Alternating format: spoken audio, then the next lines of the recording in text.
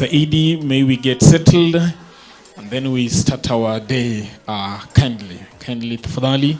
Muda umekwenda zaidi kuliko tulivyopangilia, kuliko tulivyotarajia. So tafadhali kwa unyenyekevu na upole wa hali ya juu, naomba tuwe kundi moja as we start our day officially. And as the protocol demands, we shall start with our national anthem, then the East Africa anthem as well, and then mambo mengine yataweza kuendelea. Pia we shall be having a word of prayer to start the day. The welcoming will be done, and so we all welcome to this occasion. Like I shared it to us before, we shall be going live, and so when we do that, kindly we work on our beautiful smiles. Very serious, very serious. Tafadhali work on our smiles. Our cameras will be rolling, and anytime we'll be on you from any angle, and so ensure you give us what we are expecting. Ensure whoever you seated with, kindly munajuana, and so allow me give you a minute to say hi to whoever seated next to you. Msalimie tafadhali, usije ukaassume hata kidogo, mwambie anapendeza. Hata kama unadanganya, wewe mueleze tu. Ama uambie mwingine, in God's time they will look beautiful.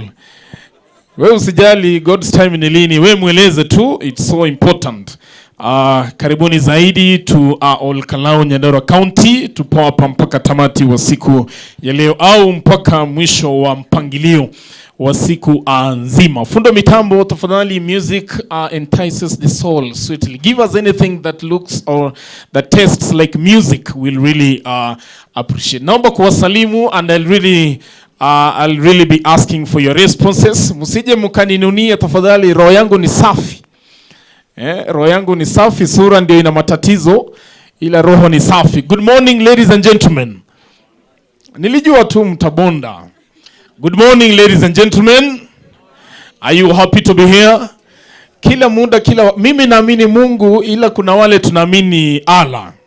Ila cha muhimu wote tunaelekea mbinguni, sio? Wale hatuamini hao pia tuna vile vitu tunaamini. We respect all that. We respect all that, and we thank God for that. Naomba tufunde mitambo na wimbo wote pale. Naomba tupunguze baridi. Naomba tusimame jamani. Watu wa Mungu, can we rise up? Give us anything that sounds like music. And I want you to share what? I want you to share your heat by greeting someone. Wale tuna baridi mikononi, zunguka, salimia your neighbor. Your neighbor is warmer than you are. So say hi to someone. Amefanya. Listen, come on. Yeah. Say hi to someone kindly. Just say hi to someone please. Wale tupo nje, sherehe yetu inaanza rasmi. So welcome in. Our public, thank you so much for joining us. Most welcome. As I welcome all of us to be still.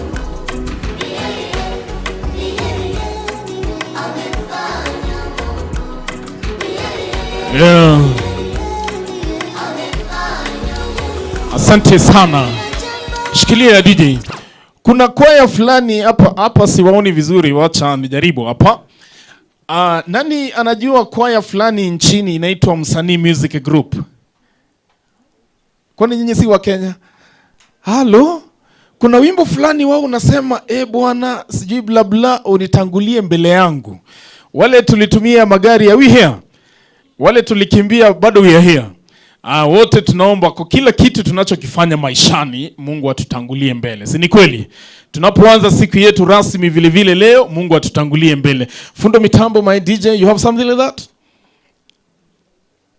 Nitangulie mbele. Just to play it from wherever you can get it. We'll really appreciate as we start our day today. Karibuni zaidi. Wale tuliacha familia tukasema tunawaombea tukirudi jioni tupatane tupo salama, Mungu awatangulie mbele. Si ndio? Si watoto wako nyumbani and they have the freedom to do anything, both good and the other one. Mungu awatangulie kila wakati na kila sehemu. Kama ipo tutashukuru, kama haipo tutaendelea. Meanwhile, most welcome to this other part of the country. God is beautiful. He gives us different tastes of environment depending on where we belong and depending on his feelings vile vile. So picha vile vile zinapigwa nzuri hapa. Vile vile hakikisha ipo sawa. Kama hakuna, we shall have it later on. We can resume our seats kindly. Ladies and gentlemen, karibuni zaidi. My name is Idel Mark. I am a professional English and literature teacher. And so I'm humbled to be here to run this day. Karibuni zaidi. Before we start everything or start anything, I want us to interact in a manner that you just rise up, say hi to us, and simply tell us anything you like about Nyandarua County. Do I have an extra microphone, sir? Kindly? Yes, especially for visitors who are not from within. Wewe simama tu, sema kitu kimoja unachokipenda kutoka county yetu ya Nyandarua, either what you observed along the way, we'll really appreciate. Anyone?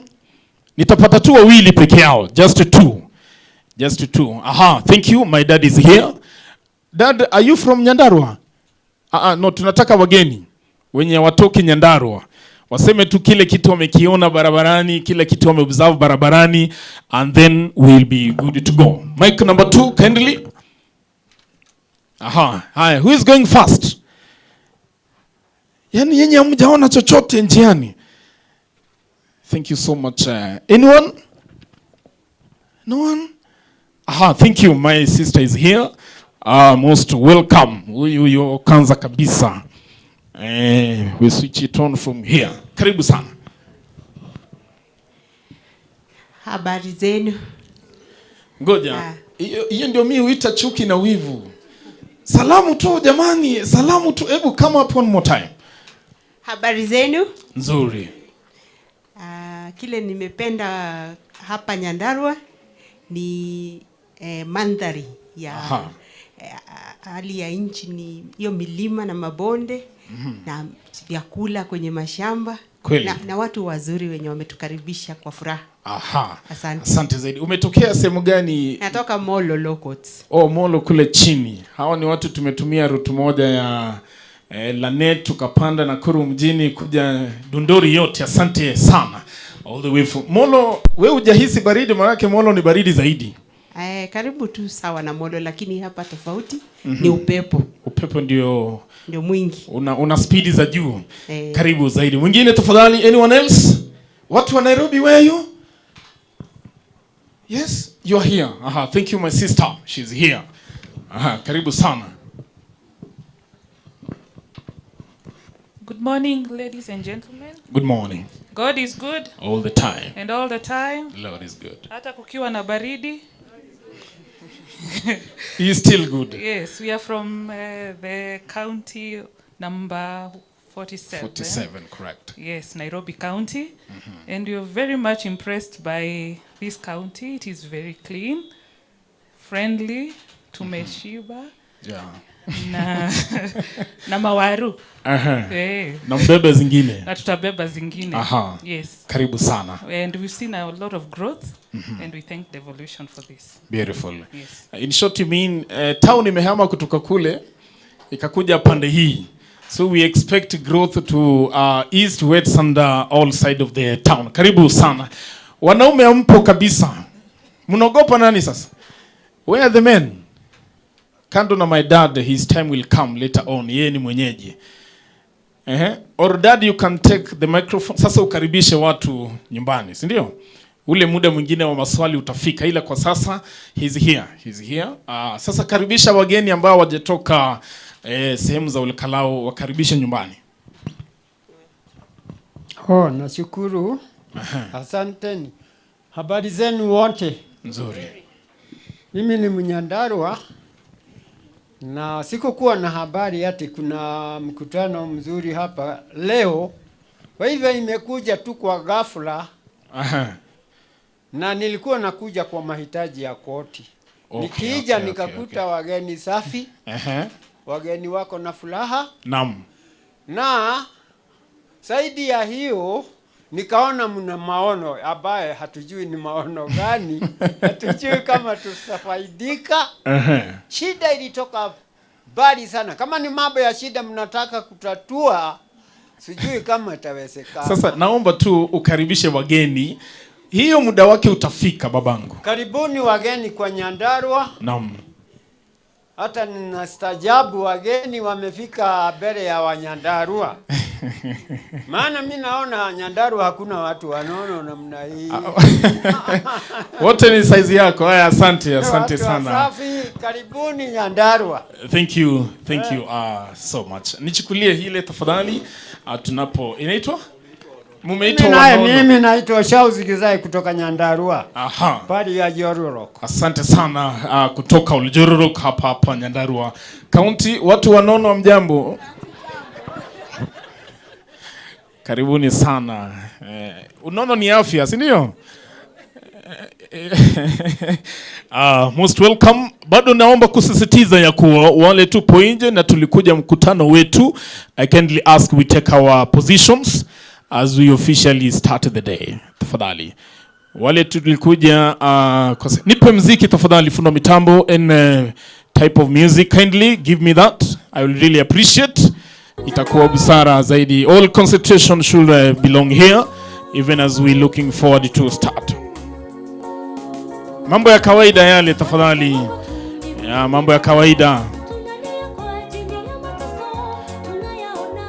Tunapitia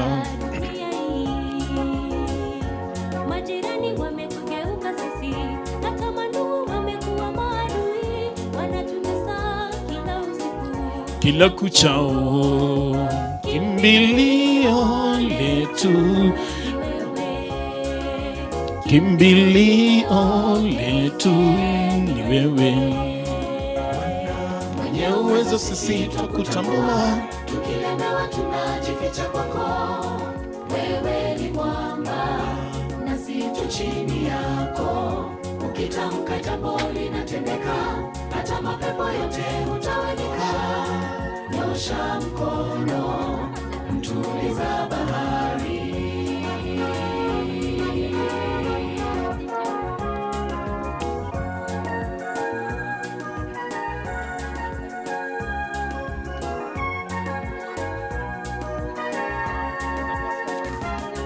Kuna wengi wamepoteza wapendwa wao kwa sababu ya chuki. Wapo wengi wamepoteza mali yao kwa sababu ya wivu.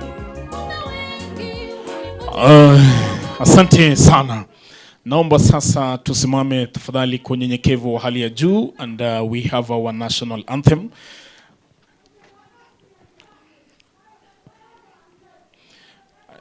Okay, let me ask a silly question. Can we give it time? It's not necessary, sindio? Whoever is, wale wako pale, we take care of that. Sisi, we take care of the business that is here, right? Yes, so kindly let us do that. We shall be doing our national anthem as well as our East Africa anthem. Tafadhali.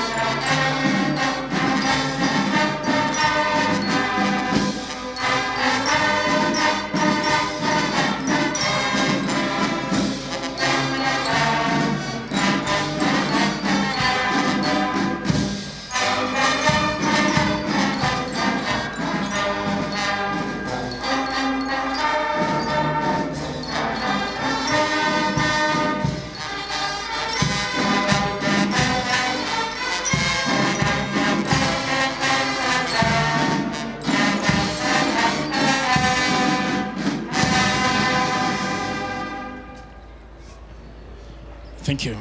We can resume our seats. Asante sana. Welcome to the Judiciary of Kenya Public Participation Forum hosted by Nyandarua County. Wote mekaribishwa kwa unyenyekevu wa hali ya juu. Kwa wakati huu naomba kumleta our Indo chaplain or pastor Samson Pasitao to do us an opening prayer kindly.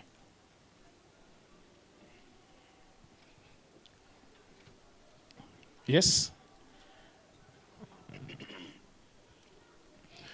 All right, in recognizing his absence,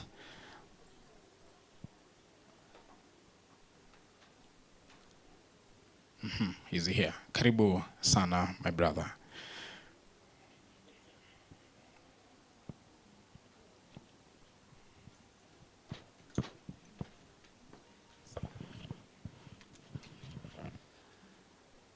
Good morning, all. My name is Samson, staff for OLKALOU, and I want us just to pray. Maybe we can stand so that you can pray and welcome and start with God. Let's bow our head. We pray. Baba, kwa jina la Yesu, ninasema ni asanti kwa sababu ya asubuhi njema ambayo Bwana umetufikisha. Ni kwa sababu ya neema yako, ni kwa sababu ya nguvu zako, ndiposa tumefika siku ya leo. Bwana, pokea sifa na utukufu, maana wewe ni Mungu. Asante Bwana wa majeshi kwa vile Bwana umeongoza watu kutoka Nairobi, kutoka sehemu mbalimbali, Nakuru, mwana wa Mungu, Laikipia, mwana wa Mungu, na ukalete mahali hapa Mfalme. Pokea sifa na utukufu, mwana wa Mungu. Asante Bwana wa majeshi, maana Bwana wa majeshi umetenda mema. Bwana umetuongoza, tujapata jambo lolote mbaya, na ni kwa sababu ya wema wako. Tunakushukuru Mfalme wa neema. Tazama Bwana wa majeshi, siku ya leo tuko na shughuli ambayo iko mbele yetu Bwana wa majeshi, kwa sababu ya mambo ya kufanya jukumu letu mwana wa Mungu kama watu wa mwana wa Mungu wa mahakama. Mfalme wa neema, naomba Bwana wa majeshi tunakutangulisha mahali hapa katika jina la Yesu. Mungu, tumekata kila chochote kitakacho disturb mkutano kwa jina la Yesu Kristo, na ili neema yako ikaweza kutujaa, na ili tukaweza kufanya mambo kulingana na mapenzi yako, na ili jina lako likazidi kutukuzwa. Ninakupa sifa, ninakuinua. Wacha Bwana wa majeshi ukazidi kutawala mahali hapa katika mkutano wa siku ya leo. Tunaomba mwanzo mwema, katikati na hata tamati, Mfalme wa neema. Na ukifanya hivi tutalisifu na kuliinua jina lako, na ni kwa jina lako Mfalme wa neema tumeomba na takuamini. Amen. Asante. Thank you so much, Pastor, for that. God bless you for that segment. Right away we're going to the business of the day, and so I want us all to feel here. I want all of us to feel home, feel secure and safe. And so for that to be fully achieved, I'll welcome our head of this wonderful institution, that is Nyandarua Locals. Sister Judy will come and take us to the next level. And so as she comes, just to inform us again and again ya kuwa vyumba vyetu vya usafi vipo sehemu ya hapa kando. Public and the masses vipo hapa kando. Our officials vyetu vipo pale ndani. Ukiingia pale utaweza kuelekezwa. Karibuni zaidi as we start the day. Sister Judy, karibu sana. Thank you. Good morning, everyone. Ameniita Sister Judy. Mimi si mtawa, lest you think I'm a nun. Senior Principal Magistrate, Judiciary Nthuku, and the Head of Station, OLKALOU Locals. Leo ni siku njema ambayo Mungu ametengeneza. Tukongamane hapa kwa jambo njema kuhusu idara ya mahakama na nchi yetu ya Kenya. First of all, I would like to welcome each and every one of you. I would like to recognize the presence of our guests who are here today. First of all, we have the representatives from the Directorate of Finance, led by the director. I'll not tell them to introduce themselves now because they will have that chance to introduce themselves.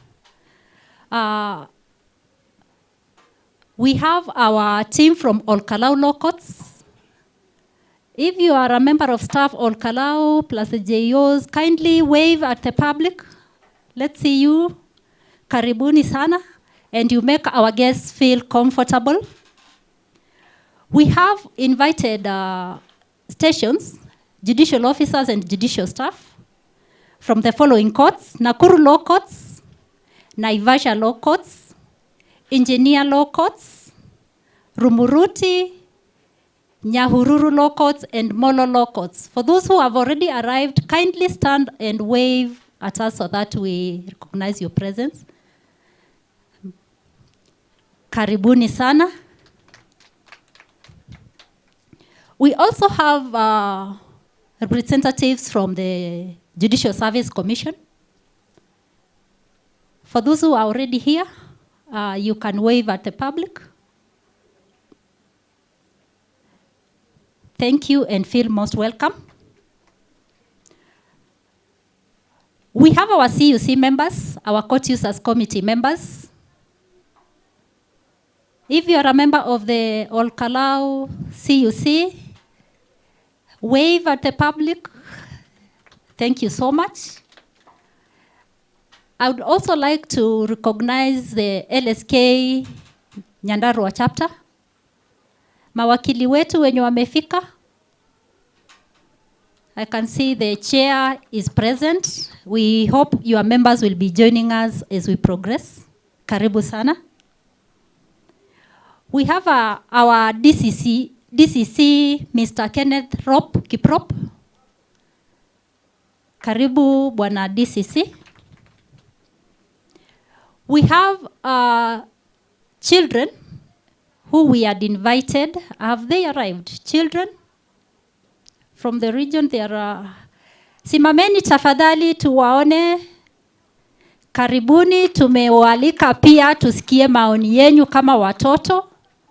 Kama mna chochote cha kusema kuhusu hii siku ya leo.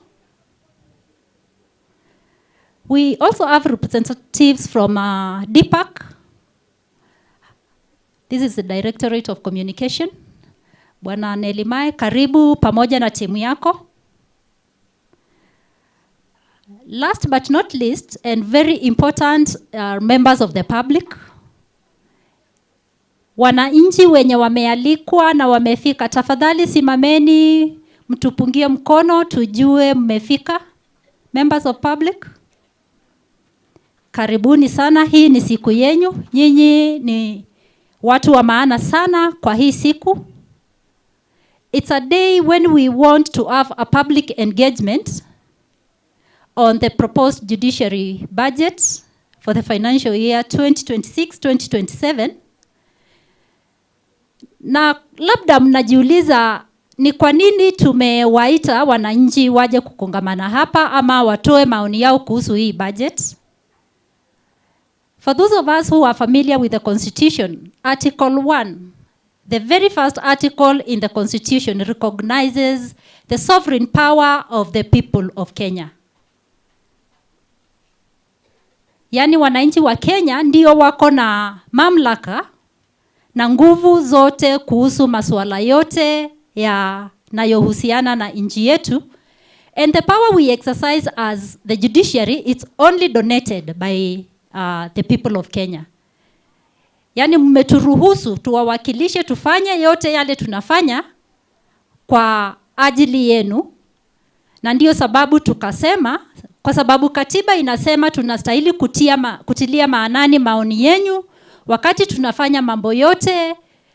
Kama idara ya mahakama ni muhimu tuwaalike hapa tusikie maoni yenu kuhusu budget ya judiciary ama pesa zile tunanuia kuitisha kutoka kwa serikali kwa matumizi yetu kwa huu mwaka.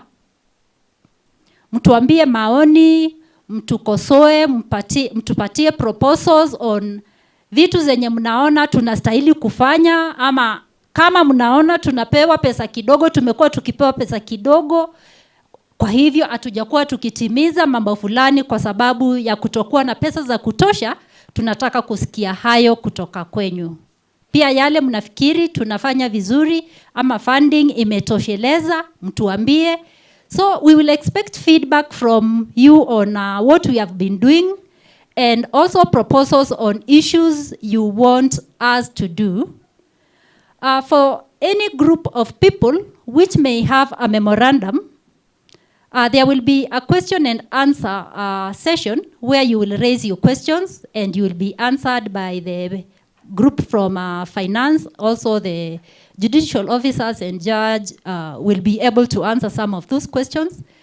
If there is anyone with a written memorandum, tutafurahia sana kuipokea, tupatie the director of finance so that they can go and look at it and see how to address the issues you have raised there. I do not wish to take much time.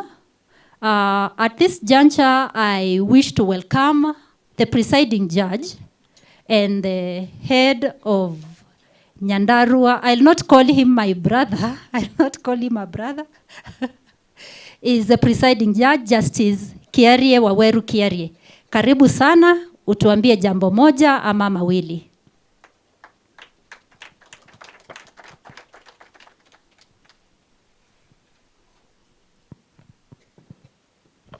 Amenihurumia.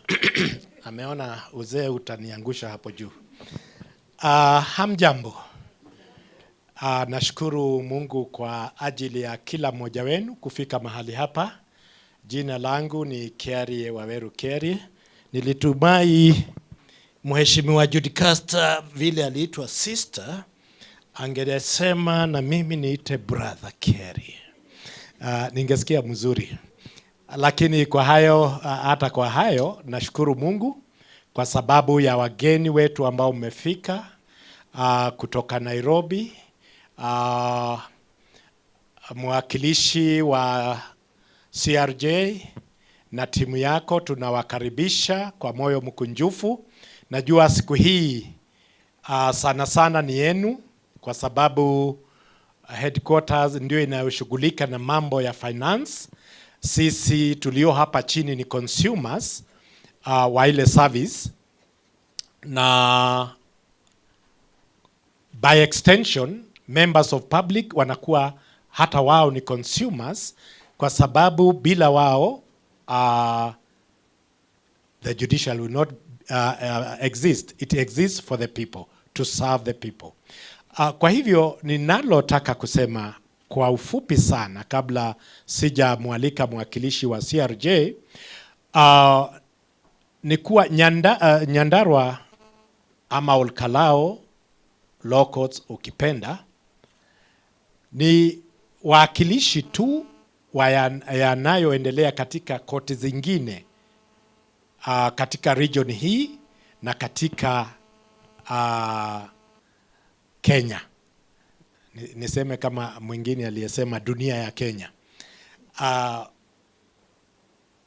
Ambayo mumekuwa mkipata kama consumers, ambayo pengine hayafikii standard zile mungetarajia. Kama wengi wenu mnajua, mkija kwetu tunawaambia paseni sauti, kwa sababu hatuna vipasa sauti mle ndani. Mnajua ni kwa nini. Pengine mtadadisi, mtapropose tuongezewe pesa kama ni kidogo, ili tuweze kuweka PA system kwa koti zetu, sio Nyandarua peke yake, all over the country. I know of very few courts that have a PA system. Na mahali nyumba yetu haijakamilika ama majumba yetu ya mahakama, najua ni machache vile vile ambayo tumeweka lifts. Na kuna watu ambao ni wakongwe na hawezi kupanda mpaka ghorofa ya 3 bila matatizo. Kuna wengine wana changamoto ya kimwili, wengine pengine wamezaliwa na that disability na hawezi kutembea. Kwa hivyo ni muhimu tunapoomba pesa, ninyi ambao ni consumers, wananchi, mnatusukuma kwa sababu mumeambiwa the basis of what we are doing is in the constitution. Kwa sababu constitution yetu ama katiba yetu inasema we the people. Na hata walio wasomi kidogo na wanajua historia kidogo, demokrasia ilizaliwa kwa sababu ya watu kutoridhika, mpaka wakasema no representation, no taxation. Kwa hivyo hata ile historia ya demokrasia mahali ilianzia ni mambo ambayo tunazungumzia siku ya leo. Kwa hivyo hii ni demokrasia ambayo inatufundisha uwazi, na pengine mkiona tunapewa pesa nyingi, mseme punguza. Lakini mkiona baada ya kuelezwa, mkiona hazitoshi, vile vile kwa sababu ni kwa ajili ya huduma yenu, mnapiga nduru kidogo ziongezwe ili mkaweza kusaidika. Na zaidi ya yote tunawaita ili muone tunatumia pesa zenu hivi, kwa sababu at the end of the day hizi pesa zinatoka kwenu na kwetu as individuals, not as an institution, because tunalipa ushuru, na huo ushuru ndio tungetaka tujue unatumiwa vipi. Unatumiwa vyema. Nilisema I'm not a technocrat in that area. Wale ambao wanahusika tutawaita, watatueleza, watatufafanulia, tutaelewa ni wapi kiatu cha wauma, ili tujue kama tutapeleka kwa fundi wa viatu tumwambie hii panua kidogo, ama ni kikubwa kidogo tuweke hatutaweka makaratasi, tutapeleka kwa fundi. Mnakumbuka wengine tulikuwa tunawekanga gazeti, unanunua kiatu usome nacho miaka 4, na wananunua kikubwa, mwanzo unaweka makaratasi mengi, unatembea alafu unasongesha kadiri unavyoendelea kuwa mkubwa. Mheshimiwa Makungu ni msajili wa koti ya ardhi, sijui mnaanza na ardhi na yanayo na mazingira, ambaye amekuja kuwakilisha msajili mkuu wa Judiciary, na ningeomba sasa tumkaribishe ili atuambie aliyotumwa kutuambia. Tumkaribishe kwa makofi, lakini tusimpiga makofi, tumpigie makofi.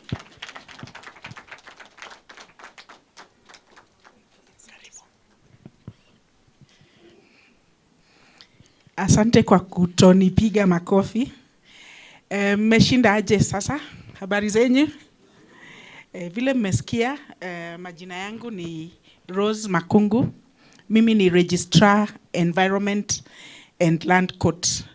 Na kwa leo nimewakilisha Chief Registrar of the Judiciary ambaye hangeweza kuwa na sisi hapa.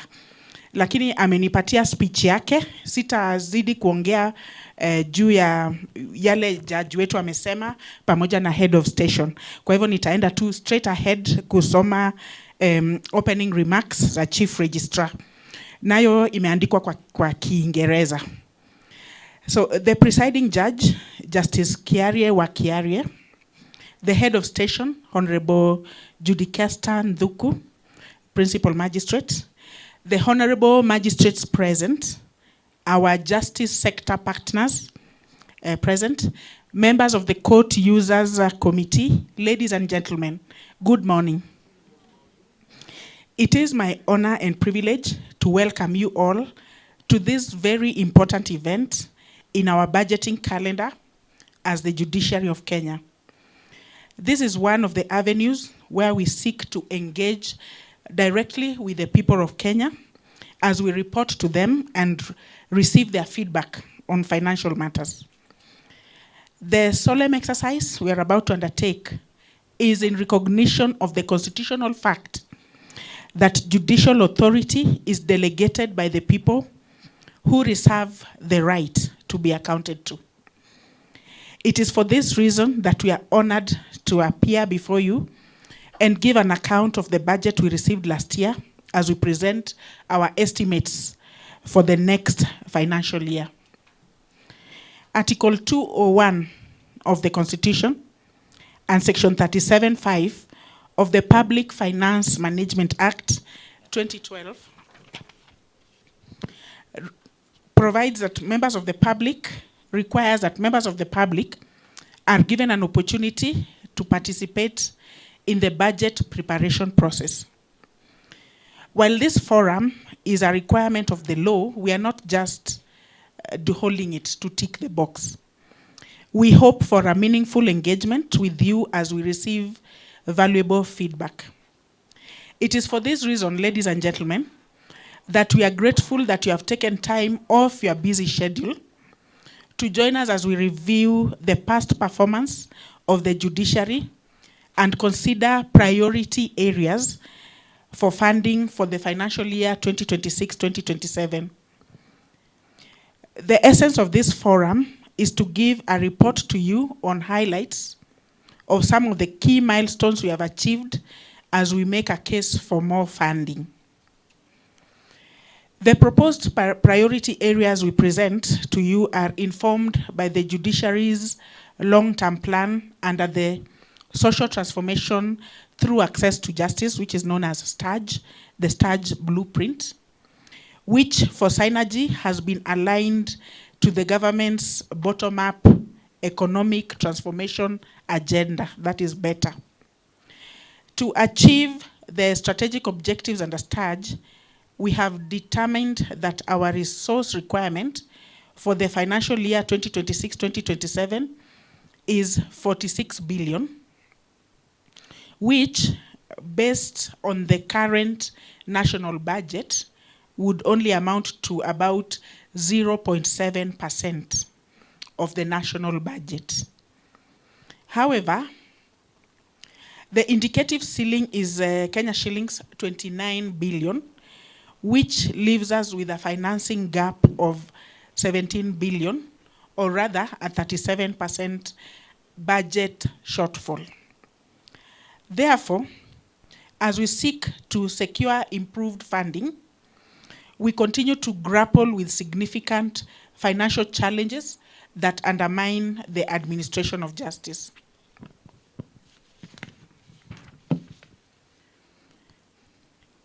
The program-based budgeting approach implemented by the National Treasury classifies the judiciary under one program, that is dispensation of justice, with two sub-programs, namely access to justice and general administration, and planning and support services. The budget proposals that we are going to present to you outline our key strategic priorities, budgetary requirements, and performance targets aimed at strengthening the rule of law, access to justice, and the efficiency of judicial processes across the country. These proposals focus on the following key strategic areas. Number one, we have the case clearance and reduction of backlog. Second one is expansion of access to justice pathways. 3, human resources management and development. Then number 4, we have leveraging automation for delivery of justice. Number 5, we have improvement of court infrastructure. We therefore invite you to actively participate. We want to assure you that your valued feedback will be considered as we seek to enrich the proposed budget. With those few remarks, and on behalf of the Honorable Chief Registrar of the Judiciary, Honorable Winfrida Mokaya, I now declare this forum officially open. Thank you all.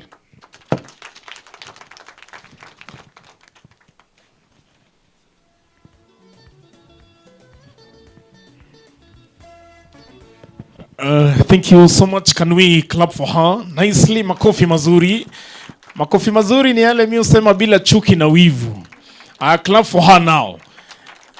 Thank you so much. While in school, and uzuri ya hapa kila mtu amesoma, si ndio? Hapa ni learned what? Learned friends, except me mwenye nimewaita sister and brother. Ama nafaa kuwa pastor, si ndio?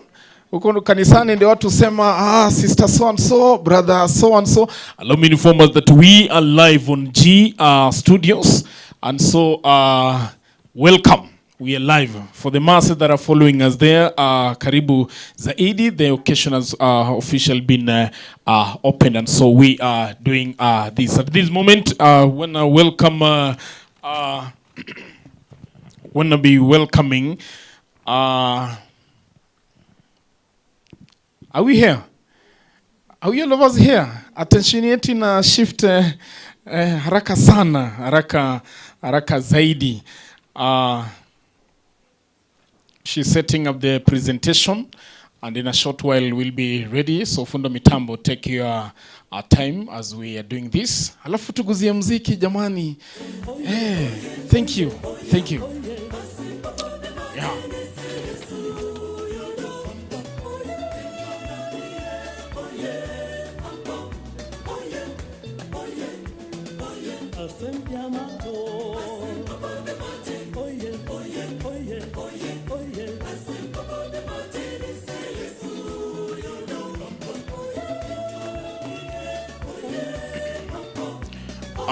Thank you so much.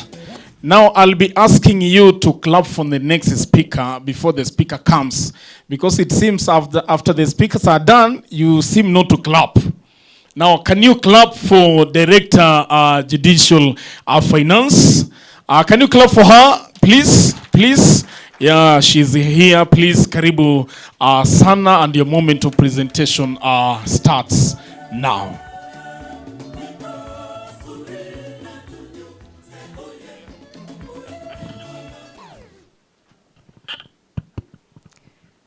Good morning. Habari zenu? Muriega? Watu wa Nyandarua?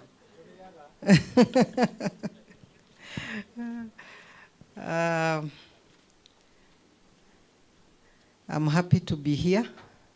My name is Beatrice Kamau, Director Finance, Judiciary. This is also my home.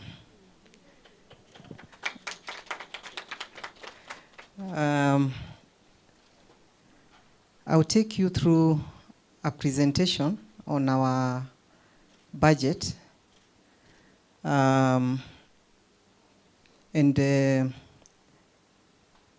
We will be looking at an introduction, just a brief introduction on why we are here.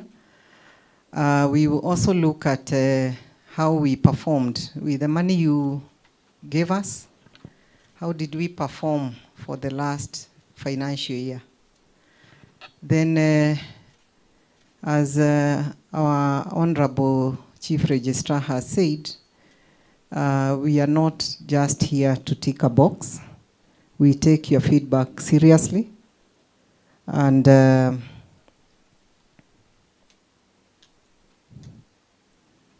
think there's some...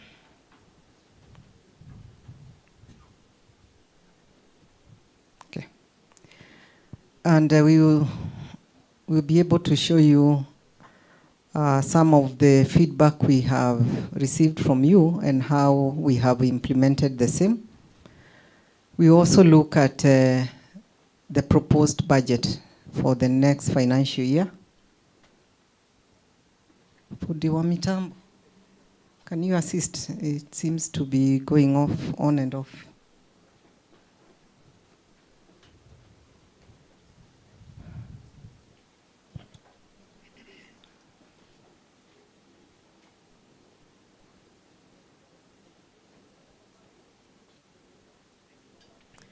Okay, I will continue as they address that. Then we'll look at the priority areas that we will be funding using the proposed budget. And we will briefly look at challenges and recommendations.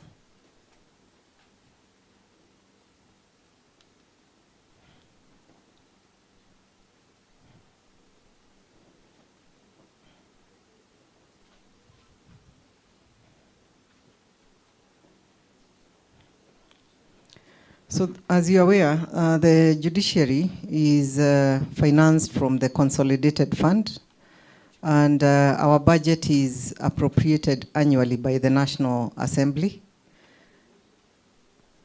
The judiciary fund is established under Article 173 of the Constitution, and it requires that each year the Chief Registrar prepares the estimates of expenditure, and they are approved by the National Assembly. The judiciary budget process is therefore anchored under Article 173.3 of the Constitution of Kenya, which requires that each financial year, yes, I've mentioned that, the Chief Registrar prepares the estimates and presents them to the National Assembly before the 30th of April.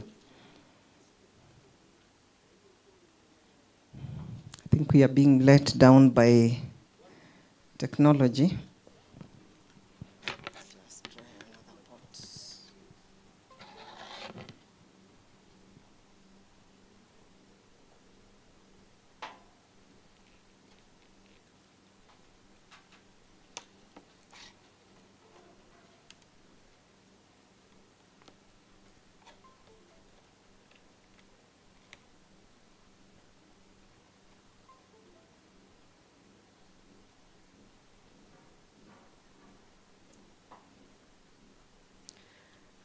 Let's hope that is more stable. And as the Chief Registrar mentioned, we are here as a requirement of the Constitution and Article 201 of the Constitution and Section 37(5) of the PFM Act, which requires that we involve the public in all financial matters. Our mandate as the judiciary is stipulated under Article 159(2) of the Constitution, and that is what guides us. And our mandate is justice shall be done to all irrespective of status. Justice shall not be delayed. Alternative forms of dispute resolution, including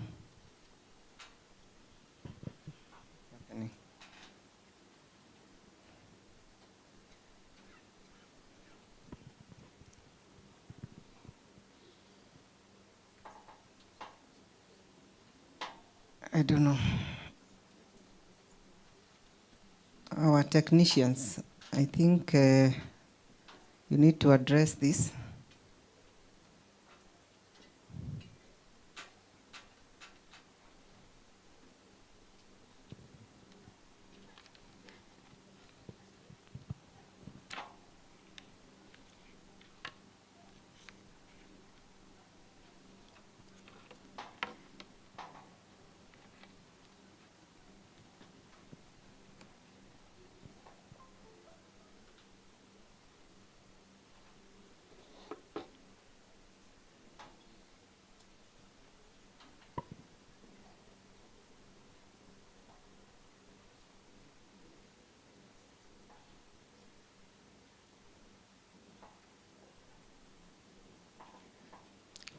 Apologies for that. We hope it can behave. Alternative forms of dispute resolution, including reconciliation, mediation, arbitration, and traditional dispute mechanisms shall be promoted. Justice shall be administered without undue regard to procedural technicalities, and the purpose and principles of the Constitution shall be protected and promoted. That is our mandate as a judiciary. And our policy priorities are set in various policy documents, including the social transformation through access to justice. That is our blueprint. We call it STARJ. We then put whatever we want to implement into annual work plans, and that forms our budget. Our annual work plans are aligned to the proposed budget. And we also undertake performance management and measurement understandings, where each and every court, tribunals, and administrative units sign a contract on the targets that each is supposed to achieve. That is how we are accountable. These policy documents are also aligned to the Vision 2030 and the medium-term plans, and as well as the bottom-up economic transformation agenda objectives, that is the better objectives, and other national government policy directions that we receive from time to time. Our blueprint has 5 outcome areas, and these are a strong institution that is independent, accessible, efficient, and protects the rights of all.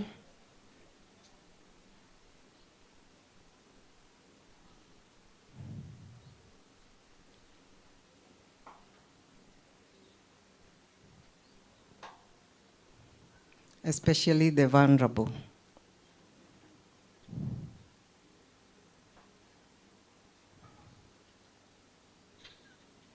An inspired team of judges, judicial officers, and judiciary staff committed to excellence in the delivery of justice, strengthened financial mechanisms that support the independence and integrity of the judiciary, deepened partnerships that enhance coordination in the administration of justice, enhanced public trust and confidence in the judicial system.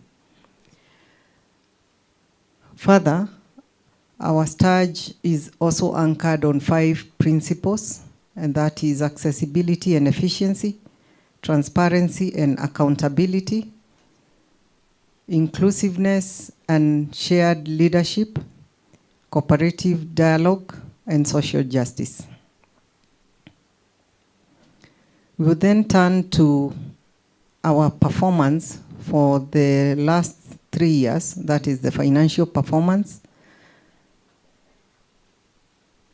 And as you can see, our budget, as our judge has mentioned, has been increasing very marginally. So from 2022-2023, we had a budget of 21.13 billion. 2023-2024, we received 22.42 billion. And last year, we received 22.7 billion. So you can see that increase is very little, despite the expansion of the judiciary and the huge task that we have to deliver justice. In terms of absorption, our absorption has also gradually increased from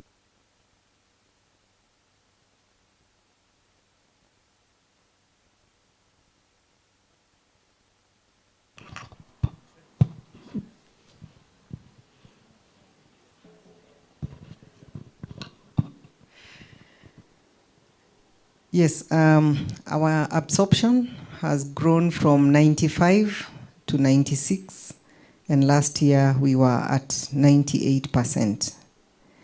In terms of other non-financial achievements, we will focus on the last financial year.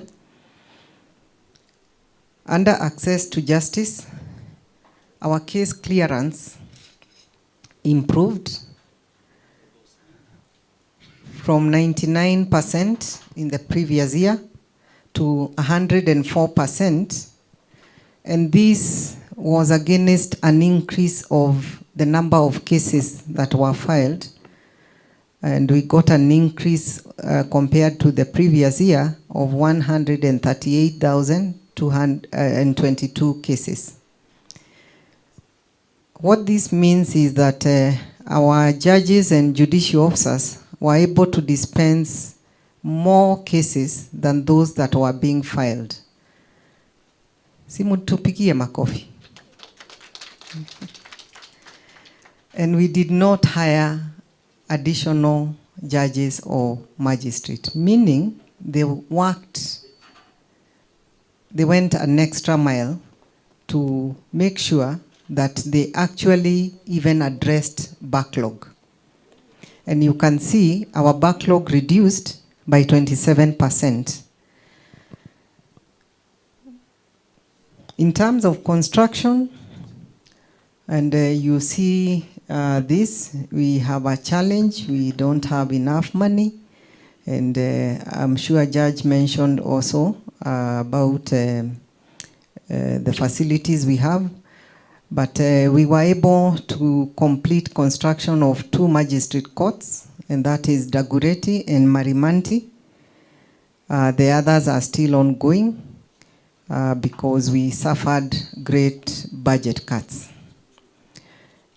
In terms of establishment of courts and registries, 1 Court of Appeal sub-registry was operationalized in Garissa, bringing the total number of Court of Appeal sub-registries to 6. The others are in Eldoret, Busia, Kisii, Meru, Malindi, and Kakamega. 1 High Court was also operationalized in Makadara. The Civil Appellate Division in Milimani Law Courts, and a sub-registry at Wajir. 1 ELRC, that is Employment, Labor and Relation Court, sub-registry was also operationalized in Voi. 1 Environment and Land Court Appeals Division in Milimani Law Courts, and 2 new sub-registries were operationalized in Bomet and Wajir, increasing the number of sub-registries to 6. So the others are Witu, Bomet, Kabranet, Lamu, Lodwar, and Wajir. 6 new magistrate courts were operationalized, that is in Kedube, Kamwangi, Wamunyu, Dagoretti, Moiben, and Kobewa. And this brought to the number of magistrate courts to 162.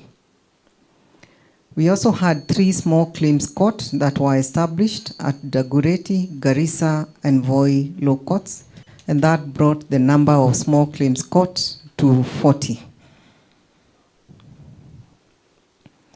We also operated 59 mobile courts, and these we do where we don't have courts, especially in the far-flung areas, and we were able to address 6,751 through the mobile courts.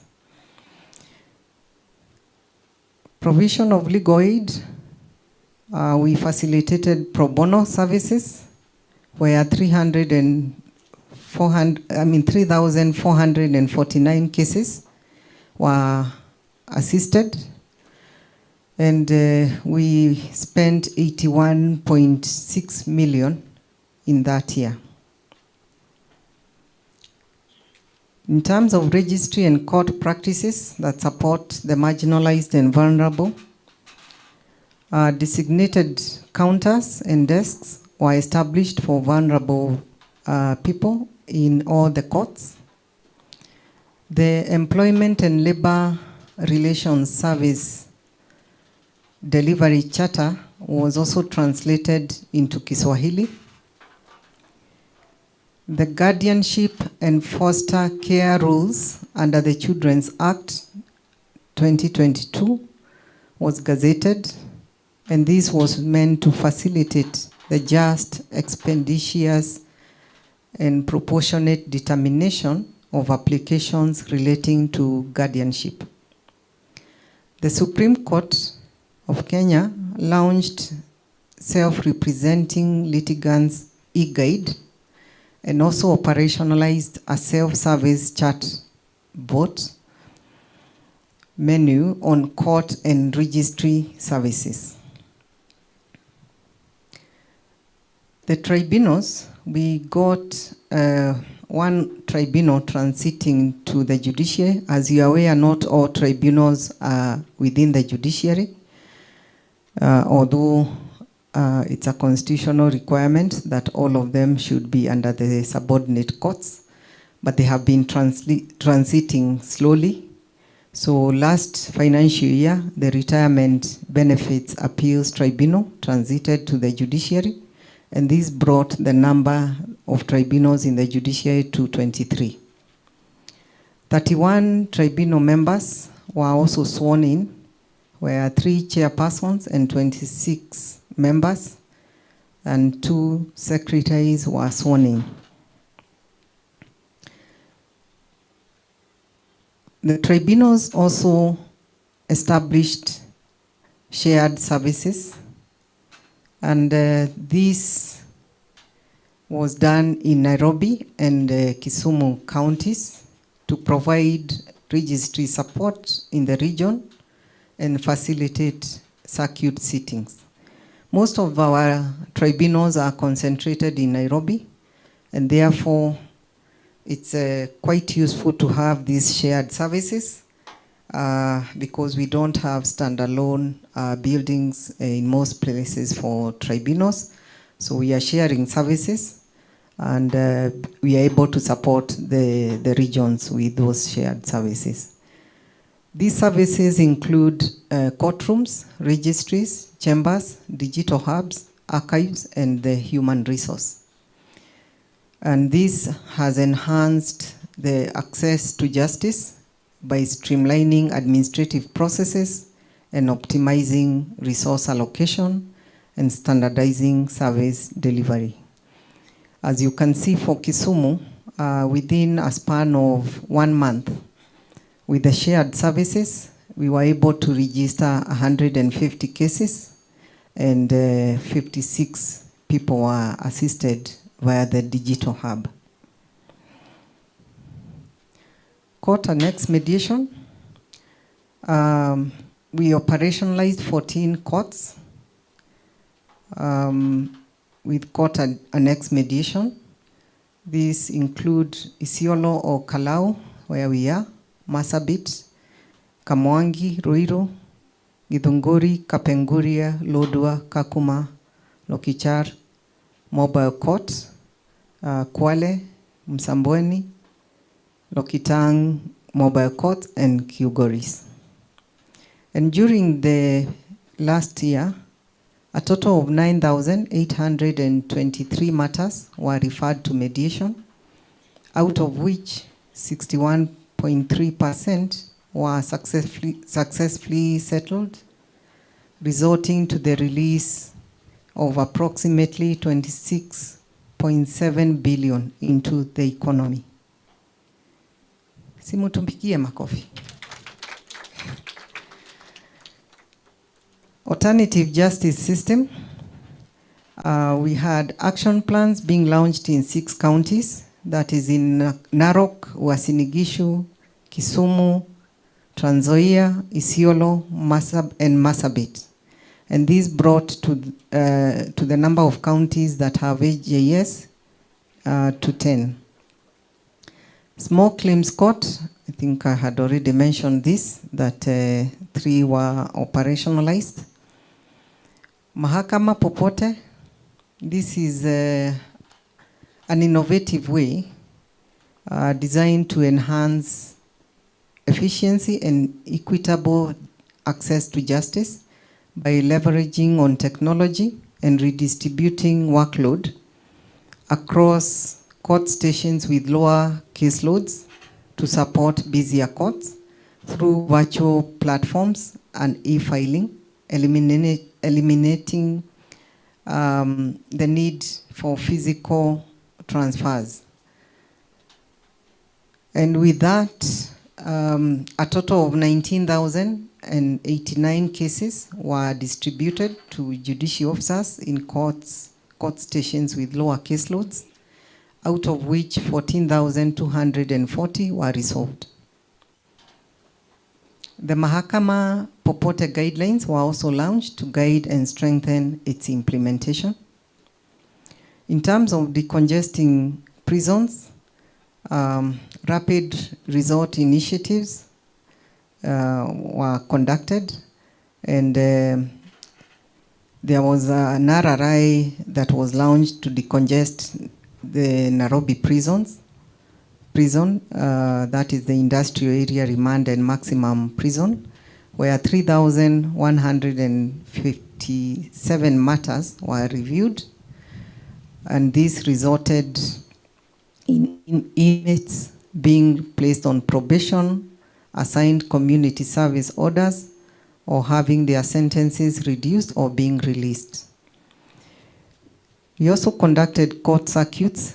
These were done by the superior courts, and 268 court circuits were conducted, where 6,050 cases were resolved.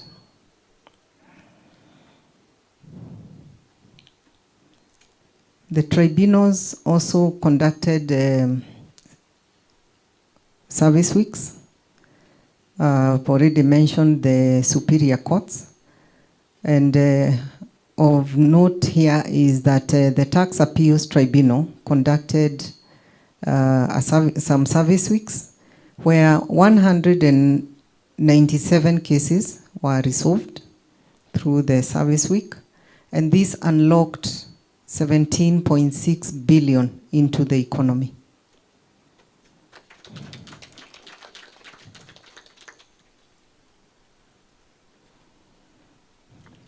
Judiciary has embraced technology as an enabler to access to justice. And we have a homegrown enterprise resource planning system called Jumuika. We continued to develop this system to assist in the administrative functions which support the core business. And this has reduced a lot of paperwork and made us more efficient. A mobile app for e-filing was also launched. And this app extends the judiciary's service delivery to mobile devices, that is including smartphones, iPads, tablets, and this makes it easier for the public to access judicial services anytime and anywhere. This mobile app is integrated with our case tracking system and our e-filing, and therefore the court users are provided with key services and information without the need to log in. Still on technology, the judiciary partnered with the Communication Authority of Kenya and successfully installed the local area network infrastructure in 42 court stations. There is also additional partnership with the ICT Authority under the National Optic Fiber Backbone Infrastructure called NOFB Connectivity. And this has connected a total number of courts that are connected to internet. We have now 177.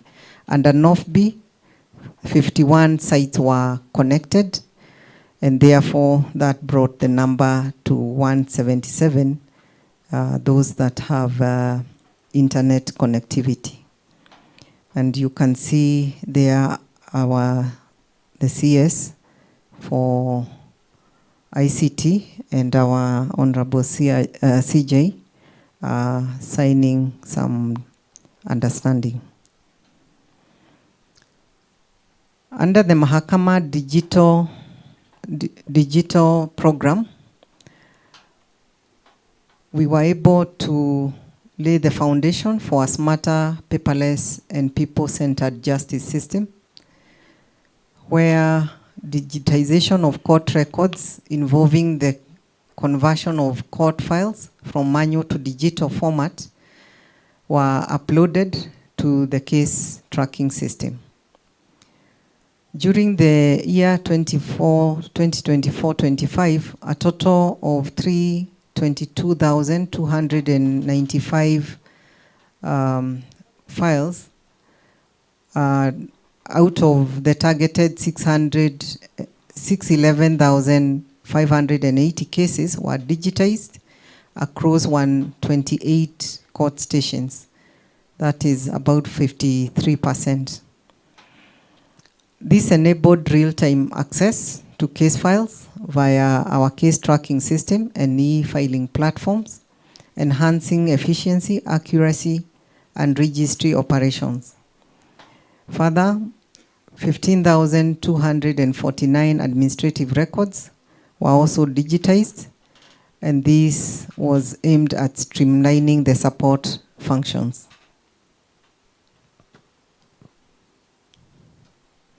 Under growth of jurisprudence and leadership management, 5 major conferences were held to provide a platform for the courts to engage and interact with their stakeholders.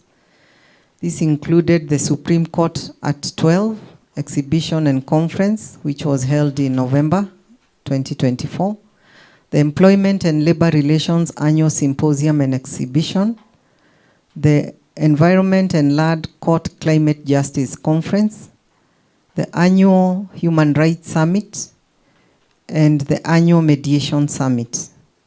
The Environment and Land Court developed a compendium on ecological jurisprudence emanating from decisions on climate justice in Kenya.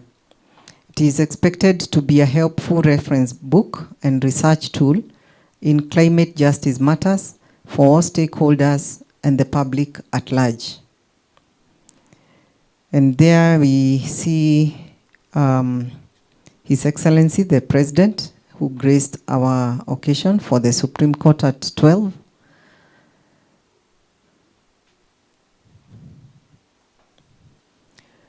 We are also going green, and this is an area that Judiciary puts a lot of emphasis on. And we hope that we can get adequate funding for this, because it will really help even to support our automation. And therefore, to ensure that the judiciary is moving to green power, solar system installations were completed in 8 court stations, that is Etago, Kiambu, Kilgoris, Chuso, Mwingi, Naivasha, Sirisia, and Tawa. And this brought to the number of solar-powered stations to 42. You can see how badly we are doing, because we have quite a number of stations. The court stations are, I think, 162. We are only at 42. So we have a long way to go, and we need funds. We also embraced the Judiciary Dialogue Day as a way of engaging with the public. And this was done across all court stations. This will be an annual event, so every court station will be holding Dialogue Day. And this reaffirms the judiciary's commitment to transparency, accountability, and citizen-centered justice. Last year, we held forums like this in 5 other counties. We try to go where we have not been. We have not been able to cover all the counties. Last year, we did in Narok, Isiolo, Kitui, Kisii, and Nairobi. And we got feedback, and I will show you some of the feedback that we have been able to implement. So that is our engagement. On the left, that is Isiolo, and on the right, that is Narok, where we engaged the public.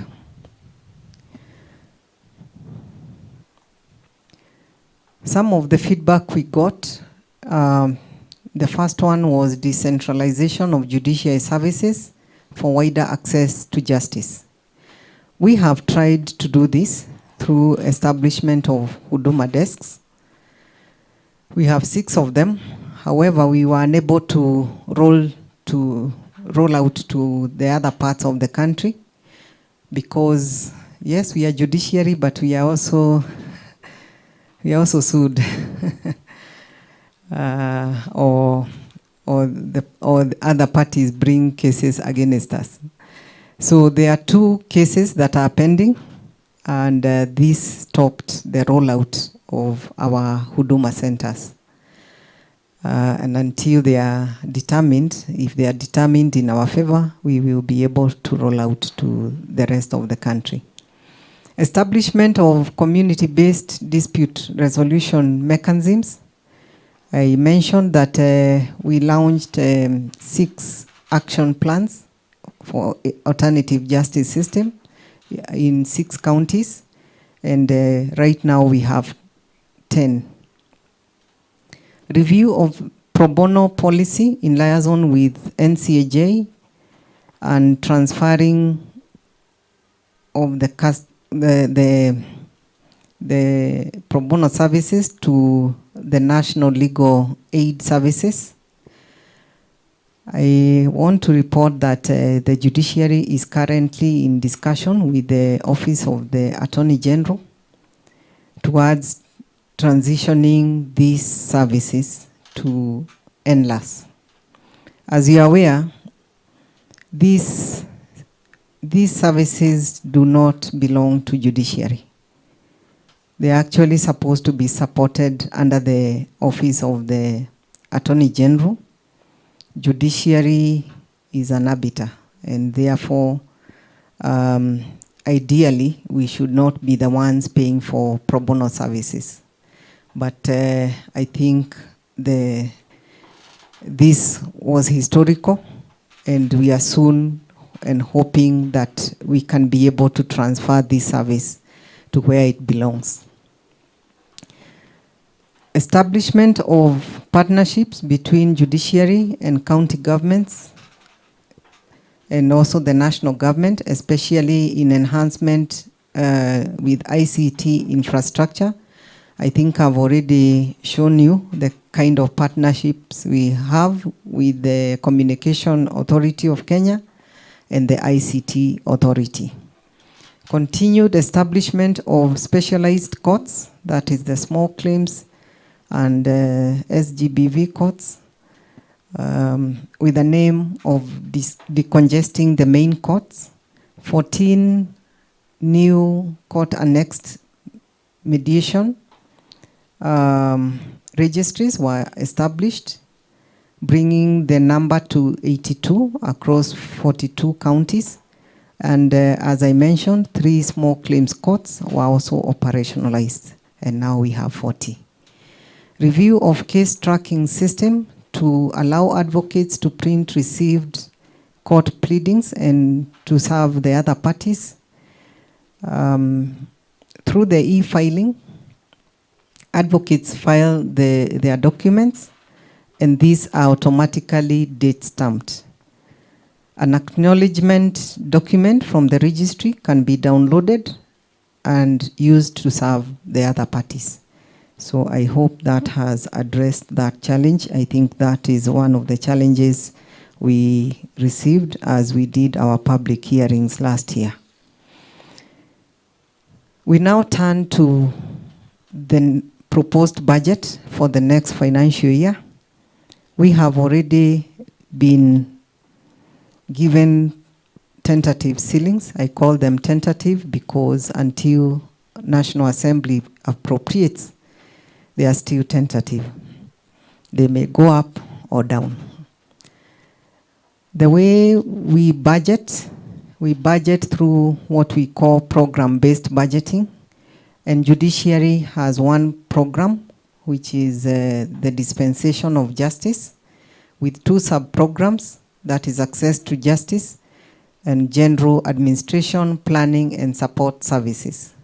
This is in line with Section 38(3)(b) of the Public Finance Management Act and the Judiciary Fund Regulation 5. As our Chief Registrar mentioned, we had requested for 46.5 billion. That is the resource requirement that we established that we would require for the next financial year. That is comprised of recurrent at 40.4 billion and development budget at 6 billion. However, the proposed ceilings for recurrent is 26.38 billion, while for development is 2.6 billion. That leaves us with a financing deficit of 38%. For us to address this financing deficit, we are partnering with other development partners so as to mobilize additional funds to address that gap. With the funds that have been proposed, we intend to prioritize the following areas: case clearance and reduction of backlog, which is really our core mandate; expansion of access to justice pathways. We will also be preparing how to handle disputes for nominations and for the general elections. You realize the general election comes in August 2027. That will be in the other financial year. That's 27-28. But a lot of work has to go on before, because you cannot wait for August to prepare. So part of the resources will be directed in doing those preparations. We also intend to improve the court infrastructure, continue leveraging on automation for delivery of justice, and human resource management and development. We hope that we'll be able to recruit more judges and even judicial officers and other staff. What are some of our challenges? I think you already know the first one, which is inadequate funds, where we are saying judiciary, we continue receiving inadequate funding that hampers the achievement of critical goals in areas such as staffing. And when I say staffing, these are the people who actually do the core mandate. We require more judges. We are nowhere near optimal. We require more magistrates, more adjudicators, more staff. We also want to address court infrastructure. I must say this court is one of our best. If you've toured around, it still has challenges, but if you've toured around, you appreciate that this is much better. There are people who sit in turns. There are files even on the floor in some places. So we really need money for infrastructure. And when I say infrastructure, it's both buildings and ICT. We also require operationalization of small claims courts. We hope we can roll out that more to other areas.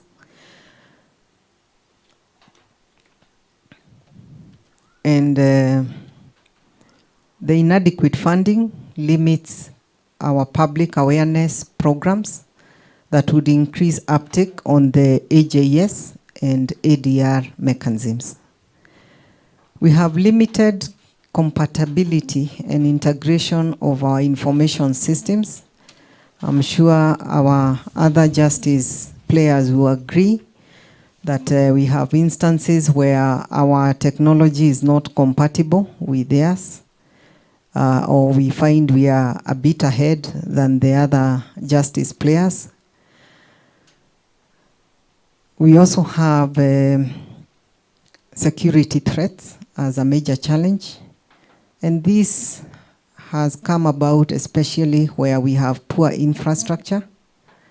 You realize that even our judges and judicial officers and staff are really exposed. There are places they were operating in tents or even under trees. And this has really caused a lot of threat. There are other areas where our staff are doing mobile courts and they have been attacked and injured. And last year we even lost a judicial officer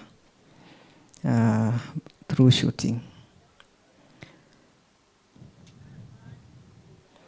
So what are our recommendations? The first one is we are still crying for more financial resources so that we can address all the issues that we have mentioned. In terms of strengthening ICT integration, we will accelerate development of compatible ICT systems and frameworks across the justice sector. We will continue engaging key agencies such as ODPP, prisons, the National Police Service, to ensure full ICT integration and seamless information flow as envisioned in the justice sector digitization strategy. Security, we again want to continue collaborating with the national and county security agencies to ensure coordinated, proactive protection of the judiciary infrastructure and personnel. And in addition, court infrastructure and surveillance systems will need to be improved. But all this calls for more money. I wish to end there and thank you very much for your attention. I will welcome my sister from the Judicial Service Commission to also take us through their presentation. Thereafter, we will open it up for your feedback. Thank you.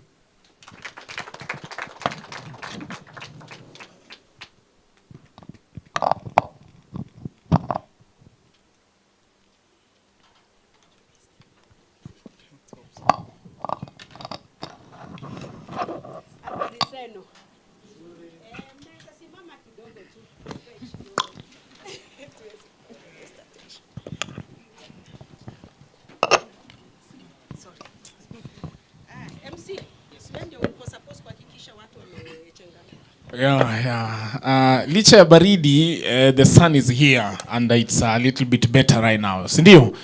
Right. Nipe mziki nani DJ hii wanapoharakisha wanapohakikisha kila kitu kipo.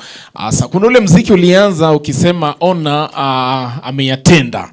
I don't know if it's set ready, my MC. Sisi wote to have a taste of it and we all sing along. Tafadhali. Ona amefanya Mungu. Kitu kama hicho. She explained to us clearly on how the local, small claims what? The expansion of it, they did of these kind in other counties last year and many other expansion. She requested the additional funds into the judiciary so that the system can flow smoothly. All this is in preparation for the public to ask the questions and also give review of what they feel, of what you feel, not they, of what you fully feel. So prepare maswali yenu yote, prepare all your expectations, all that you want them to know. They are here to respond. DJ, mimi ndio tatizo au wewe? Beautiful. Mwili inatingika polepole tu, hamuna pressure. Hakikisha your body moves whichever the side, hata kama ni zile style za Matiangi zenye hazina mwelekeo, zote tuna yeah. Wote come on, pole pole, ati shika yeah. Beautiful. Kama uoni chochote amefanya, basi jiangalie hata ushukuru Mungu basi. Asante sana DJ. Thank you so much. We can have our seats please. Karibu sana. Thank you so much. Our MC, I think our judge ametoka, but in his absentia, the representative of Chief Registrar, Madam Makungu, of course our judge in absentia, our head of station, judicial officers, na wale registrars wote wenye wako hapa, na wafanyikazi wa Judiciary na Judicial Service Commission, and all our public, good morning. Yes, I'll just take a few minutes. Nitajaribu, unajua nimeona wenye waliongea wa kwanza walikuwa wanaongea Kiswahili. So nitajaribu kumix ndio tuweze kuelewana kidogo. Jina langu ni Rebecca Kiblakat. Niko Director Finance and Administration kwa Judicial Service Commission. So tutajaribu kuona utofauti ya Judicial Service Commission na Judiciary ni nani. Lakini kabla sijaendelea, ni mzuri mjue mkubwa wangu wa Judicial Service Commission, the administrative head, our registrar is here. So it's important for him to just stand so that people know that he's there. It's important. So that is our registrar, Judicial Service Commission, Mr. Wamasa, who is here. Director Legal Services was also here. I don't know if he stepped out. Okay, sawa. So because najua kwamba, you know, public most of the times kuna vitu mnaleta Judicial Service Commission. So ni mzuri kujua pia wenye wanafanya hiyo kazi upande huo. So leo tumekuja tu kuangalia hii maneno ya bajeti, na ni bajeti ya mwaka ujao ambao unakuja. Na what my colleagues have said, wale wa kwanza ni kwamba tunakuja hapa sio, ni mzuri kusikia pia maoni yenu kama wananchi, kama wenye wanatumia services yenye mnatumia hapa ya Judiciary, ya JSC, yote ni kwamba mnahitaji hiyo services ifanyike aje. So na pesa iwekwe aje, iwekwe wapi na hiyo. So hiyo ndio maana ya siku ya leo. So my presentation pia itakuwa kama ya mwenzangu, tutaiangalia pesa ambayo tulipewa, kwa sababu kumbuka kwanza kwamba pesa ambayo yote ambayo tunatumia kama you know, institution ya serikali yote imetoka kwa mwananchi, kwa sababu ni ushuru wenu. You remember when people are crying tax, at the end of it all, tax yote ni yenye inakuja kwa institutions including ourselves. So tunatumia hiyo pesa, na ni mzuri kujua kwamba ni nini tumefanya au tumetenda, na tutaiangalia miaka 3 iliyopita, kwa sababu hiyo ndio program ya government au budget is prepared.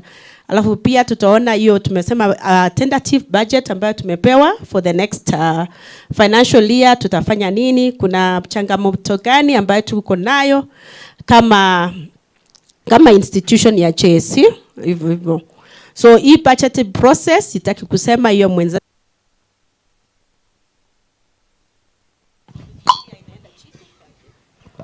Yeah. So lakini kwa nini you know, why do we present this budget together with Judiciary? JSC has an oversight role to Judiciary in terms of our work is to promote efficiency, of course the issue of to promote and facilitate independence, accountability of the Judiciary, and of course the efficient and effective transparent administration of justice. So in that case, if vitu vyote zinashikana, you know, when we talk about, we are the ones looking at ni nini Judiciary inafanya. So ni mzuri, that's why tunaleta hii budget pamoja, ndio kama mwananchi unaweza ona mwanzo mpaka mwisho. Penye wenye wanaleta wafanyikazi, wenye wanafanya nini mpaka penye kazi inafanyika katika kotini. So that is the process or why we do these budget presentations together. And I've indicated that JSC iko established under kwa constitution yetu article 171, na pia kazi yetu ni kufanya nini, to promote, the way I've said, and facilitate the independence.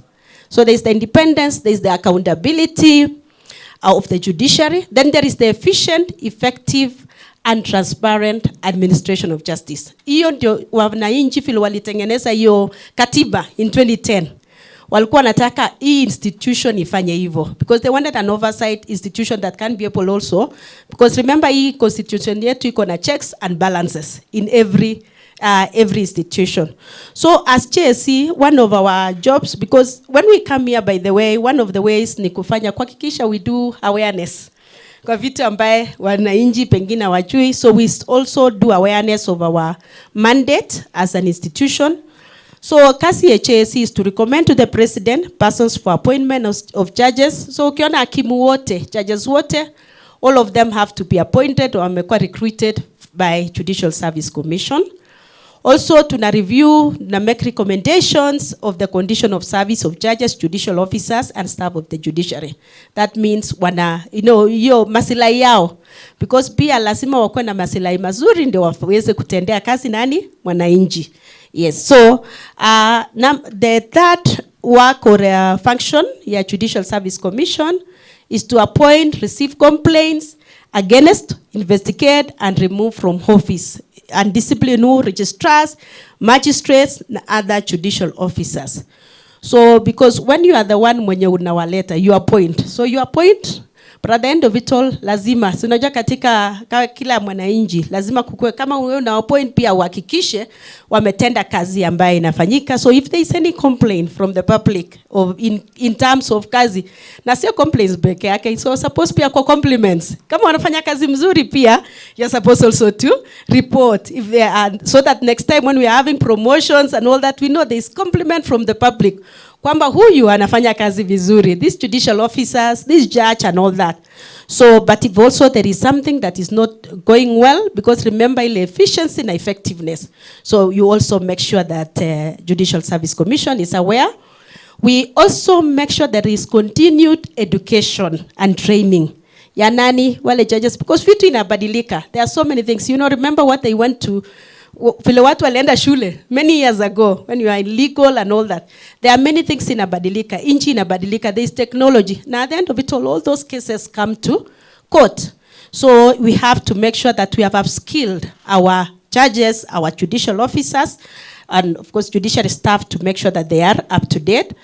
Another role is to advise the national government on improving the efficiency of administrative justice. So this is in any case of any policy, any advisory, na pia hapa inafanyika pia through the NCAJ. Then we receive and consider petitions for removal from office of judges. Remember we recommend to the president for appointment. So also if there is any issues of complaints against the judges, we receive and consider those petitions. But at the end of it all, the removal of judges will be done if there is any case that looks like there is some grounds, iyo lazima iende back to the president who forms a tribunal, because that is how the constitution talks about. So those are the functions of Judicial Service Commission. And that's our vision and our mission. Don't want to go through that. We are also guided by a strategic plan, because you see with that mandate, you've just been given the mandate by the Constitution. So we have to break down. Na kuhakikisha ni tunaweza fanya aje within the 5 years, from 2022 to 2027.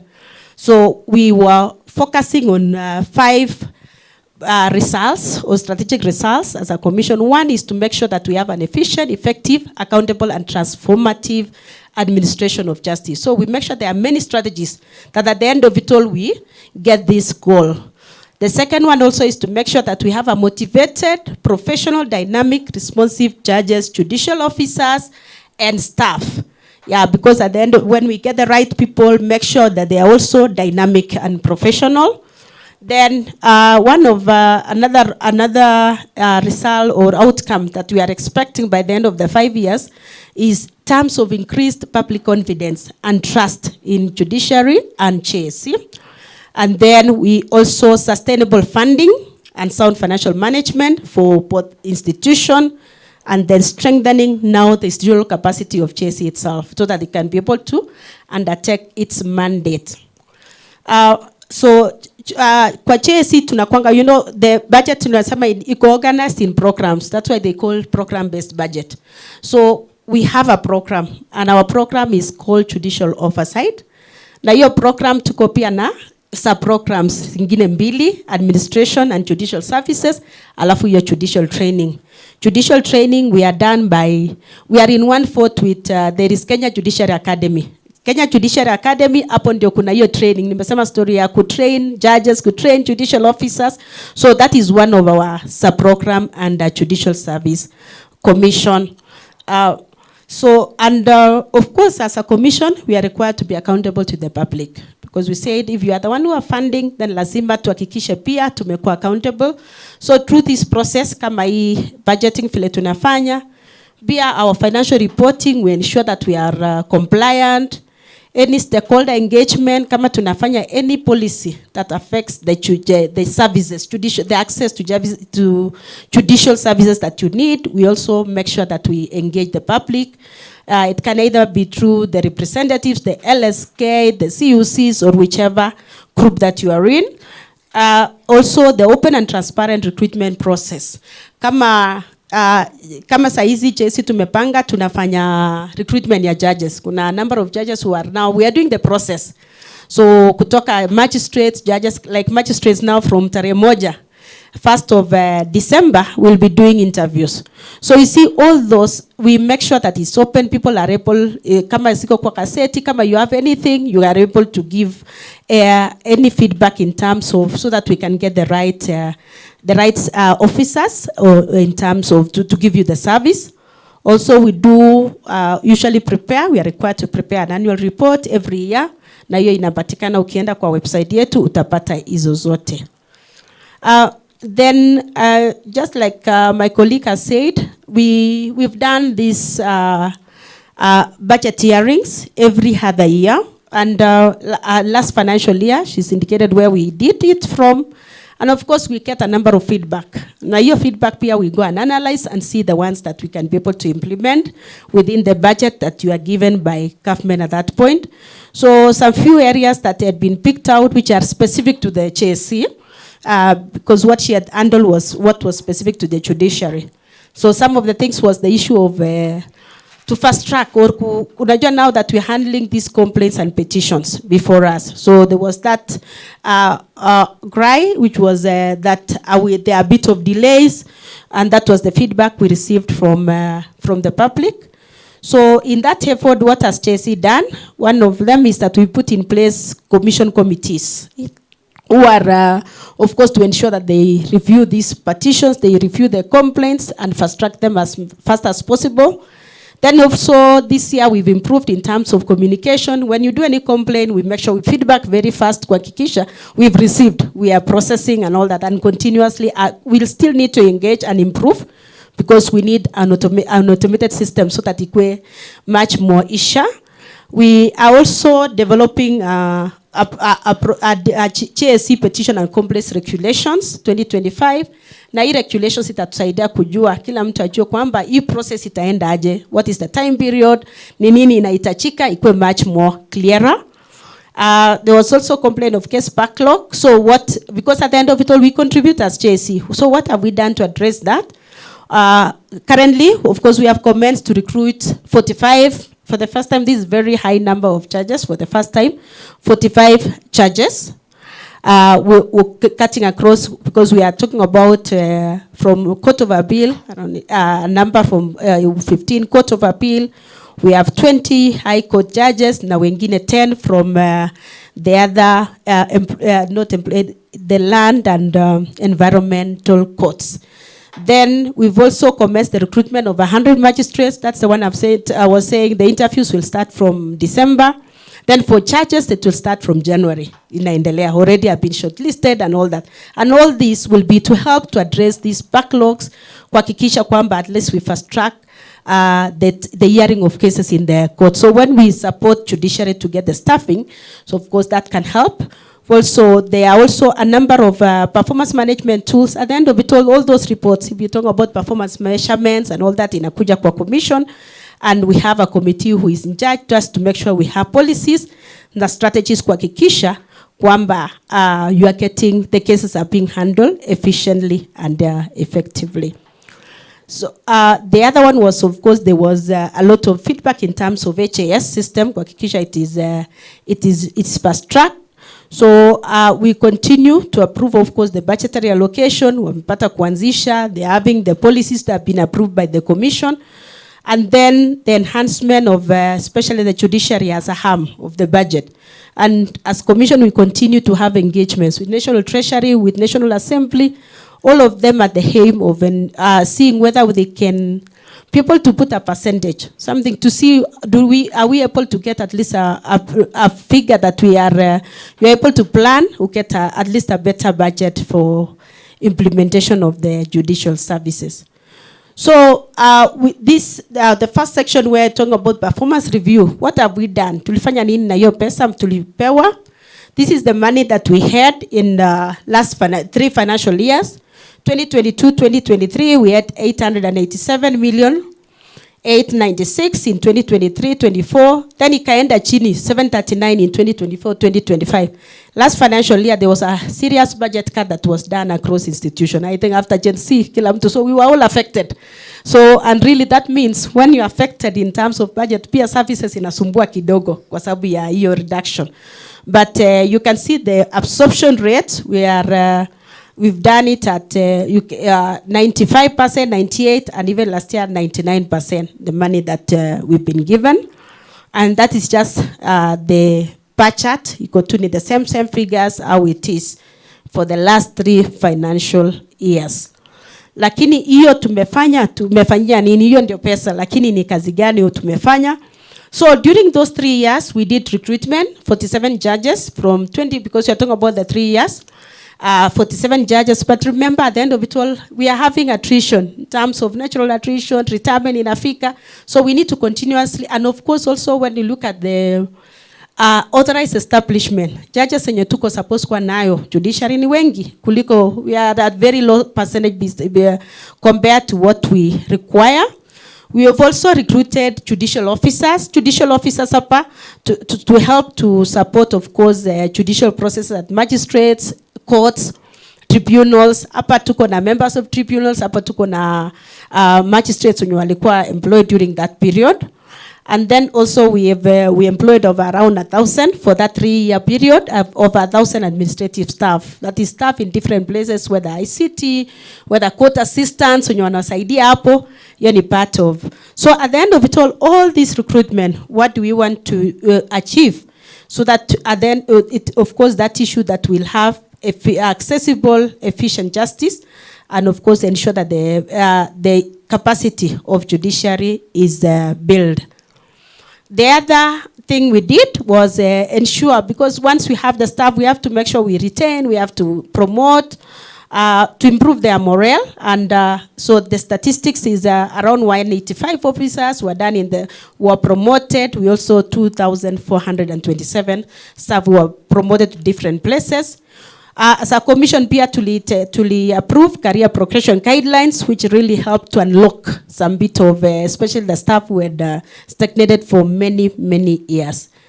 We've also, under petition, complaints management, we processed, concluded around 229 petitions. Those are petitions against charges. And then we also did around 115 complaints. Complaints against judicial officers, kama magistrates, hiyo yote. So all of them were processed. The ones that were merited, the process, either dismissal, or if it was not merited, of course, the issue was dismissed. Because, interestingly, when you go to court, there will always be two results. Because at the end of it all, there are always two people who are fighting. So kuna mwingine atafurahi kwamba amekuwa sawa, mwingine ule mwenye haikufavor, they will always be unhappy. So at times we get so many complaints, not because of what, but because somebody was unhappy with the decision in court. So we have to look at all those so that we don't just kind of punish our officers for nothing. Na kumbe ilikuwa just the normal process of doing the work that they are doing every day. As a commission, we've also developed around 24 policies just to help improve the operations. Alafu we also implemented from KJ 33 specialized training programs. Na hii programs inasaidia ni programs that really help in terms of, it can be on tax, it can be on money laundering, it can be on so many things, at a wildlife, things that, because the cases that just come every day to the court. We've also, there is a Kenya Judiciary Academy Bill, which we did an initiative. The bills are equal before the parliament. And what we wanted is to make the academy autonomous. It can be able even to seek its funds, and that way tunaweza reach more judicial officers and judges in terms of training. So just to make it more vibrant as an institution, and it equals separate from the commission. We'll only do the oversight. There's also the Judges Retirement Bill. I know this is one that's been discussed of late, mnasikia kwa kwa kila bahali in terms of this was just to provide a structured framework for retirement benefit, all judges as they, and just improve their welfare. Because remember, a judge sits up to 70 years. So after 70 years, you can imagine if somebody entered judiciary at 20 years. After 70 years, that means amekuwa 50 years just being in judiciary. So by the moment wanatoka huko nje pia, you need to make sure that they are they are okay and they are able, and these are people who have served there really to resolve issues, resolve disputes within our communities. So then of course all these are able to help just our office. Then there is the stakeholder engagement as a commission. We've done a number of outreaches, dialogues, just to ensure that people know what the commission does. Like, I know last year we were here, we came, not last year, 2023, we came court visits, so I know a number of courts were, the commission just came just to see what's going on the ground, what is the feedback of the people and all that. All those is to help us also, so that it informs our policy making and decisions as we sit. So in Nairobi, now that we are not distributed, tuko pali moja. So that is the work that we did, the money, that the results in tulitumia for the last 3 financial years. Sasa the one that we are dealing with, which is the next financial year, we also established a requirement of 1.7 billion as an institution, and the tentative allocation that have been done right now in the sectors yenye treasury wamepeana kabla haija approviwa by National Assembly is 927. That means we still like a shortfall of around 40 something percent of that 903 million over there. So, and in that money, what is our priority? Chenye tutataka kufanyia hiyo yenye tumepata ni kuhakikisha we continue to make sure that we recruit judges, we recruit judicial officers, because that's our role, so that we can enhance this administration of justice. Also to continue looking at the efficiency and see policies that needs to be developed, policies that need to be reviewed within the justice sector. Peer enhance our processes of complaints. You remember I've said we've tried in terms of communication, but we need a lot of automation in that process so that tuweze kumaliza hii kazi haraka, because we've seen an increase, by the way, like between the other year and last financial year, we're having a jump of 145% in terms of the complaints that have been coming to the commission. So you can imagine it's like more than double chenye tumekuwa tukipata every year. And we are still having the same resources in terms of the staff chenye tuko now. The money is even less, so it means we have to be really be innovative on how we need. And one of the best ways is to make sure that we are automating our processes. But our challenge has been the financing to be able to do those automation of our processes, so that we can make it at least more efficient also, as we ensure the other places are efficient, even ourselves as an institution to be efficient. We also make sure we'll continue na stakeholder engagements, of course through hearings, through public court visits, tajaribu kutembea bado kukutana na wananchi, and then continue to engage those people who give us money. Also in the next financial year, strategic plan yetu, you remember the 5 outcomes I talked about, our strategic plan is coming to an end.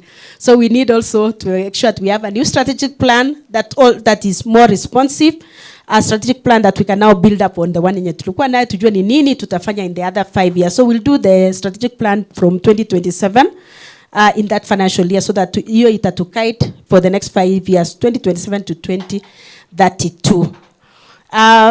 I indicated that we came to, the commission visited Nyandarua, and this county in 2023, September. And we engage the governor, judicial officers, the staff, CUCs, LSK, and members of the public. And of course, there was a very good, the commission commended the collaboration, especially between the station here and all the actors, all the actors within Nyandarua County. And there were a number of few issues that had been and especially it was touching on staff, and we continue to address them. Kama hiyo issues ya training, hardship, additional staff. So we continue to address as this concern as a commission. We have not, hatukukuja tu na kutupa, we are continuously addressing those issues. The ones that we need policies, we do. The ones that we are not able, we'll know because of one or two. But we continue to, and that's why it's very important. If feedback yote, si ya bure. So our challenges, as I finish, nikimalizia, is the same thing in terms of funding. You've actually seen that we get less than around 50% to 50-something% of what we require. And of course, this enters recruitment, because like last year, we had to stop recruitment. But you cut, we had to stop recruitment of judges, the one that we could have done. So we had to really, because there was no funds that could help us to do the process. So these constraints at the end of it all, hiyo pesa ikiwa kidogo ina affect mwananchi, because sasa utupopata more judges, upata staff, pia ina affect kazi vile inafanyika. It's affecting issues of technology, capacity building, programs that we need. There are also challenges of regulatory delays in terms of, kwa nasema we've done this petition and complaint regulations. But because of many stakeholders, it's taken time, haijamalizika, so it's really taken many years. But we're still taking the stakeholder engagement. I know we have meeting KMJA tomorrow, that is Kenya Magistrates and Judges Association, just to get their feedback. But our prayer is that at least before this financial year, where imeenda, imekuwa cassetted, they make our complaints whatever much more clearer. And of course, it will help us, because also it has impacted the commission in terms of some cases yenye inaenda kotini, because hata sisi tunapelekwa kotini na tunaambiwa cases zetu zinatupwa kwamba you don't have regulations in place. So it's important for us to have this. The CAPS, infrastructure CAPS, especially like in our academy, they're supposed to be a training institution, but they don't have an office. It's a list office, and that's why we desire that if they can do development, have an academy where it is built, so that they can now at least have facilities for training and learning by our judges, judicial officers and staff. Then also another challenge is public awareness, and especially in terms of, I was talking about the complaints, that you get that issue of what is the role of the commission versus judiciary. Ni wapi boundaries? And that's why I'm saying you get so many cases yenye ni kwa sababu mtu kesi yake haikwenda vizuri huko kotini, ameleta complaint to the commission. Instead of doing what? Appealing. There's that appellate process. So it's a bit of, we need a lot of public education so that we know, we can know, take the process well. That way, even mwananchi apate kuridhika na apate, to go through the whole process. Because sasa ikikuja commission ifika ni vitu vya decisions, hiyo tunakuwa dismissed. Ikikuwa dismissed, of course, people in the public, we also have a lot of backlash. Watu wanatupika na kusema sisi, au kusikia complaint yetu. And you've seen a lot in the social media and all that. So we really need money to make sure we do this public awareness and help the mwananchi to also know how to do to make their voices heard in whichever ways. There's also legislative delays, especially tribunals bill. Umesikia your tribunals, we have like 26. The other challenge that we have even as which is affecting judiciary and us is tribunals ilikuwa kwa ministries. Simeletwa judiciary, commission iko supposed to employ, to get members and all that, but no money came. So the same little resources that you have, you are supposed to still make sure you have recruited, you make sure you have made sure those tribunals are efficient. And it's the same challenge that judiciary is facing. So that issue of just let function follow money, budget follow the function. So our recommendations, as I finish, is a budget enhancement. Kama mwananchi tunasema muendelee kututetea ya kwamba at least ni mzuri kuhakikisha that judiciary and JSC is given could either we pay kama ya county government, get a percentage. Accra has been like at least get 3% of national shareable revenue to the justice sector, so that way we are able to function. Because remember, if the government is not happy, the easiest way is cut the budget of judiciary, cut the budget of JSC. So that way we are not, you are not able to do your function. A mandate has been done by the Mwananchi who has given you. We'll also continue to enhance resource mobilization. Then recommendation is to make sure that at least we have an infrastructure. We got land, but we are still seeking funds for constructing of the academy, and then funding to make sure we do public education and awareness, and to automate the commission functions. Sasa ni hayo yote kama commission we have, you'll be able, our report, if you scan that, when you wako na whatever, when you wako na the fonts, if you scan that, you can be able to access the same report. You'll be able to access the Mwananchi version of this report yenye tumefanya. So we leave it somewhere so that people can scan and be able to you can access, ndio uweze kuendelea hata kuangalia ni nini and in more detail in terms of what we have as an institution. So kwa hayo yote mengi na machache, nimeshukuru sana kwa kunisikiliza. Sasa tutangoja kusikia feedback yenu. Asanteni sana. Ngoba. Thank you so much. Makofi mazuri tena mengi zaidi tafadhali. No, makofi mazuri tena mengi. 1 2 3, come on. Thank you. That's enough for now. Asante zaidi for that segment. Well done. We're going to public participation as it is written with us, and that's why majorly we are here. And before we do that, see, we can have a short break. Can I see? Kuna watu wanajua ule wimbo unasema anguka nayo. Ama hapa sasa, hapa tunaweka cheo kidogo kando kwa dakika 1 ama 2, na tuweke pia heshima kando kidogo, tuanguke dakika 2, alafu we go to public participation. Simameni. Hamwezi anguka kama mmeketi. Officer, tafadhali. Kama DJ, kuna kitu kama hicho? Tunaanguka mbinu fulani hivi ya majenzi. Remember this month nile also celebrate justice for what? Justice for? Excuse me, hii nile month ya justice for what? Mnajifanya hamuna ideas, ndio? Justice for children. Let me have around 2 to 3 Gen Zs here. Hebu ndio wale pale. Njooni hapa. Come here. Njoo hapa muanguke nayo. Come. Young children. Hebu wapigie makofi as they come. Wape confidence vizuri. Ndio hapo waje. Come. Alafu Mr. nani pale G Studios wapige picha nzuri na video nzuri, wataenda kuonyesha wazazi na majirani na wanafunzi. These are our future decision makers as well as the lawyers and the judges. Ama namna gani? They are here. Msikose kusoma kama mimi, ila msome kwa bidii. Simama hapa katikati. Hawa ni binadamu kama sisi. Ni ile walitia bidii darasani vile nyinyi mnatia. Sawa? So msiwe na shaka, msiogope. Hawa ni kama anti zetu, hawa ni kama baba zetu na ndugu zetu. Sawa. DJ tuele kazi hapa.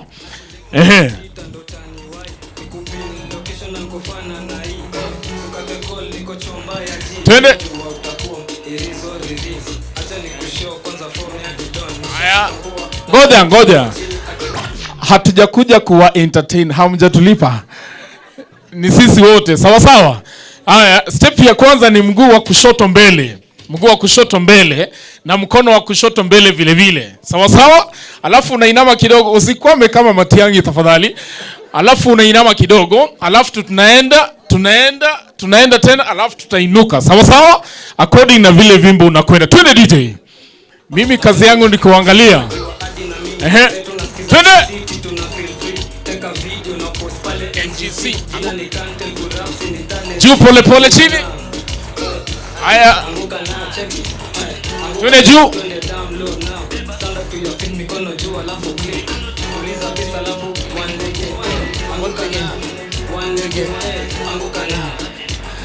Tosha. Shikilia hapo, wanaweza ninyima mshahara hawa. All right, thank you so much. We proceeding smoothly, and now nitahitaji mtu wa mkono ambaye atanishikia microphone hapa tafadhali. Anyone from the technical team, I need an extra microphone, and I want us to be free. I want us to be free kabisa, the public. This is the moment that we have to interact with our this entire team here, Judicial of Kenya, so that we take in your questions, and the questions shall be answered right now, right here. Naomba kusema kuwa we shall be taking maswali matatu kisha yanajibiwa, and then we take another 3, and then the responses as we move on. Anything in relation to whatever has been presented here, anything in relation to the court and all that and the law. Hata kama unakonga na shida na ni landlord ukatalia hela na uji unafaa kwenda kuclaim wapi? Hiyo ni hapa ila kwa kiduchu tu. Basi quickly, kindly, anyone who has a question in regard to the presentation that we've had here, in regard to the entire judiciary of Kenya. We are here to participate, all of us. Hata kama mimi nitakuwa na swali pia nitaweka, pia mimi nipate jibu sahihi. Basi nani anakwenda wa kwanza tafadhali? Who is going first in this participation? Correct. Watasema jina, sehemu wanatoka, na labda na represent nani. Karibu sana. My learned friend, please. Unaweza kuja mbele, inakubalika. Inakubalika kabisa. Tulipoanza kina dada tundo walizungumza. Tumeanza tena kina dada tena. Wanaume mpo ama ni mimi peke yangu hapa? Tupo Safi, msituangushe bwana. Karibu sana, please. Asante sana Mr. MC.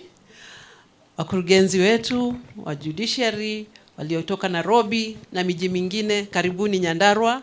Baridi ndio, lakini roho zetu zina substitute for the heat. For the cold you get our warmth. Karibuni sana. Kwa majina naitwa Wangeshi Chege. Mimi ni wakili hapa Nyandarua, OLKALOU, na tuko mawakili wengi kwa wale watujui. Tuko mawakili kama 10. So we are getting better, and we are grateful to the judiciary ya kwamba sasa tuna jumba. Ingawa nina crack mahali mtaangalia lisituangukie, lakini tunashukuru kwa bidii mlioweka ili tupate mahakama. Pia tuna ushirikiano mzuri kati ya baina ya LSK, Law Society of Kenya, na Judiciary. Tumepata kutembelea idara za prisons, tumetembelea watoto, tumeshirikiana vizuri, na pia kwa CUC kwa jumla. Wacha nianze tu na matatizo, niwache kupaka mafuta. Si Christmas imekuja November. Tumeshukuru kwa kuja kwenu watu wa Judiciary. Kama mawakili tuna tatizo nyingi, si moja si mbili, chungu nzima. Ya kwanza sana ni tunapohudumia wateja wetu kwa njia ya mtandao, tunapata ya kwamba connectivity, huduma ya internet inakaa ikicollapse wakati wote. Unapata hata hatuna internet pengine wiki nzima, ama tunaelezwa KPLC ni shida, haziishi. Tunashangaa kwani tumebaguliwa ama ni vipi? Ya kwamba tuliambiwa from July last year judiciary inaingia digital. Lakini hapa nyumbani tunajipata tuna hitilafu hasa kwa upande wa connectivity. Na tungetaka tuelezwe ya kwamba how are we going to solve that? Kila saa wimbo ni ule ule. Mimi mwenyewe nimeenda milimani kuangalia what is the issue. So we have no reason, we have no other conclusion to make but to feel tunabaguliwa. Please angalieni upande wa stima, KPLC, na upande wa connectivity uwe sambamba na ile kazi tunayofanya kama mawakili. Pia on the same note ya connectivity, tunafahamu ya kwamba hapa ni mashinani. Si wateja wengi wetu wana hii simu ya kileo, hii ya smartphone. I would request the judiciary consider giving a room here. Room moja tu hata itatoshea kama ile ya father ya confession. Apate kusikia vile judge anasema. Atoke ngambo ile atatoka, lakini akija hapa apate kupata ile huduma ya internet connectivity. Si ati hana simu na haezi kuja na mtu wake atafungwa, whatever. But at least with the new building I'm sure tunaweza tunaomba you consider kutulipia rent na wateja wetu wapate kupata huduma ya internet na wapate ka laptop pale na wapate kuona judge. The other thing is the courts. Courts zenyewe hazina hii inaitwaje big screen. Hii msirudi nayo, mnaweza acha tu hapa. We need a few others. In fact, sometimes we empathize with our judicial officers. Hawana internet, hawana stima, na hawana screen. It affects our work also. We want to see the prisoners, but we are not able to. Wenyewe hata wana shida.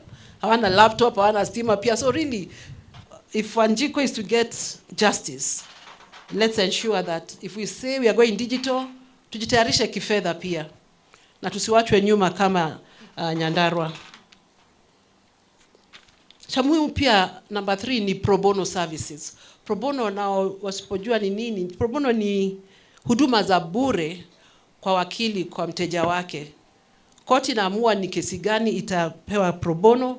Kawaida ni zile za murder, manslaughter na za watoto, exactly za watoto sana sana, na zile za kutegea president ati akikufa and all zinaitwaje treason, yeah.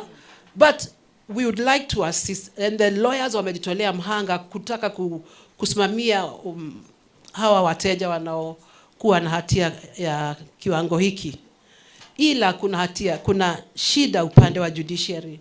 Mawakili wamechoka, punda imechoka. In fact, when we call them, they tell me, wakili, enda usimamie. In fact, the judiciary can confirm. Wakili anaanza kuhudumia mteja, ikifika katikati anaachilia file. Mteja akondena, akojela, anadhulumika. Anapata amekuwa jela miaka 3 zaidi ya vile angekuwa kule. So if we are actually in here, we are people who ensure that justice is seen and done. Let's be the agents of ensuring that we are not contributing to the fact that this mfungwa amekaa jela zaidi hata ya siku moja. So if we can avoid it, we should do the best. Please pay the lawyers. Ni pesa kidogo, walai, ni pesa ndogo. Wengine wetu walifanya pro bono kesi ya kwanza 2021 before this building came up. Na mpaka wakati huu wanalalamika ya kwamba pesa hazijafika.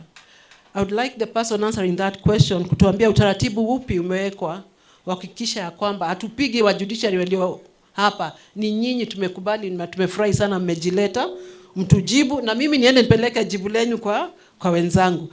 Uhusiano mzuri. But actually let's avoid the increasing apathy. If we want to assist the judiciary, but it should not be that we are taking the burden off you to burden ourselves. And pia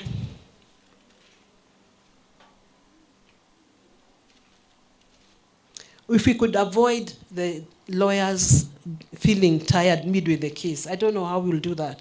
But if we had a structure from your end, I'm sure the two stakeholders would work very well.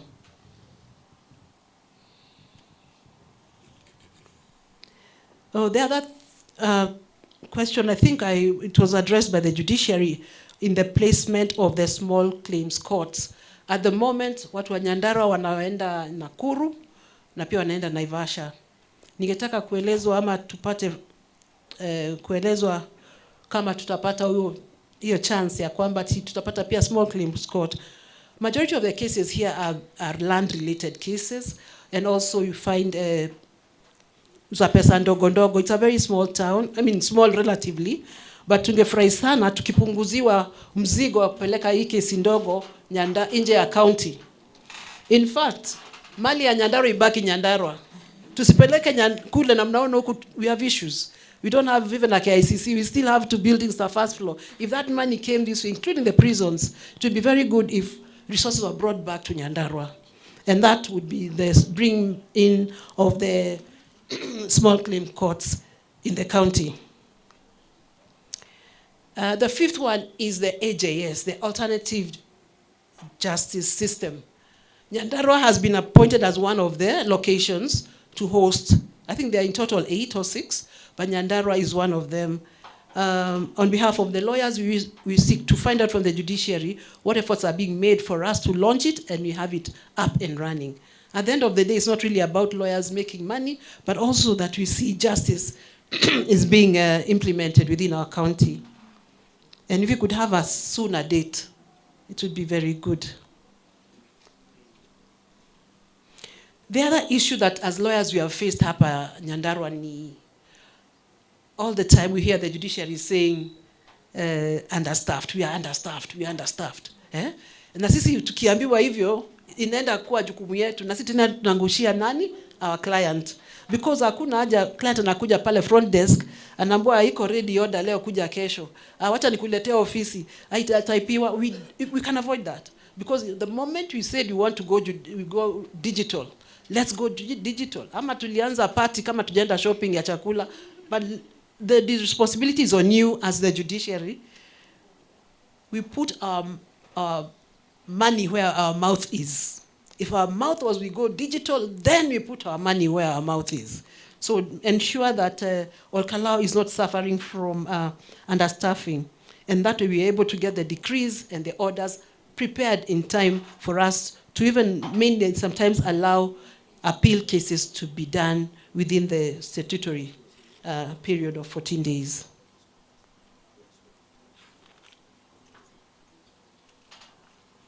So I know both offices have said the biggest challenge is resources. Everything is about resources. But sisi tumekuja kwa wazazi wetu. Hawezi tuambia hakuna do. Iko. In fact, when I see this, I'm like, hata hizi zote tu muache hapa, tutajisort nazo. Because really, even in the courts, we don't have seats. Our clients are defending their case when standing. You know? So I'm seeing money is there, but not for us.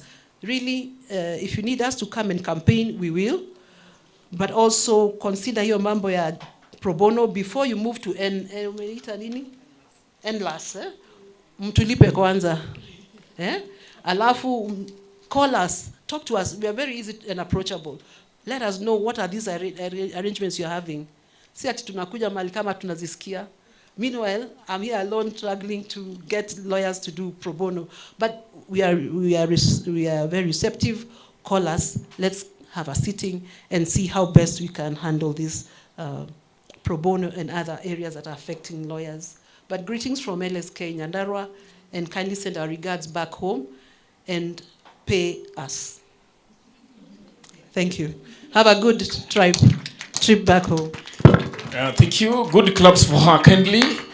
Asante sana. Well delivered inquiries, and they shall be responded to shortly. Can I also have the next one, please? And if possible, naeza ona wale wana maswali kwa ishara ya mikono tafadhali. Yes, please. 1, 2, and 3. Sawa. We can have them in that order. Now, hatutakuja hapa mbele. Instead, we shall have them from back there. See, itakuwa sawa. At least when you say it's public participation, from up front here, it's more of a presentation and not engaging, right? So kindly, ile microphone tafadhali, it's here. First, second, then tutaendelea pale. Karibu sana. Good afternoon, everybody. All protocol observed. Nataka kusimama kwa niaba ya mediation. My name is Zipora Ruengo. I am an accredited, certified professional mediator. Tunashukuru kwa nyinyi ku-launch mediation katika hii koti yetu ya OLKALOU, which was done December last year. Na tukaanza kufanya kazi with a lot of excitements. We are now headed to December, 1 year down the line. But tangu tuanze kazi katika hii koti, hatujawahi lipwa chochote cha cases zenye tumesolve. That is mediation cases. Na naona tunashangilia hapa ya kwamba over 9,800 cases across the country have been resolved through mediation. we feel sometimes discouraged. Kwa sababu unatumia transport kutoka penye uko, probably you are driving back month, another month, and you have nothing. You're expected to renew your accreditation. Wengine hatuna side jobs. Tunaomba kama mungeweza kutulipa hayo malipo, because it's services that have been rendered. Secondly, kuna hii, we have been praying mutuongeze ile fee mnatulipa. Lakini we are surprised, instead of ya kutuongezea mnakata 5%, sijui something called withholding tax. So we are at loss. Umesema hile ijalipwa bado inakatwa tayari? Exactly. 5% withholding tax. Aha. While we are crying wangeongeza kidogo, wana reduce. So we feel Wanjiko wanaumia sana. Wanjiko wanaumia zaidi. Sio sana zaidi. The other thing, sijui kama ni kwa hii forum, ni issue ya ICTs, I would say so. Naona wakitupa kesi sasa wanataka to respond within 45 minutes ya kwamba tumekubali kuhandle the case. Wengine tuko kule mashinani, wanatuma hiyo message kwenye email. Internet ni shida, you've got to do it near town for you to be able to operate. By the time you are there, it's one day after the notice. So muda, the 45 minutes should be iongezewe kidogo. Sio iongezewe. They can communicate through SMS or WhatsApp. Sometimes SMS is the easiest. Then you can reply within that time. Okay. Otherwise, we will find that most of the cases we will not be handling any case. Sure. Because of that time limit. So in case they use the message, the 45 minutes is okay? Yeah, it would be okay because you'll see the SMS immediately. All right. Yeah. Sawa. That's my request on Thank you behalf so of much. the other mediators. All right, thank you so much for that. Sure, number 2. Fundo mitambo kidogo, we can mute this one kindly. Ama tunahitaji kusikia hii na hii. Yeah, we can kindly. Thank you so much. Proceed, Dad, please. Asante sana. Hamjambo nyote. Hatujambo. Sikilizeni mimi kwa upole. Maana kwanza ningeshukuru yule aliandalia hii mkutano. Naam. Ningetaka hata nimpe mkono. Kwa maana ile mambo iko hapa ni ya kusaidia wananchi. Kweli. Asanteni sana. Yangu ni kama tulikuwa na huyo mama. Asimjui. Nilikuwa nataka kuongea karibu ile anasema, kwa maana nataka kushukuru hii koti ya OLKALOU kwa kutupea mtu kama huyo naitwa mediator. Huyo nilimjua mwaka huu. Kama alikuwa hapo awali sikukuwa na habari. Naam. Koti ya OLKALOU kama makoti ingine ni kama hii, watu watafaidika na mediator, maana mediator ni kama watu wa kanisa ile ya ndani kabisa. Wale nachunguza bila hongo bila nini. Anataka kujua hii maana kiini ya hii ni nini.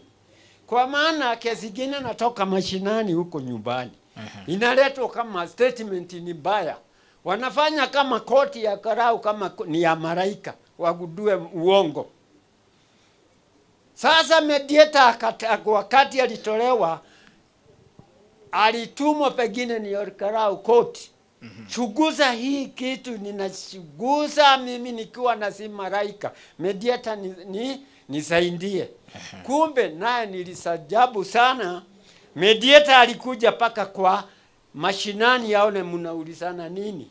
Ni mpaka ya shaba, ni nini, ulikatiwa wapi, ukakatwa masikio ama wapi. Mediator akaja paka nyumbani. Kushuguza. Hiyo imetosha hii Olkalau waongeze watu kama hiyo. So umesema mediators wanafanya kazi nzuri sana. Niliona ya kwanza kwangu. Na ni wa maana sana, maana hapendelei upande wowote.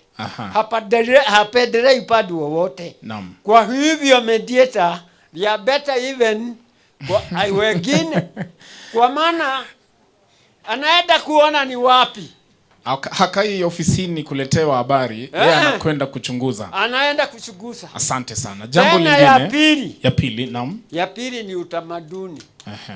Utamaduni wakati mwingine kesi ni ya utamaduni ikiletwa kwa koti atinaambiwa ni katiba nasema hivyo. Sasa na hii ni mambo ni ya utamaduni na ni babu walisema huyu aposwe. Na atolewa daudi namna hii na hii. Naam. Na ameolewa kikamilifu. Mwingine anaoa baada ya huyu. Anabadikwa pete. Pete inawekwa. Na anapewa certificate. Yeah. Yule wa zamani kimira hana certificate. Kweli. Anatupwa. Kwa nini mediator haedi huko aone na watu wao chunguze huyu ni waboma hii petagulini? Siji kama wasomi wangu wameelewa swali. Hapo swali ni gani haswa? Huyu ni mke wa mtu amechukuliwa. Mko sawa? Huyu ni mke wangu basi. Okay. Ya zamani. Kifugua tuseme kama kifugua tubo. Tunakaa naye tuko na watoto. Naam. Haya pengine ninachukua wa pili. Ninampadika pete. Ninampadika certificate. Yeah. Ako na mtoto moja tu na ako na 5 ama 10. Huyu ndio bibi kamili ya pete. Sasa wakati wa kurithi yule wa utamaduni anatupwa ati ni katiba. Hana certificate huyo. Katiba nasema wewe si bibi ya huyu. Wewe si legal wife. Na huyu anasema kiutamaduni, wanasema wazee wa kiutamaduni wanasema huyu ndiye. Kama ni shaba vile. Shaba ya utamaduni si kama hii yako ya kununua. Kweli. Ila ni ya ukoo. Klani nasema lazima iende hivi na hivi. Ati katiba si hivyo. Watu wengine wanafa kwa kukuka katiba ya klani na utamaduni. Naam. Na kotini hawajui hiyo. Why? Thank you. Amemaliza na why? Asante sana. Litajibiwa babangu. Thank you. Thank you so much. Wapi makofi yake jamani? Tukumbushe jina lako tafadhali dad. Mimi ni Charles Githae. Kutoka Nyandarua. Charles Githae. Kutoka Nyandarua. Asante sana. Wapi makofi yake tafadhali? Wa Jororok. Watu wa Jororok. Asante sana. Asante kwa kufika kwa sehemu hii. Namba 3 ilikuwa babangu pia pale nyuma please. Good afternoon everybody. Good afternoon. My name's Francis Dingori from Nyandarua County. To begin with, I'm very grateful that you organized this function in Nyandarua. You brought it closer to us. Nikianza, hiyo budget vyenye imekatwa, I wonder how you guys are going to operate. If there's ways and means, ningepitisha hiyo budget as it had been budgeted, so that you are able to serve us better. Swali yangu ni, former Vice President Mudi Awori alituambia, and it is on record, in jail kumejaa innocent people. Sasa nauliza, you are offering justice. How comes innocent people are jailed? And what are you going to do about them? Ya pili, mmetuambia tusipolidhika ama tukitaka usaidizi. Though the offices are here, kwa nini msitupe namba ya simu? Otherwise kutuambia you go to this office in Nairobi. Why don't you give us those telephone numbers? to make it easier. Wengine wako na complain na muko hapa and there is no room apeleke personal issues. Umetuambia mtu anaweza kuomba judge, anaweza kuomba wakili asaindiwe na high court. How do we go about it? Are we together? Thank you so much for those inquiries. Asante sana. Tumpigie makofi yake tafadhali. Asante. And then we now coming up front to this wonderful team here of the judiciary team, and they shall be responding to those questions and inquiries. Tafadhali, please.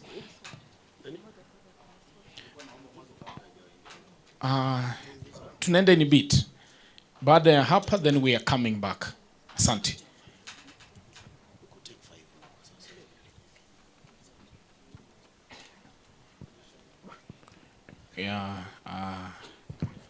Wale tunaweza sahau maswali yetu, tunaweza nakili mahali. We can write it somewhere so that we do not forget. We need the clarity on everything and every aspect. Thank you so much and most welcome. Nimerudi. Nimesija. Nimekuja kujibu maswali mawili ambayo yameulizwa.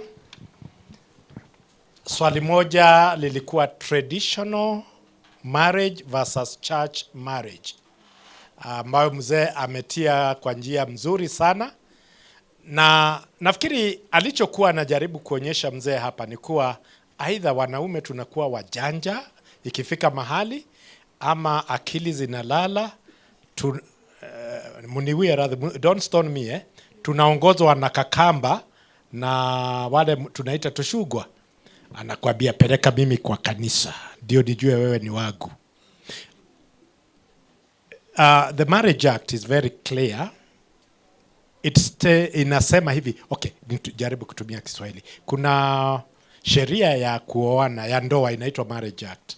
Inasema hivi, ikiwa uko kwa ndoa ambayo ni potentially polygamous kama ile ya utamaduni, hutakiwi kufanya ndoa nyingine ambayo itakuwa monogamous, unless monogamous ni ile hauruhusiwi kuangalia kando, ni mbele kama farasi. Unatakiwa kama unataka kuoa, unaoa huyo wa pili kwa njia ile ulimuoa yule wa kwanza kama unataka. Ama kama mmeachana, mmefanya divorce, mmeachana. Lakini kama bado ile marriage ya kwanza inaendelea, unatakiwa kufanya nini? Kufanya ya pili. Tuseme nichukulie mimi kama mfano. Mimi nilifanya ndoa harusi kanisani. Ikiwa nitataka mke wa pili, nitafanya nini? Testing. Nitafanya nini? Divorce. Hiyo tu ndio njia yangu. Na ikiwa ulioa kwa mila ya Ukikuyu, ya wapi? Ya Masai, Uturukana, ama community yote ile, lazima ukitaka wa pili, wa tatu, wa nne, kwa sababu unasikia uko na mali ya kutosha, lazima utafanya hizo za kufuata kwa njia ile ile. Nafikiri nimejibu hilo, limeeleweka. Kwa hivyo tusidanganyike na tusiwe wajanja hata vile vile na sisi. Ingine tunadanganywa, tunaongozwa. Unajua akili ikifika mahali fulani ya wazee inalalanga. Sijui ni miaka ngapi sijafika hapo. I hope sitafika hapo. Okay, kuna swali limeulizwa. Mbona watu innocent wanafungwa? Na nitarudi kwa lile kwa mchango wa yule mzee alipokuwa akisifu mediation. Alisema kotini si malaika. Unajua mnaweza kule nyumbani mnaweza kukarabati kesi kakue kazuri, ikiletwa mbele yangu naona kweli huyu alidhulumiwa. Kumbe ni ukora umefanywa, lakini si kugundua, kwa sababu mimi ni binadamu, si nani, si malaika. Lakini kuna zingine tunagundua, na zingine tunagundua ikienda appeal. Na kama alivyosema huyu madam wa JSC, alisema kuna pande mbili. Kuna pande, hata leo mumepewa exam, for example. Mlisikia nduru hapa? Kwa sababu kuna mtu aliona amedhulumiwa. Na mwingine akasema ametendewa haki. Huwa hivyo. Kila siku sio kila siku tunapigiwa nduru, lakini kawaida kesi ikiwa kotini, watu wanaenda nyumbani, mwingine amekasirika, mwingine amefurahi. But kuna redress ambayo inaitwa nini? Appeal. Unafanya appeal. Ukifanya appeal inaenda na testiwa huko, yule aliyefungwa kama hakufungwa kwa haki, ikikuja high court tunaangalia, tunaona sheria inasema nini. Kama kuna tashwishwi ni gaja. Kama kuna ngaja, wenye hawajui Kifrench, gaja ni French Kama kuna ngaja, unapeana hizo gaja, inakuwa benefit ya aliyeshtakiwa.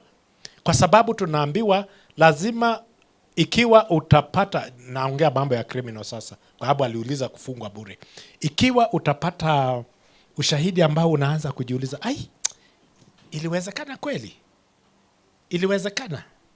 Unapeana hizo benefit kwa mshtakiwa. Na ndio tena tutashtakiwa. Ameachilia na alifanya hivi. Tumekuwa accused mara nyingi. Ameachilia. Lakini the good thing, juu kuna koti ambayo itaenda iangalie, iseme aliachilia kwa haki ama hakuangalia ushahidi vizuri. So tusiwe na shaka, kwa sababu vile najua nimefanya kazi kama magistrate. Nilifanya kazi kama magistrate miaka 38. Na nitakwambia kwa ukweli, pengine kati ya magistrate 100, pengine ni mmoja tu anaweza kuamua deliberately akijua huyu hakutenda, lakini anasema alitenda kwa sababu zake zingine. Lakini nakwambia kwa uhakika, sio kawaida uamue ati amefanya na hajafanya. Hata Biblia inatuambia ni heri, hiyo si Biblia, sorry. Sheria inatuambia ni heri umwachilie aliyefanya kosa, kwa sababu una nini?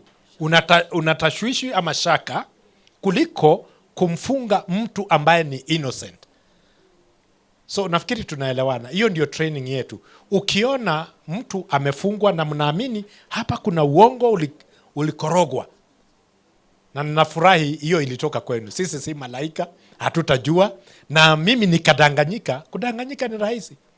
Hata machozi yanatufanya tulie. Kwanza hizi defilement cases zinafanya hata sisi tunalia ndani, only to discover tulidanganywa. Na ndio nimekuwa nikiambia hata magistrate wenzangu, the first thing you do, remember, before the law there was what? There was a logic. Logically, anza kujiuliza, is it possible? So mahali nimejikuta nimedanganyika, please appeal. Kwa sababu sisi tuko kwa hili jambo wote, ninyi members of public. Kwa sababu vile hutataka ulete malalamiko yako nikwambia hii ni ujinga, mumekoroga nyumbani.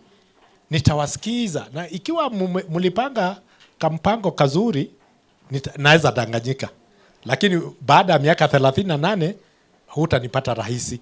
Sisemi huwezi kunipata, utanipata because you can be smarter, lakini utanipata ikiwa mumejipanga vizuri. Lakini ikienda kwa another court, itaangaliwa na yule aliye innocent ataambiwa atoke. Tunafanya hivyo kila siku.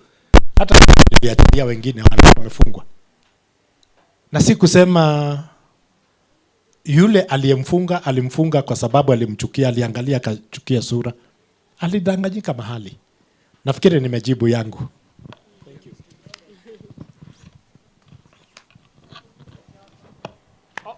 Wengine watajibu. Thank you so much for that segment. Maswali have been subdivided. So swali la my dad here linaweza guswa na moja kisha lingine hivyo, but at the end of the day maswali yote yatajibiwa. Hiyo ni sawa? Asante. Sawa. Kwangu mimi nitajibu maswali mbili. Moja ni ya pro bono services ambayo wakili amesema kwamba pesa zimechelewa kulipwa. Sasa nimeongea na judge kwa sababu nimeambiwa pro bono services ambazo zina shida ni zile za high court, sana sana zile za murder cases. Ambapo sasa tumeongea na judge, amenielezea kwamba hii ni issue ambayo imekuwa inashughulikiwa hapa kwa station, ambapo pia registrar wa high court mwenyewe ako na mipangilio fulani anafanya ya kumaliza hiyo backlog. Kweli tumekuwa na backlog kwa pro bono services kulipa, lakini pia sitaki kusema excuse kwamba ati ni pesa, lakini tunajaribu kustreamline hii story ya pro bono ndio tumalize zile cases ambazo zimechelewa sana. Lakini hata hivyo utapata kwamba pro bono kuna zile zimelipwa, kwa hivyo we are making very good progress towards that. Kwa hivyo msife moyo, msikuje kuwa na apathy kwa sababu ya kufanya hiyo kazi, kwa sababu the registrar high court ambaye ndio akona hiyo pesa ya kulipa, or rather amepatiwa allocation fulani ya kulipa, ndio atamalizia hiyo. So hapo ndio tutasema, alafu pia endless, lakini hiyo bado hatusemi, tunasema tu mambo ya backlog ambayo tulifaa sisi kama judiciary kulipa. Kuna swali lingine ambalo limeulizwa juu ya address, or rather vile kama mtu akona shida, kama anataka kupata, or rather kufikia watu wa Nairobi, atafanya aje? Judiciary tuko na njia nyingi ambazo unaweza kueleza ama kupeleka complaint yako.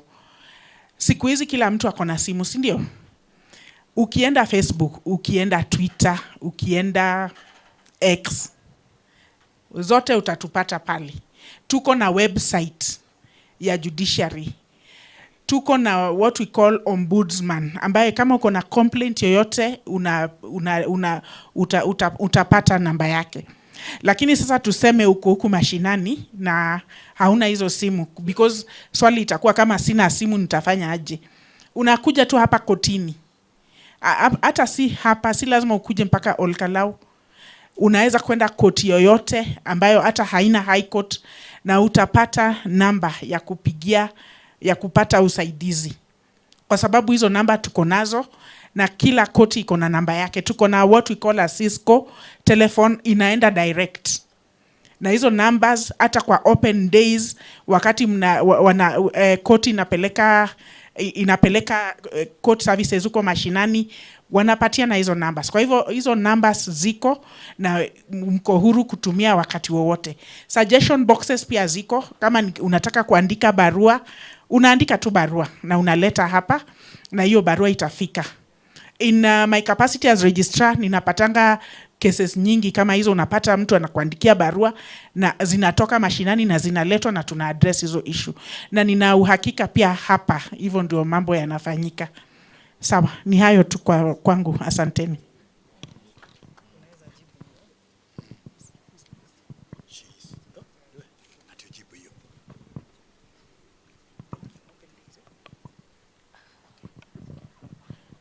Kulikuwa na swala kuhusu allocation of pro bono matters, ama mtu anaweza akapata aje wakili wa kumwakilisha pro bono. Hili nitaita kakaangu mkubwa, Chief Magistrate from Naivasha, Honorable Orot. Kindly come and answer.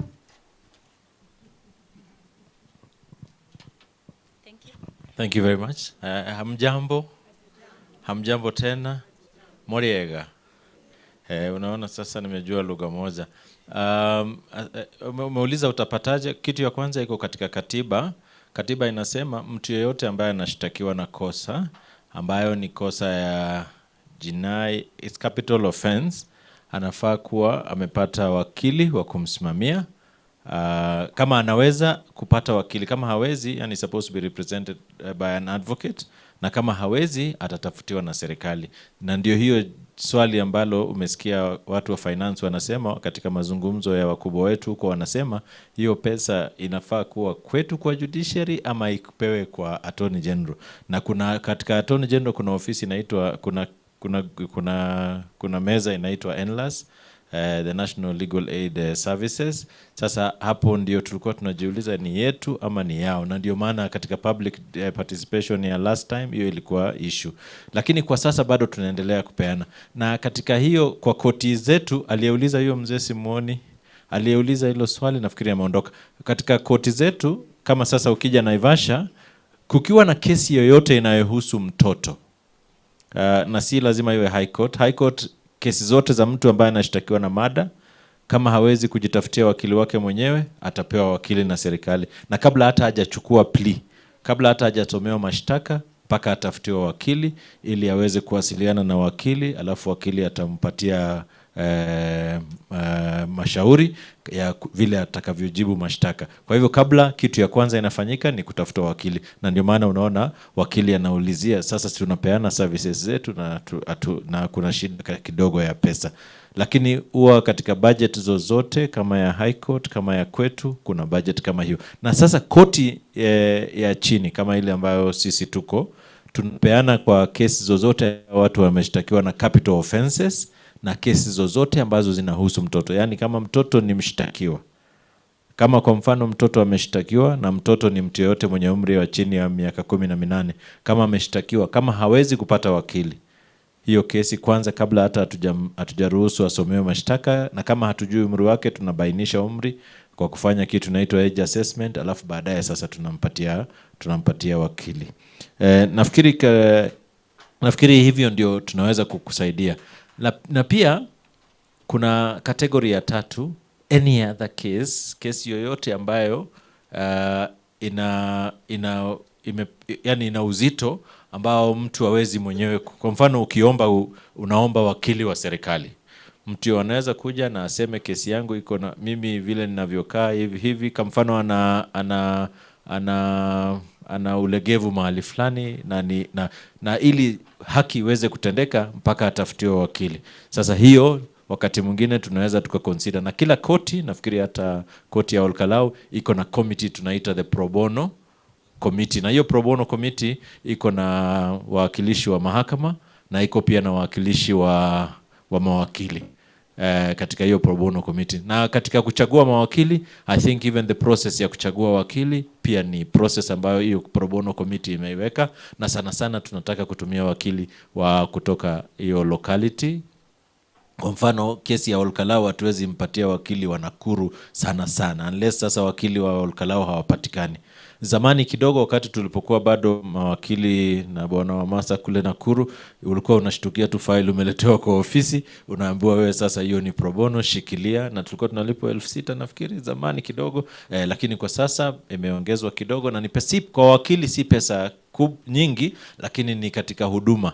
Na pia tumefikiria katika hiyo kesi ya pro bono, mawakili wanaweza kupitisha mswada katika chama chao cha mawakili, ili kila unaposhikilia kesi ya pro bono uweze kupata point 1 au 2 ya CPD. Hiyo ikizungumziwa itakuwa ni vizuri zaidi katika kuelezea hilo jambo. Nafikiri nimeligusia. Asante.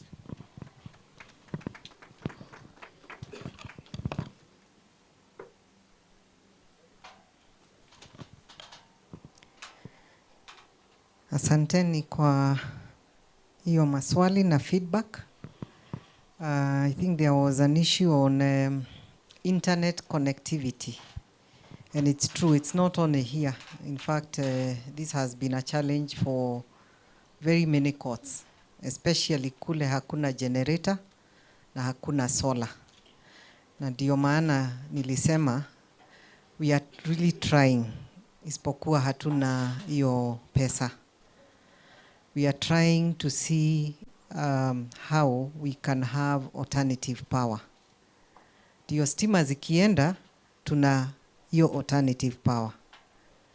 Pia hatuna pesa ya kutosha ya kununua generators for each and every court. So lakini tunajaribu. So we hope we can go solar way. It's more sustainable because even generators are quite expensive even to maintain. I think there was also another concern on having a virtual room, a room set aside for virtual, and I think I've been informed and I have also witnessed the same. There is a screen in the courtroom, so wewe wakili unakuja na your client, you are able to be attended in the courtroom even if the judge or the magistrate is handling it virtually. So nafikiri hapo hakuna shida because you are free to use the courtroom. Still on pro bono, I know a lot has been said. I think one of the problems we got last year was the policy changed. Remember, like now, we are doing the budget for next year. So anything that is not in this budget, in the budget we are doing, if it's introduced in the middle, and this is the year we also suffered a huge budget cuts, it becomes a major challenge for us. So what happened to pro bono, we are now paying per accused. Before we used to pay per case file. Now it's per accused. So if a case has 4 accused, you are paying times 4. Okay? Now, that is a challenge to us. Yeah? Because we do not have those finances. And what happened is we crossed over with a huge pending bill. As you are speaking, the money we have for the half year, because our budget, we are given half year budget access, meaning we have money for 6 months. That amount was not even enough to pay the pending bill for last year. So what does that do for the cases that are happening now? They are still pending. And I'm not saying we will not pay, but it's low because we honestly don't have enough finances. As I said, we are in negotiations with Office of the Attorney General, and we will take your feedback that even in those negotiations or engagements, we also involve advocates. I think that is very good feedback, and we will take it back, and it's most welcome. The other day, I think I had, actually the day before yesterday, the Honorable Attorney General saying they have established endless offices in each and every county, in the 47 counties. One of the challenges we got when we engaged with them is that they were only operating in Nairobi. So they could not immediately take up that role. Now that they are establishing in all the counties, I'm sure we'll be able to transfer smoothly that role. And again, we lobby for more funds, even for them, even when it's transferred to them, can they be facilitated? And of course, we will ensure every advocate that has worked for pro bono services is paid once we get the money. We are presenting actually our supplementary budget, and that is one of the areas we have indicated that we are really underfunded. Small claims court establishment, we hear you, and it's really our wish even to roll small claims court to every county. Unfortunately, again, we don't even have enough adjudicators. In fact, the ones we have are getting sick. It's a fact. They are really sick. They are overstretched. So we would really wish that we get more funding so that our employer can hire and recruit more adjudicators. Again, as we sensitize members of the public on small claims courts, because small claims court ni ile court ina handle less than $1 million and less, isn't it?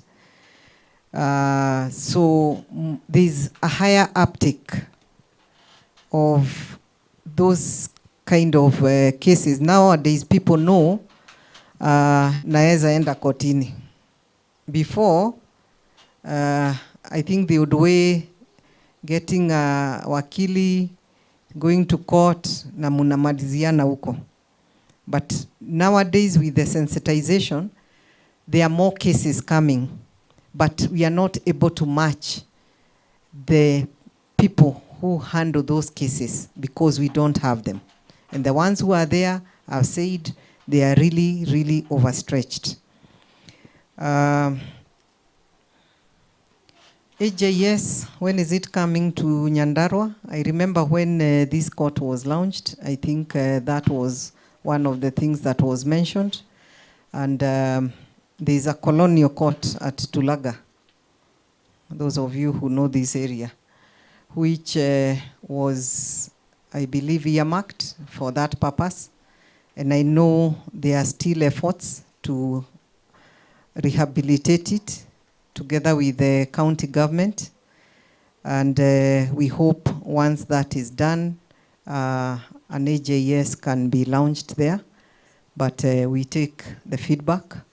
Again, issue of resources comes in. And that is why it has taken long.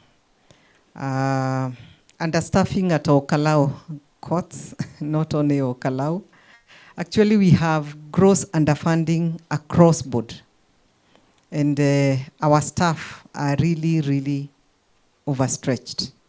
Both the judges, magistrates, and even staff. We don't have enough.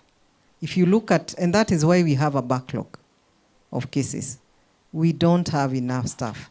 Again, that issue comes back to, do we have enough money to recruit? Right now, when we went to get these resources together with the rest of government, in fact, recruitment has kind of been freezed, even for the rest of government. I think the only exemption was for police and I think IEBC. The rest, they had even been promised money, it was taken back because there were other issues. You've seen even our development partners, some have pulled back or kind of gone slow, World Bank. So that affects our finances for all of us. We all belong to the same cake. So once you hear such things, once you hear these under collection for taxes, it comes back to us, all of us, because we are funded from the same exchequer.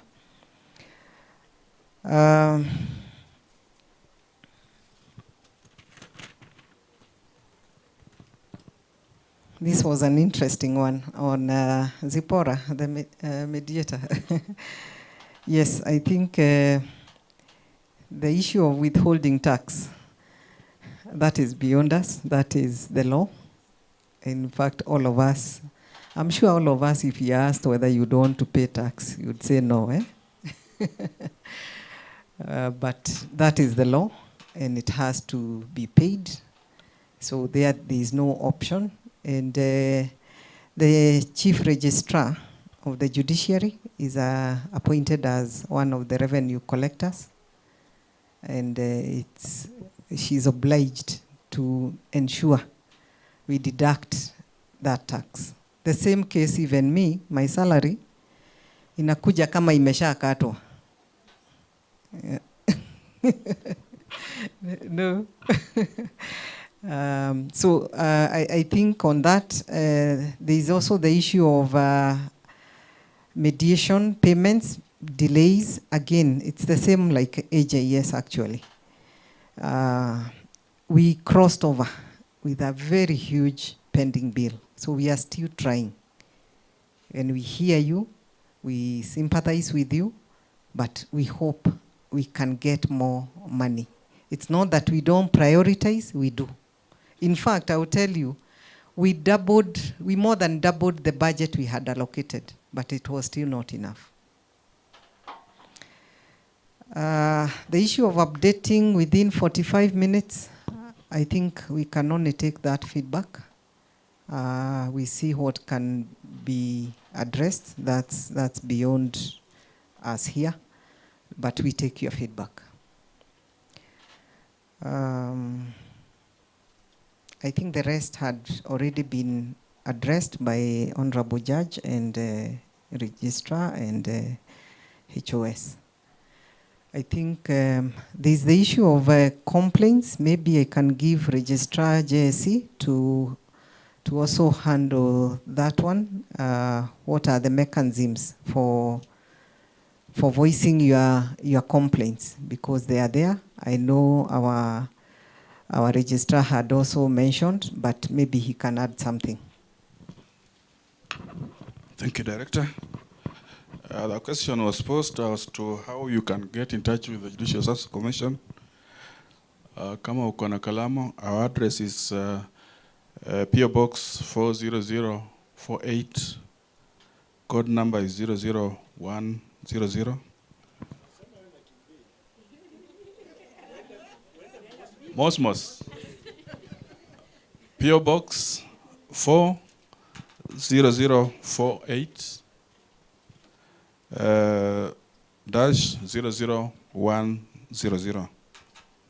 Our telephone number is 020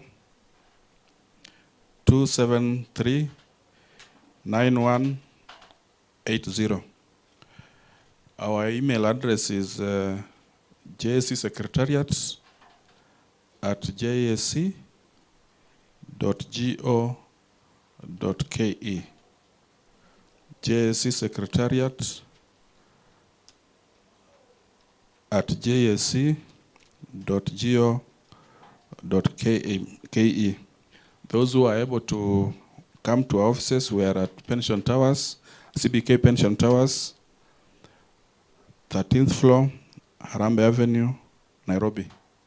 You can also use the email, the following email, complaints@jsc.go.ke.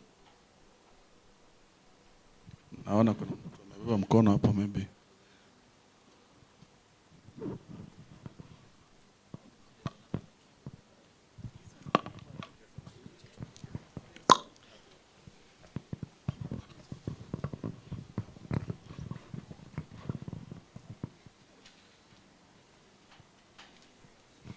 Habari ya Wakenya. Naomba tu mnisikilize tu kwa dakika chache. Mimi asubuhi nimekuja kwa hii koti na nimefurahi juu nimekuta mko na kusikiliza. Majina yangu naitwa Wilson Mungai Maina. Mimi nilikuja, msichana wangu alikufa hapa, aliuawa na kijana hapa Orojororok, na nikaripoti na kijana akashikwa. Nikakuja huku, hatujafanya kesi hata moja. Tumekuja mention mbili tu. Mtoto wangu ameuawa tarehe 16 mwezi wa 7 mwaka huu. Sasa venye nimekuja hapa leo, nilikuwa nafikiri tu ni mentioning juu hatuja kesi hata moja.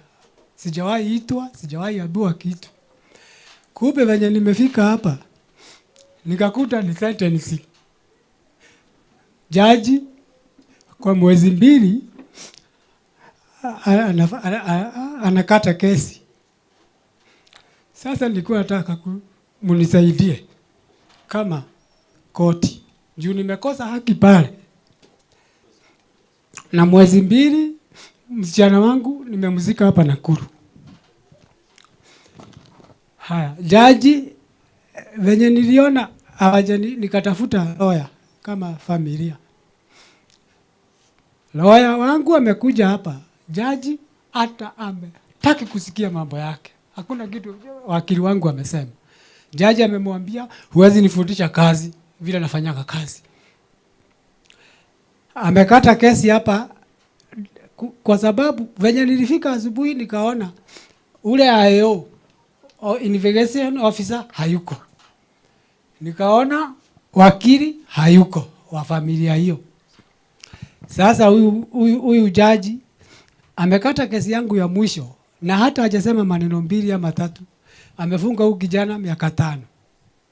Surely ni kesi gani ya mada inaendaga mwezi 2? Mimi sijaitwa mahali, sijasikilizwa, sijaulizwa nataka aje, hakuna pole. Kwani mtoto ni nini mtoto? Msichana wangu nimelea amekufa na miaka 24 peke yake, hajaniachia hata mtoto naweza onaga damu yake.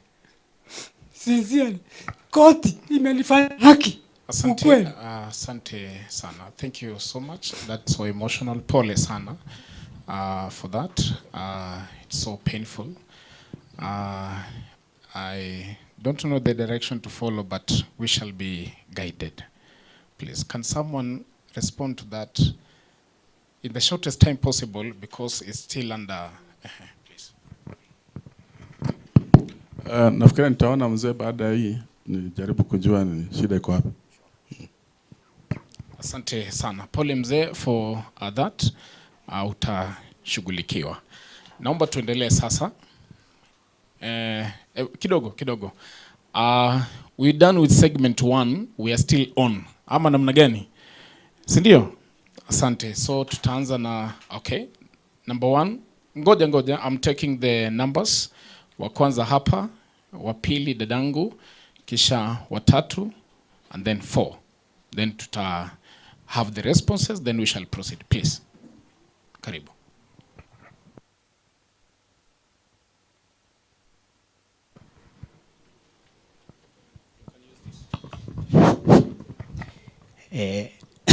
Hamjabo. My name's Gabriel Thombe from Nyandarua, and in particular Dalagwa constituency. I want to thank the organizers of this forum on the proposed Judiciary and Judicial Service Commission, and also the budget 2026-2027 and a medium-term period. And my question will be based on why is the judiciary underfunded, yet is one of the major arms of the government.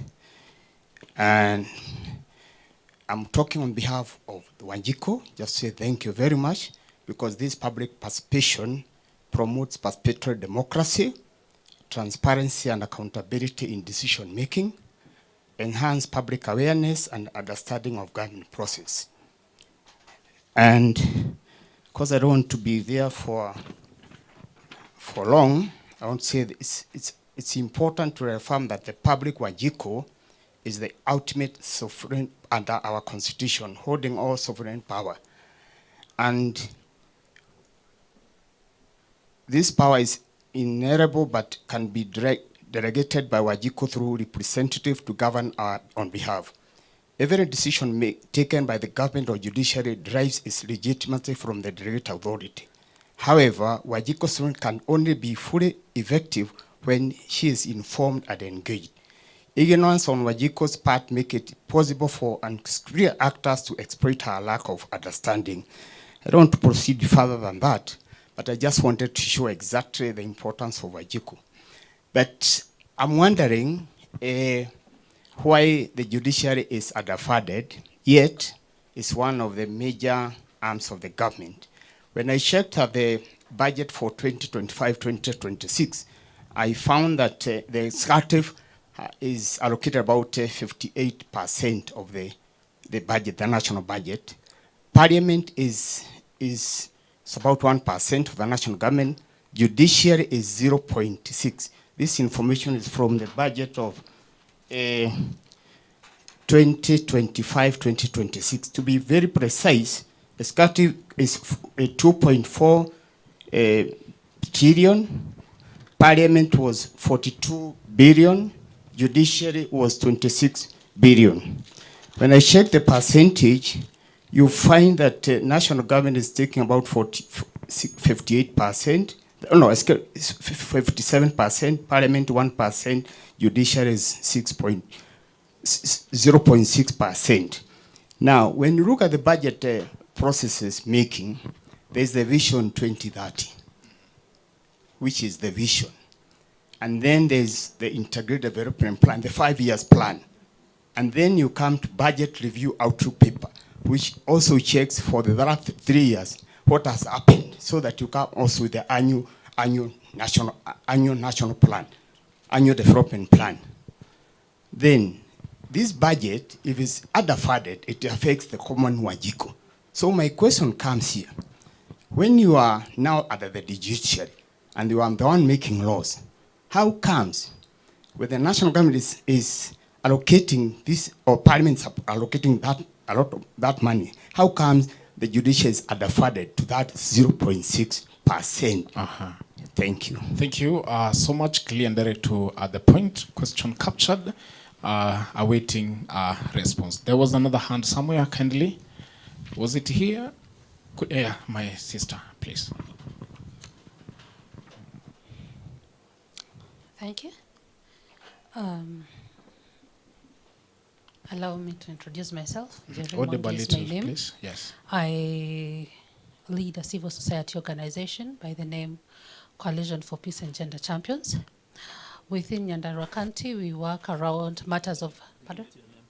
Jerry Mwangi, working for Coalition for Peace and Gender Champions, an organization that is nationally registered. Working in Nyandarua County on matters of gender justice and women rights, also supporting cases of GBV and femicide. So whatever Mzee just spoke about is a case that we documented as an organization, and we've availed ourselves for several mentions and even today. One of the other things that is one of the first things, let me just talk about that, is that you see, as much as you say in the budget cuts, stakeholder engagement is key.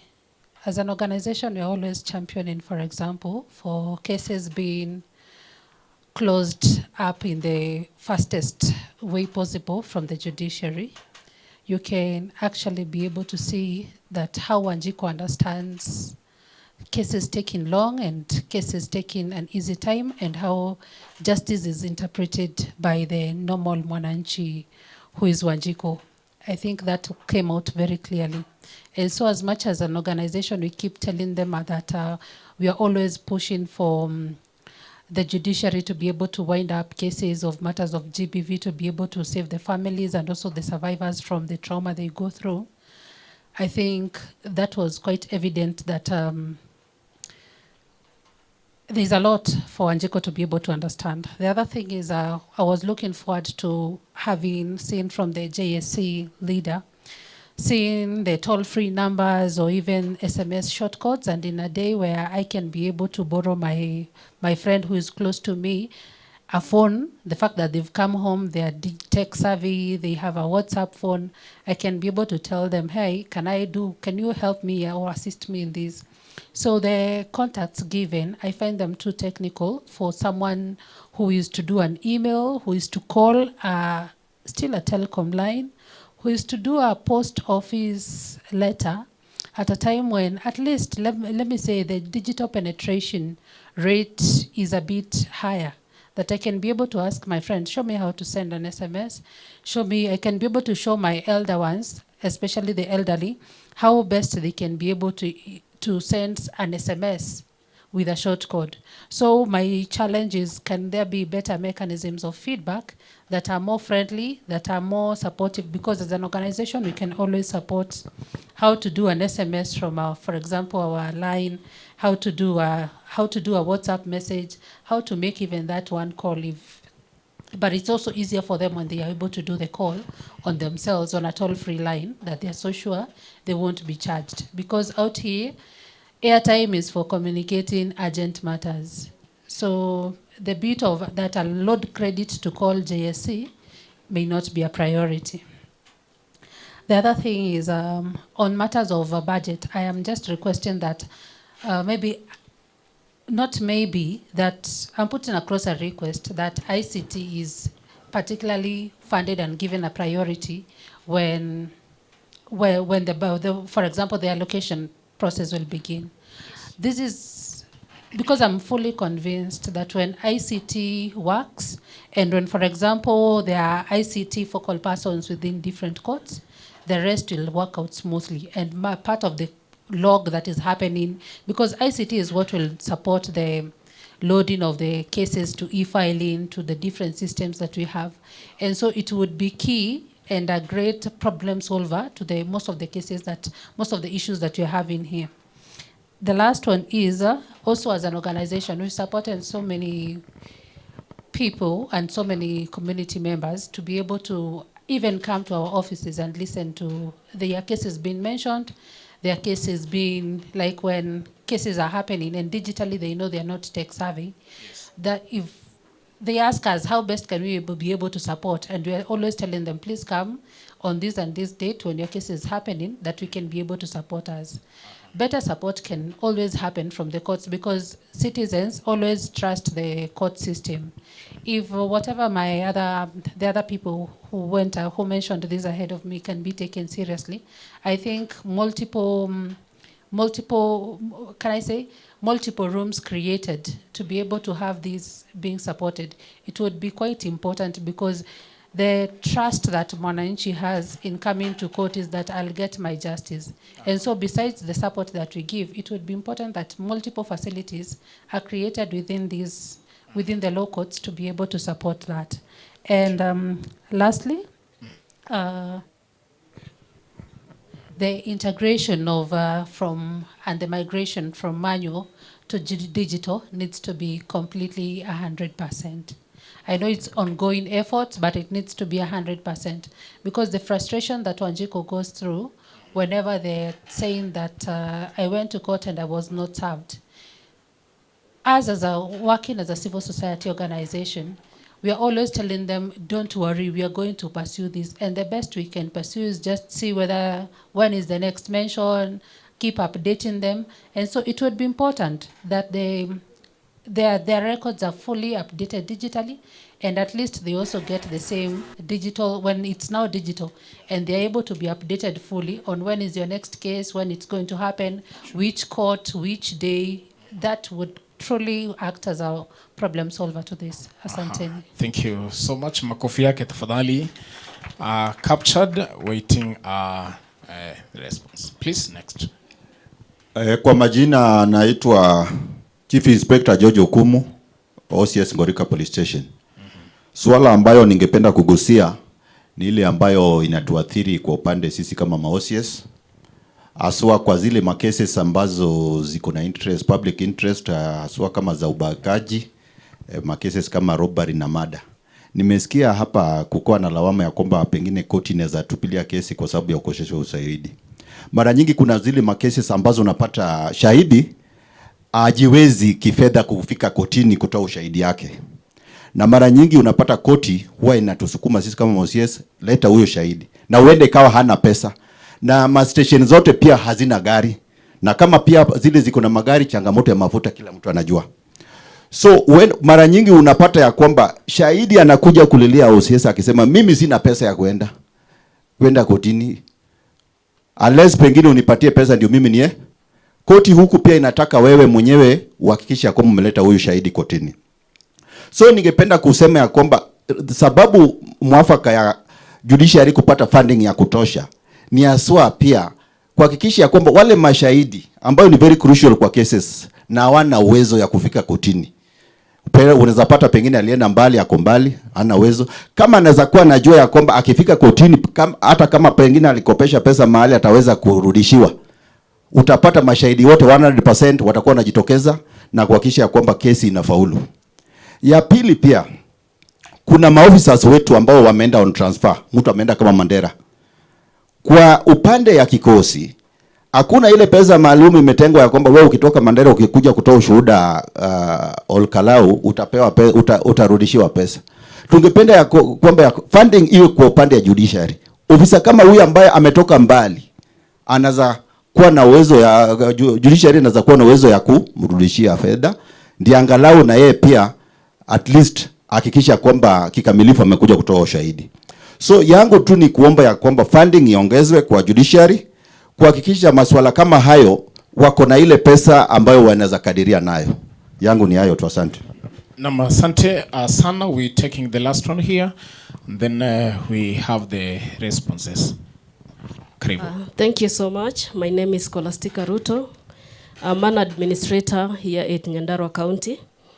I'm standing here to commend the work the OLKALOU locals are doing since it was launched in the year 2023.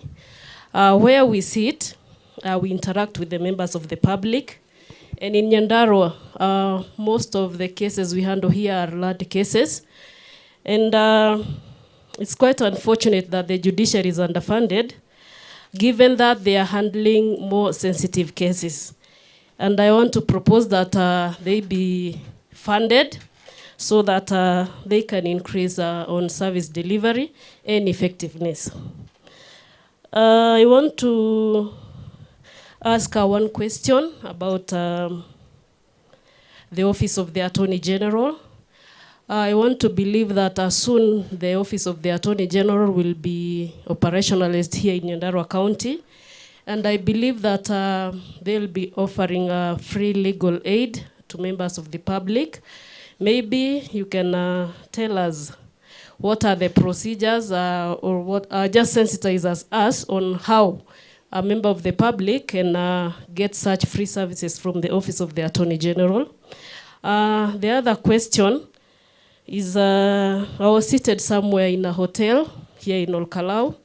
Then I overheard a conversation of some people, and they sounded so mad, and I'm sorry to say so. You will tell us about the power of mercy, who qualifies for the power of mercy.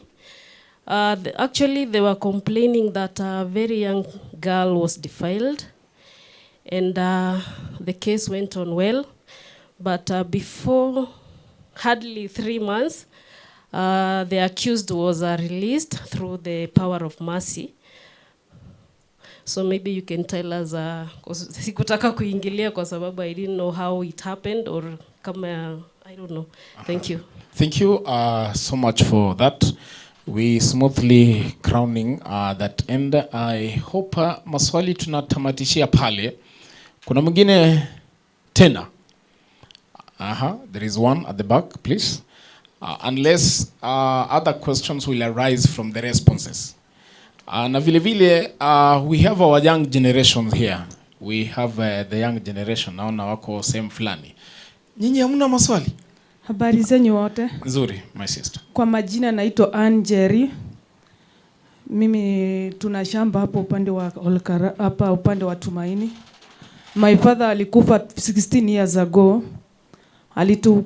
Aliacha kama ametupatia mali, tuseme kama shamba, plots. Akawa wakati babangu alifariki alikuwa wako na mama yangu hapa. Baada tu wakati alikufa hivi, tukawa na mavurutano, watu wakakuja from nowhere. Wakakuja wakasema hii shamba yote tutoke. But kutoka siku hiyo sasa mama alikuwa akona kila kitu ya hiyo shamba. Sasa kutoka siku hiyo baba alikufa, tukaanza kesi kaanzia Nakuru. Jaji akafanya hiyo kesi akarudi akaitupa, sababu mwenye alikuwa tunafanya kesi pamoja hawakuwa na evidence yoyote, hawana document. Ikarudi ikapigwa transfer to Nyahururu. Kufika Nyahururu tena hiyo kesi tukafanya kesi ikarudi tena ikatupwa. Baadaye sasa iko hapa OLKALOU. Sasa ndio tunataka tuone vile koti itatusaidia, kwa sababu hizo mali yote baba alitufanyia haitusaidii, kwa sababu tukitaka kufanya tunambobaka koti ya moe. Sasa tungojea tuone usaidizi tatupata, kwa sababu tumepinyika miaka 16 hatuoni nini kazi yote tunaweza fanyia kwa hiyo mali. Asante sana. Ila sawa, they will be responded to. Our young generation, you simply swallowing in all this without any inquiry. Tungependa hata mmoja jamani aulize swali ama namna gani? Kwa busara. So gather confidence, nitampa mmoja wenu alafu taswalisha. Please, back to my team. Your moment of response begins now. My director, please.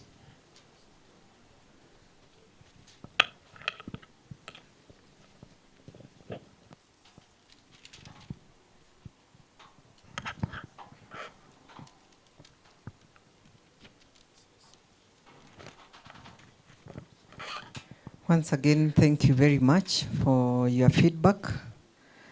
I think Gabriel from Daragwa, asante sana kwa kututetea. Na tunaomba ushike your member of parliament. Umwambie wakiwa pale mbunge atetee judiciary.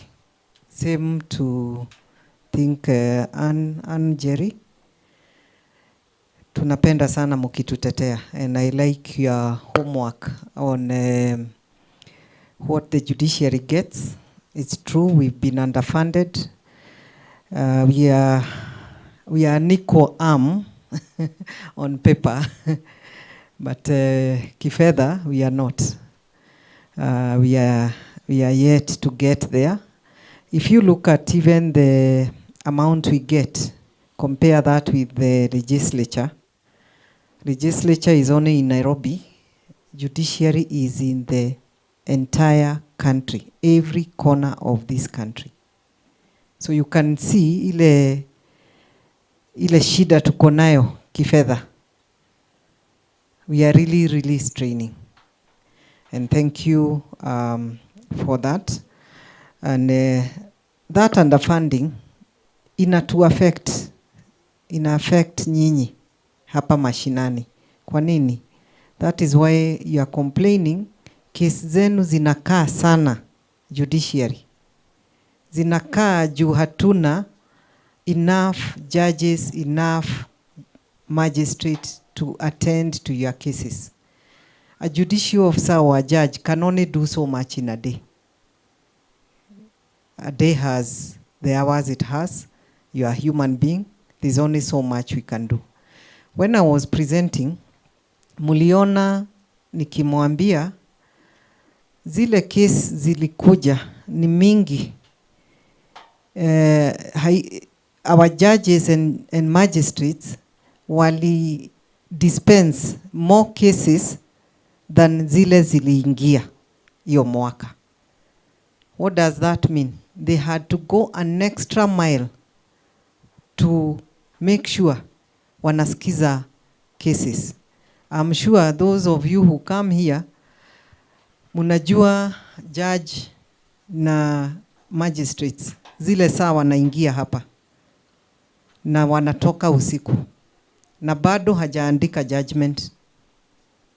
Hiyo siku amemsikiza tu, bado lazima aende asome na andike judgment. So you can imagine what they go through. So ata muki, I know it hurts when your case is in court for long, lakini pia mutusikize juu tungependa sana every case that comes is dispensed out, but we don't have enough human capital.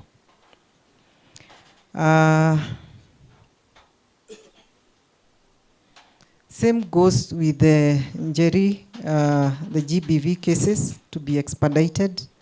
Again, it's the same story. We would even wish to have those specialized courts, but who will listen? We don't have enough people. We hear you. We really wish we can actually even, because these are the multi-door approach systems we have embraced, even to have specialized courts, but we honestly don't have enough personnel to handle those cases. I think on the issue of more friendly feedback, I will leave it to our registrar. Prioritizing ICT. If you looked at the areas I presented on, that we are prioritizing for the next year and even this year, one of which is ICT. We are, but again, funds are never enough. Last year, for instance, our budget, because ICT has a lot of infrastructure, and that goes to the development budget, our budget was cut by half. So you can imagine what that means. All the things we had planned to do, we couldn't do. So we are prioritizing, and we really wish we can get more. The same case goes with the migration from manual to digital. We are trying. You saw the numbers I showed you, that we are still trying to scan and digitize the old cases. We are trying, but that requires personnel and equipment, because that again comes with a cost. So we are trying, and we hope we'll get there. The issue of witness expenses, we do pay witness expenses. So Chief Inspector Gorika, we pay, yes, except police officers, yeah? Yes. Yes. If you are employed by the government, we don't pay. Why? Because you are supposed to be paid from your institution. The same way, if a judiciary person is required for whatever service in another institution, we pay from judiciary. But other witnesses, we pay. Expert witnesses, like if you are calling a doctor to come and give expert witness, we also pay, but not government employees.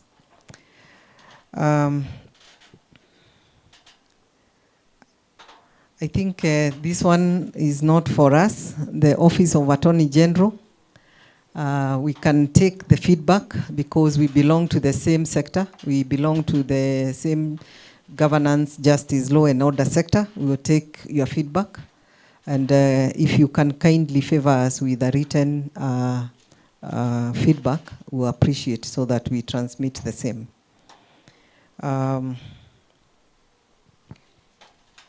Yeah, I think I've handled all.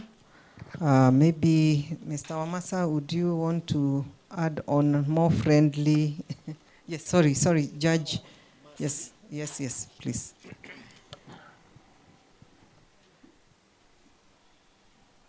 Kuna mtu ameuliza kuhusu power of mercy. Power of mercy is created under Article 133 of the Constitution. In that article, the power of mercy, there is supposed to be a committee which advises the president on who to be accorded the mercy and how it should be accorded. So that is not the purview of the judiciary. Once we decide on the sentence, we become ex officio.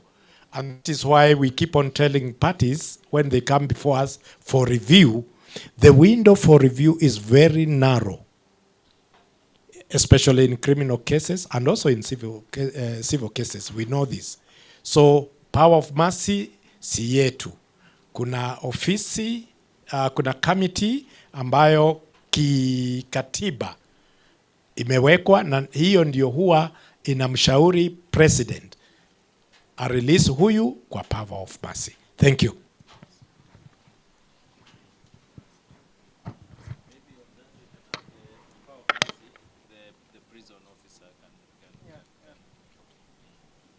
Okay, let me just comment on mine and then I sit. The lady who talked about the 16 years land case, you can bring your facts, we look at it separately, because we may not be privy to all the facts in that case. So you see us after this, or you see me after that, after this meeting. Thank you. Okay, thank you. I am Assistant Superintendent Eric Kihungi from Nyahururu Main Prison. on relating to the power of mercy. We have it's under the office of the president, eh? Yeah. But we have the pardon officers from each county. So if you want any guidance, you can come to maybe our prison, Nyandarua main prison and Nyahururu main prison. We have pardon officers and we'll be guided.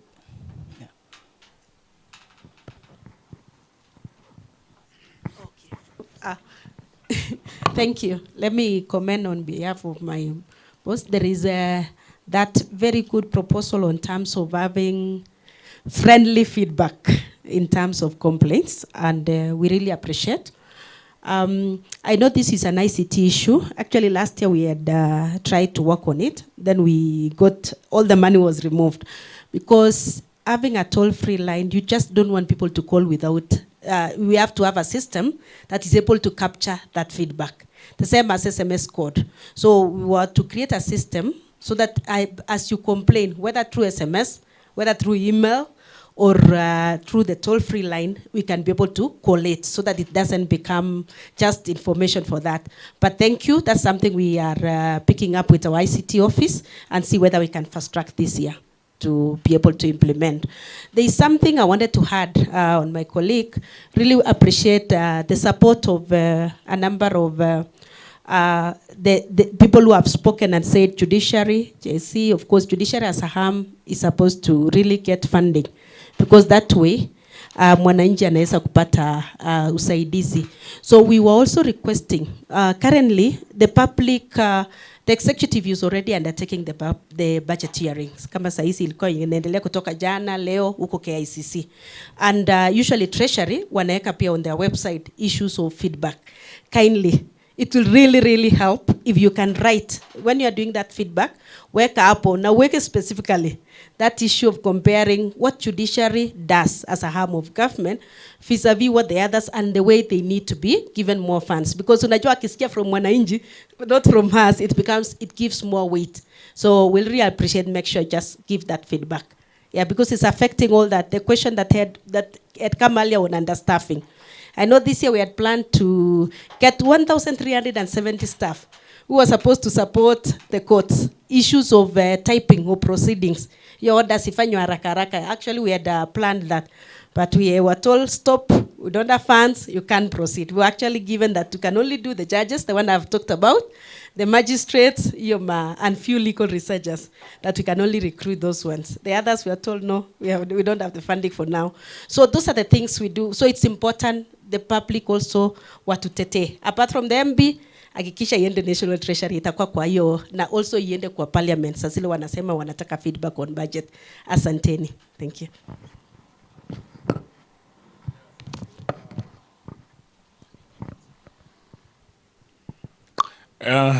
Thank you so much for that segment, successfully accomplished, and we've cleared that. But I had a minute or two. Yeah, good. Watoto wetu tafadhali wako pale. Hebu niwape nafasi hata moja wawili hivi waseme jambo tafadhali. Hata kama sio swali, njoo mtusalimie basi. Just to come and even say hi to us. And wapige makofi as they come. The young men, please come and represent your gender. Na vile mpo sumati kweli kweli mepiga suti nzuri sana. You're looking sharp, my boys. Come. Wapige makofi jamani as they come. This is wonderful. Karibu sana. Ladies first. Vile tumezoea, sindio? All right, you will say your name and maybe the school where you attend, and then if you have something to add on, we will really appreciate. Looking so sharp. Karibu sana. God is good. All the time. And all the time. Lord is good.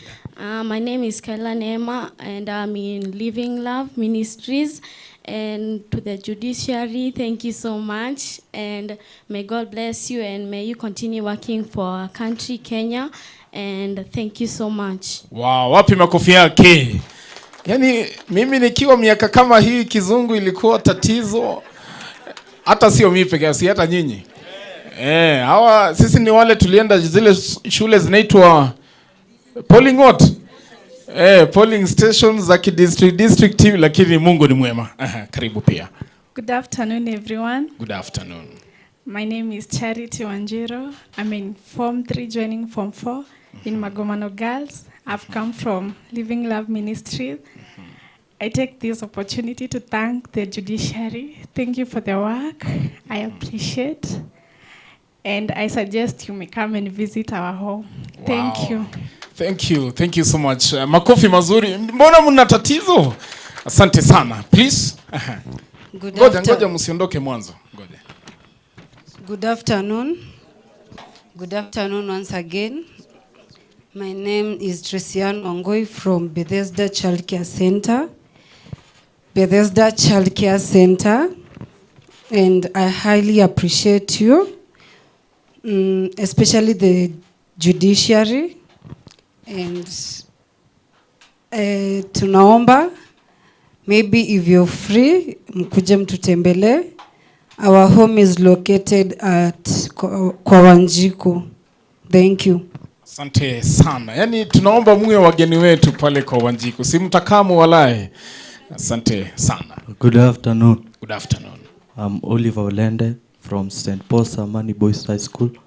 My home is Bethesda Child Care Center. So I would like to appreciate you for inviting us. We have studied a lot, like people like me who want to do law. So I'll see the way to go. Makofi jamani. All political leaders and the people who have who are in this meeting, good afternoon. Good afternoon. My name is Bravo Junior from Bethesda Child Care Center. For sure, I'm in grade 9. I'm joining senior school next year. So, we want you to support us, then the Bethesda, because there is financial instability, and we were 3. So, we need your support. Thank you. Asante sana. Thank you so much. Makofi yake vile vile. Yes. Good afternoon. Good afternoon. Good afternoon again. Good afternoon. My name is John Joroge. I study in Daragwa Boys High School, and I'm from Bethesda. These are my brother and sister. Yeah. So we are appreciating for welcoming us here. And pia nikienda huko nitume salamu, sio? Yeah, mpeleke salamu zetu. Asante sana. Good afternoon. Good afternoon. Good afternoon again. Good afternoon. My name's are Philip Njoroge from Kipipiri School. From 2 joining from 3 next year. From Bethesda, you're much welcome. Aha. Asante, wapi makofi yao? Sasa Bethesda is a children's home. Kuna kiongozi wenu au umekuja peke yenu? Yuko hapa? Hebu yuko wapi jamani tumtambue. Thank you so much. Makofi yake alafu aje aseme jambo. Tayari watoto wako washatukaribisha kule kwako. Usitukatae jamani, itakuwa mpe atusalimu tafadhali. Good afternoon. Good afternoon. My name is John Kamamwangi from Bethesda, Director Bethesda Child Care Center in Merangini. Na tunafurahi sana kwa kutuita, kutualika ili tuweze kujumuika pamoja nanyi katika forum kama hii. Tunafurahi kwa sababu hata this month Judiciary mko na ya children.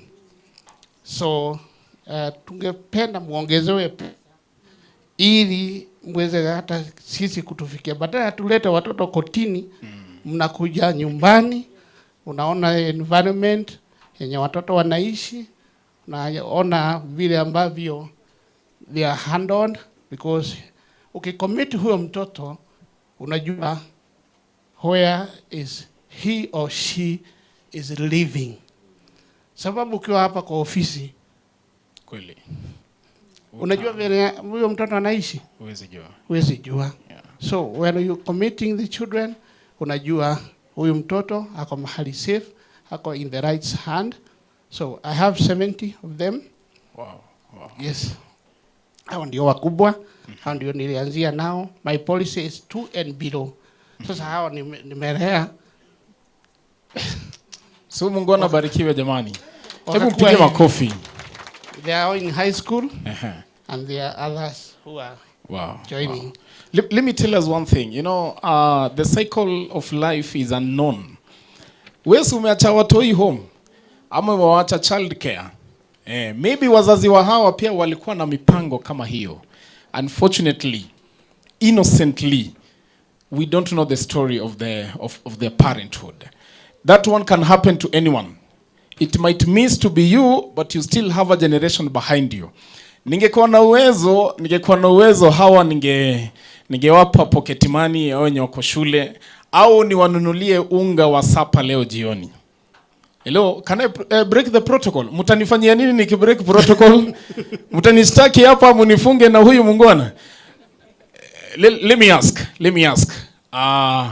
Generously. Tunaweza wapa sapa ya ngapi hawa leo? I've had 10,000. Someone else? I'm giving 500. Okay, can I have 10 people with 500 each? Haraka nione mikono tu tafadhali. Thank you so much. 1 2 3 4 5 6 7. Nipe. Kuna M-Pesa number? Yes. I'm a pay bill, whichever that is available. Yeah, whichever. 0721 20 10 92. John Kamamwangi. 0721. Ngoja usiwe na haraka. Si muda ni wangu sasa. Si hii ni programu yangu. Niandikie namba ya simu hapa tafadhali. 0721 20 10 92. Asante sana. Asante zaidi. Wale wa cash, thank you so much dad. 1,000 is in. God bless you. Do you need a balance? Ipo sawa. Asante sana. Road to 10,000 shillings, 8 more. Wale wa cash tufike 10, wale wa M-Pesa Mungu anazidi kutubariki. Thank you so much. Anything is accepted. Thank you so much. God bless you. Someone else kindly. We are doing this for our children here who do not know how tomorrow they're gonna thank you so much. Wale amjishiki nyinyi ni aina gani? Nipe hela za watoto tafadhali. Nipe hela. Haya, namba ya simu sasa. Namba ya simu, naomba leo ukue accountant wangu. John Kamamwangi. Asante sana, thank you so much. Ile namba ya simu iko hapa? Yeah. Nipe ile simu uifungue, twende kwa messages. Nisipopata jina lako hapa, lunch yangu uli. Baraka za Mwenyezi Mungu huja kwa njia nyingi. Message hapo, safi. Nikikutaja unainua mkono, sitataja amount. Jina tu. Guza mahali hapa. Thank you. Mzee hapa anamwaga machozi. It tells what he is really going through on a daily basis. Thank you so much. They're really flowing. Zina flow kweli. Nafikiri tumeanzia hapa kwa sangapi sasa. Sasa hivi ni sangapi? Saa 7 na correct. 0721. Ladies and gentlemen, 201092. M-Pesa name is? 0721. M-Pesa name. John Kamau. John Mwangi. Asante. Zina flow kweli. Thank you so much Eric, thank you so much Moses, thank you so much Abdullah Ramadan, thank you so much Mary, thank you so much Maxwell, thank you so much Judiciary, thank you so much Ariel, thank you Martin, thank you Gashuru, thank you Caroline, thank you Peter, thank you Scholastica, Magdalene, thank you nimeona Magdalene nikakumbuka. I have the oldest auntie, she's called Magdalene. She's around 100 and something. And she's bedridden. So when God blessed me with my first car, I named it Magdalene.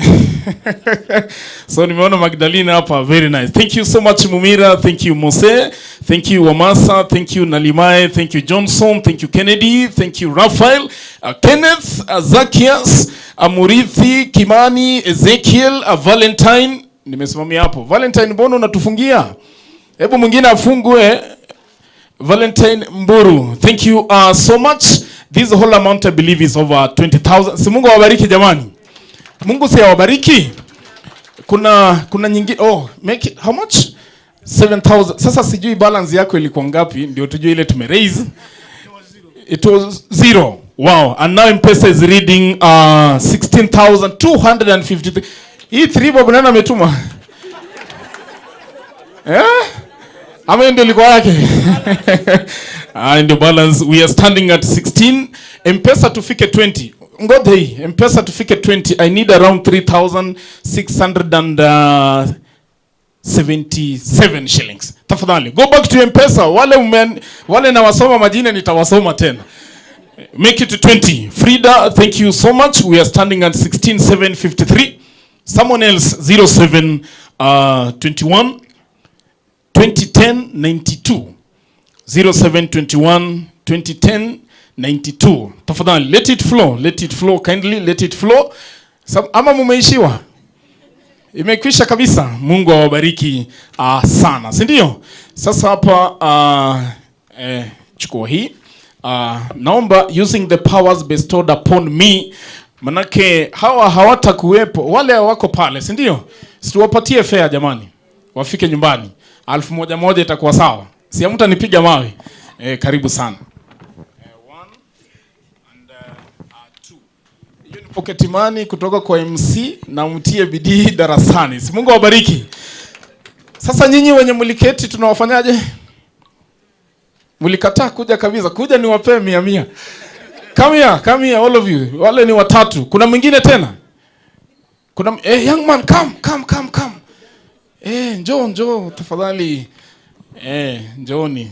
Nyinyi 1 2 3 4. Nenda mgawane 500.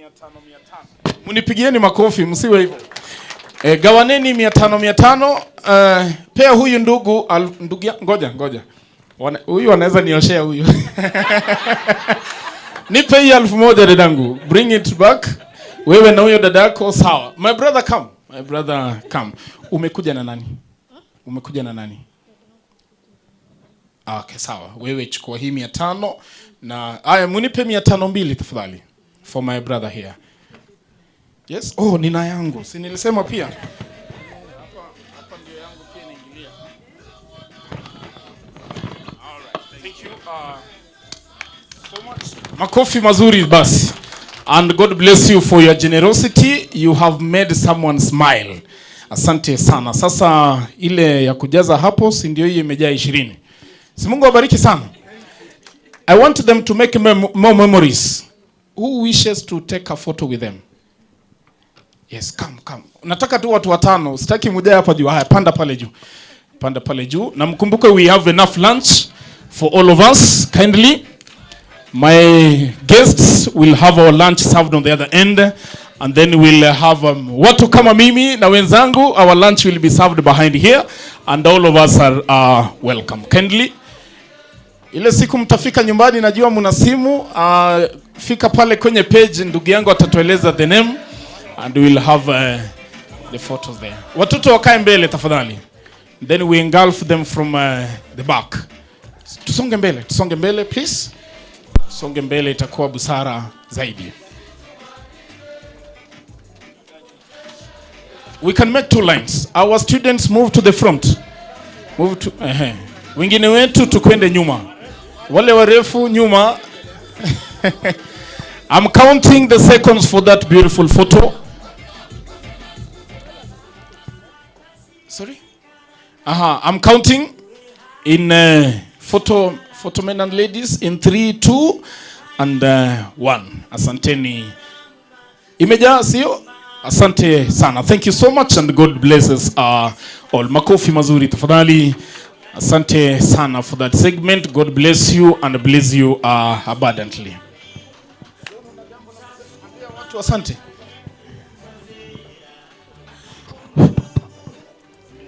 Ndugu ni kufana, sitasimama maovu yakiendelea. Yeah, sure. Mr. John, kindly, your minute of appreciation starts now.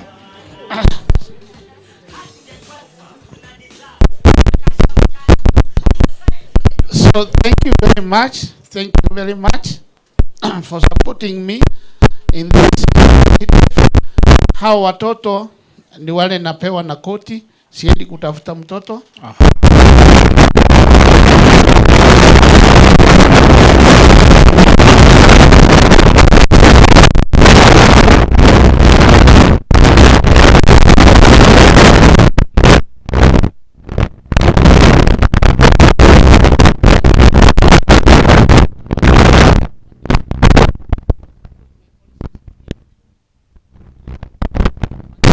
wakileta uwe pamoja. Ndio naona nimewafikia.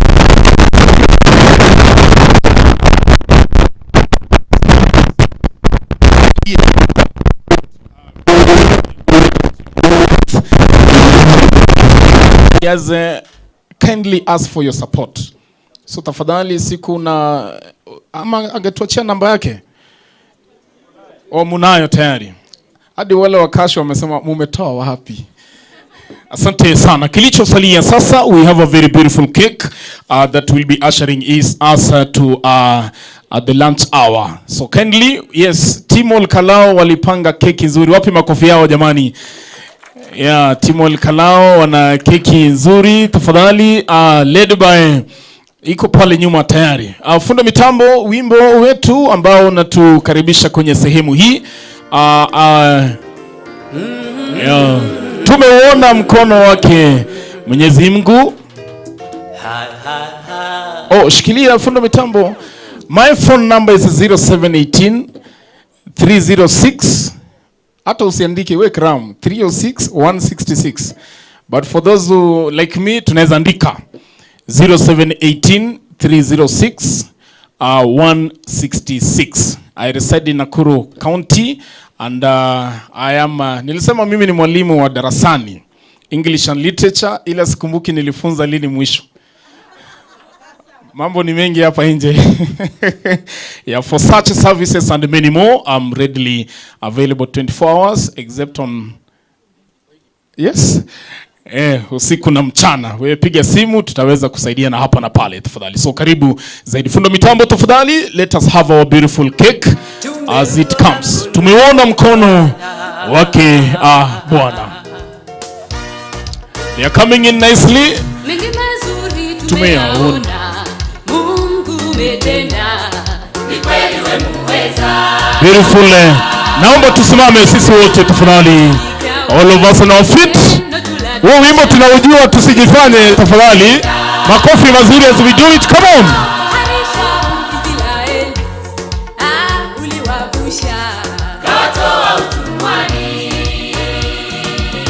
Watumishi wako umewapa yote waombayo, ikiwa umependezwa.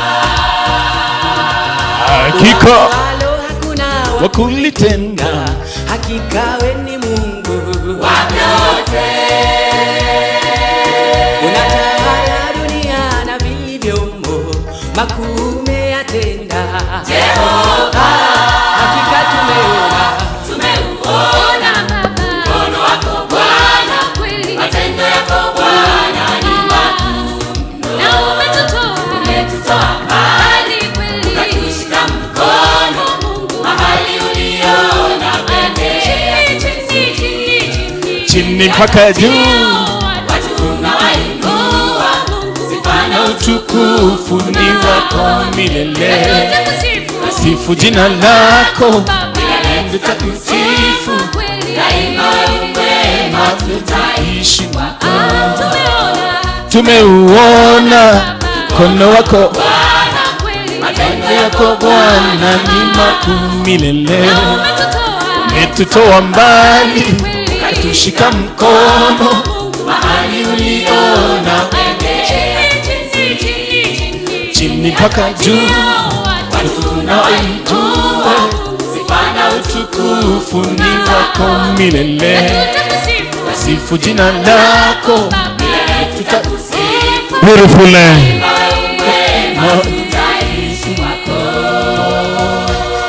Eti tumeona mkono wako Bwana for this far. How beautiful this one is. Karibu tena OLKALOU, tena na tena. Ona yale ameyatenda.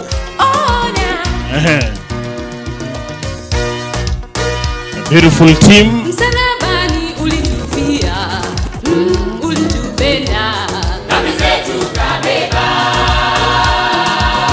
Baraka zako tuliziomba, kweli tumeona, hakika unabariki.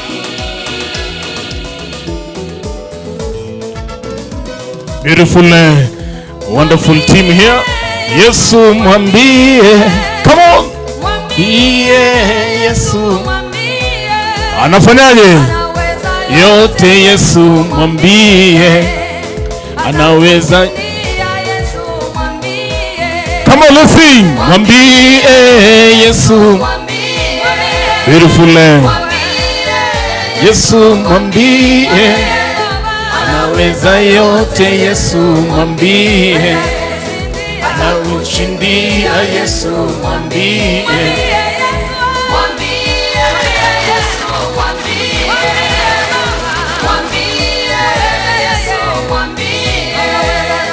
Anaweza yote Yesu.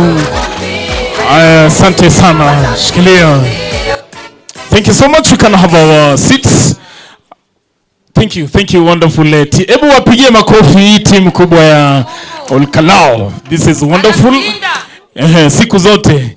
Our beautiful cake is written beautiful writings here. The Judiciary and JSC Budgets Public Participation Forum at OLKALOU Law Courts, 20th of 11th, November 2025.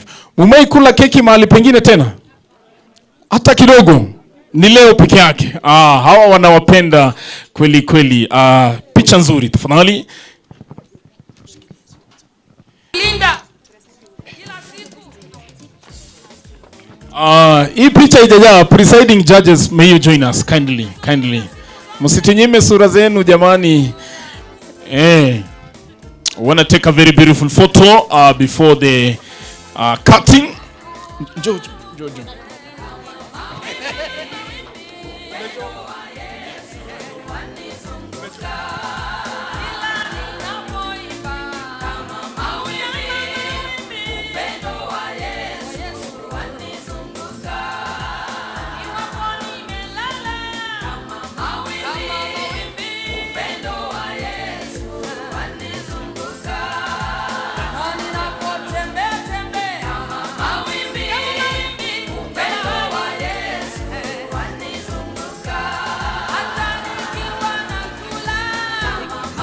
Sawa.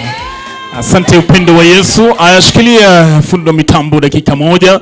Allow me first ask my young generation to come up front.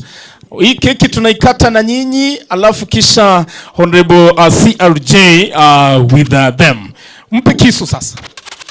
Kule kwetu mamangu alitufunza kuombea chakula kabla ya chochote. Sijui hapa mahakamani kama tunafanya hivyo. Our children will guide us on that. Tupo tayari. As we do this, I'll remind us that we have our lunch for all of us. Our guests will have it served pale ndani. Our ushers will guide us, and then the rest of us, kuna tent hapa nyuma, kila kitu kipo tayari kabisa. Now, DJ, you can give us a piece of music as we do this. Kata kabisa. Picha nzuri tafadhali. Kata.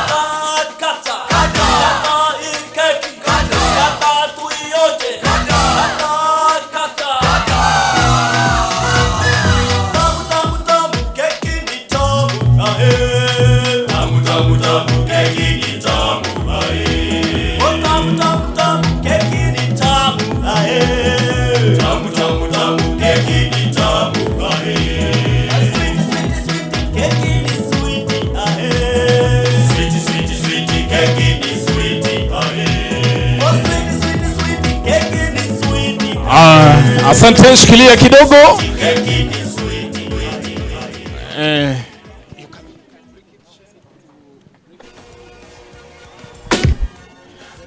Then we first feed our children. Na kwa kwa watoto wangu wale vijana mumeendaje? 1000 imewachanganya mawazo. Njoo hapa, njoo.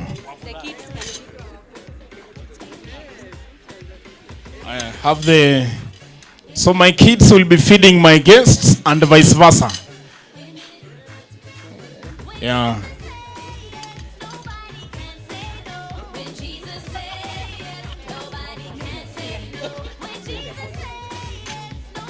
The kids will feed you first.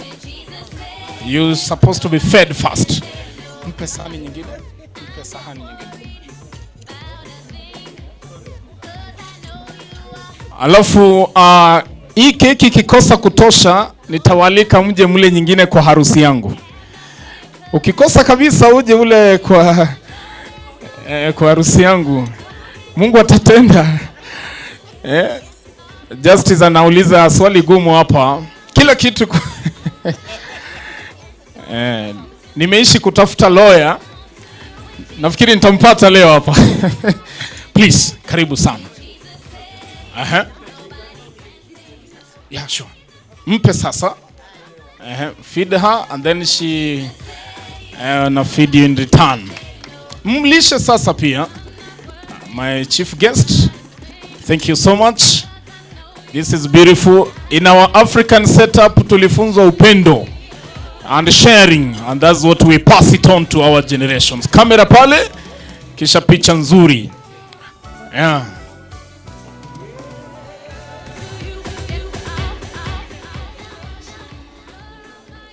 Thank you so much, Beatrice. Hakikisha mtoto ana confidence jamani, ana wasiwasi kidogo.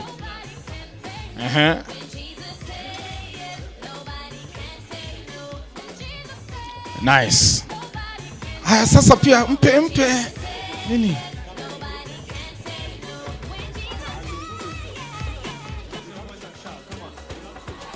Sure. Yeah. Sawa. Correct. Right, thank you so much. Our judge has received his. Asante sana.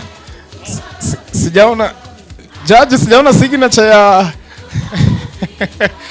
Thank you so much. What were regular, praise God. Hello, it's coming home. Hapa ni VVIP.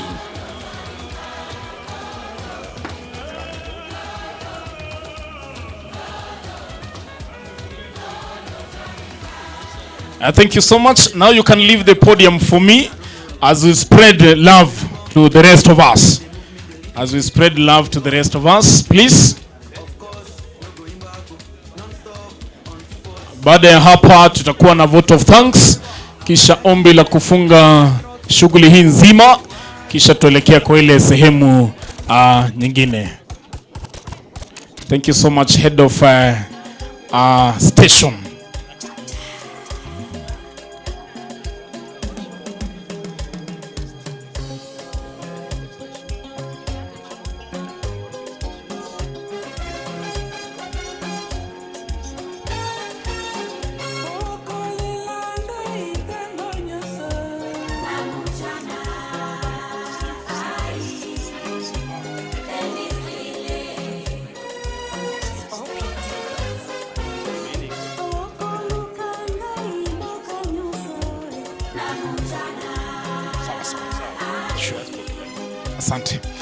Thank you so much. As we having a bite of love going round, kindly remember we having our lunch shortly after this, and it shall be served in this manner. Our head of state tutengia pale station. Samahani, ipo siku, si ndio? Ipo siku, ipo. Yeah, head of station, please. We shall head to that room with our delegation from Nairobi. Watakwenda na wewe pale, na pia the CUC. Yeah, judicial officers vile vile. Our lunch will be served from that beautiful location. Sisi wengine kama mimi hapa nyuma kuna sehemu yetu. Oh yeah, and the CUC members and the entire LSK pia pale ndani chakula chetu kitakuwa pale. And as you go there, please remember ni chetu tunatumia kumaliza. Tusiwache chochote. But even as we do that, hakikisha you serve the amount that you finish comfortably. Tusibakishe kwenye sahani. Kindly hakikisha keki imekufikia pale ulipo. Tafadhali tusiwache bite yoyote sehemu hii. Fundo mitambo, give us something sweet.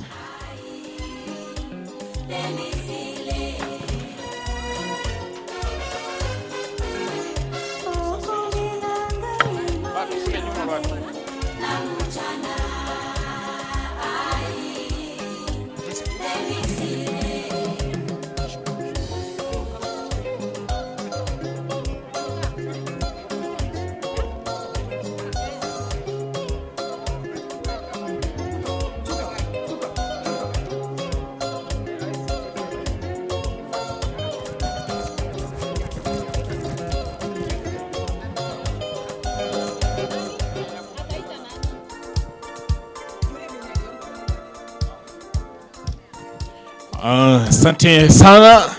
Tumesema wale watakosa wangoje siku yangu. Wale watakosa wangoje siku yangu. Itakuwa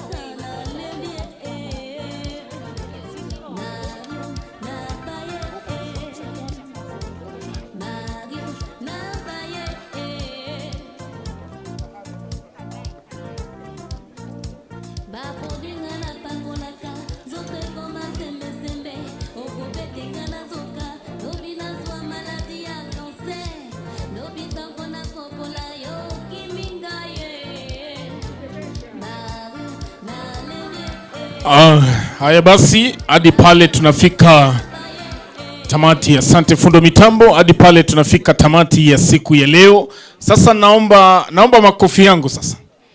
May you clap for me, ladies and gentlemen. Asante. God willing, we shall meet elsewhere. May God keep you safe, provide for you, and give you long life and good health. That's my prayer from my end to you. Allow me call Brother Haggai to kindly say something, and then my pastor Sam will also come to pray for us as we wind it up. My brother Haggai, okay, come. Honorable will come and take his place. Karibu sana. All protocol observed. Ladies and gentlemen, good afternoon. My name is Lynn Atamba Mwera. I sit in court number 2. I'm also the Deputy Registrar, High Court TLC and Mediation. So I wish to take this opportunity to thank you, most importantly, our visitors from Nairobi, Honorable Makungu for gracing the occasion, the directors, finance, as well as DBS, allow me to say that before I get used to the change of name, JSC, Registrar, as well as Director JSC as well. Allow me to thank all the judicial officers from different stations who were attended, CUC members, the officers, LSK, probation, children, all the CUC members, and the members of the public. Asanteni sana for coming. We are so happy that the event has been a success. We are glad that you've been able to give your views. We hope the team will take note, and we are hoping to see next year that things will change. Karibuni sana once again. This is OLKALOU. We always open, our doors are open to serve the people. Anytime you have questions, queries, please feel free to walk in, and you'll be assisted. Just allow me to further mention anyone else who I have not been able to mention in the vote of thanks. Please receive our gratitude from OLKALOU Law Courts as well as Nyandarua High Court. Many people confused, they don't know that the difference between OLKALOU Law Courts and Nyandarua High Court, it's actually one, and we are in the same house. So this is OLKALOU Law Courts, but there is a high court called Nyandarua High Court. We have always grappled to understand why it was not OLKALOU High Court. The justification is that when you indicate OLKALOU High Court, OLKALOU is just a town, whereas Nyandarua is so huge, it's very vast. So if you indicate OLKALOU High Court, it will mean that it's only serving the people of OLKALOU, whereas it serves the entire county. That's why it's called Nyandarua High Court. It serves up to engineer. We supervise engineer way past when you go all the way, almost Limuru. So it's very vast. So OLKALOU High Court, Nyandarua High Court is in OLKALOU, for emphasis. Many people do not know. We have a high court, we have a land court, we have a mediation registry, we have a law court that has 2 magistrates, my boss, head of station, Honorable Nthuku, and myself. Karibuni sana OLKALOU, and God bless you.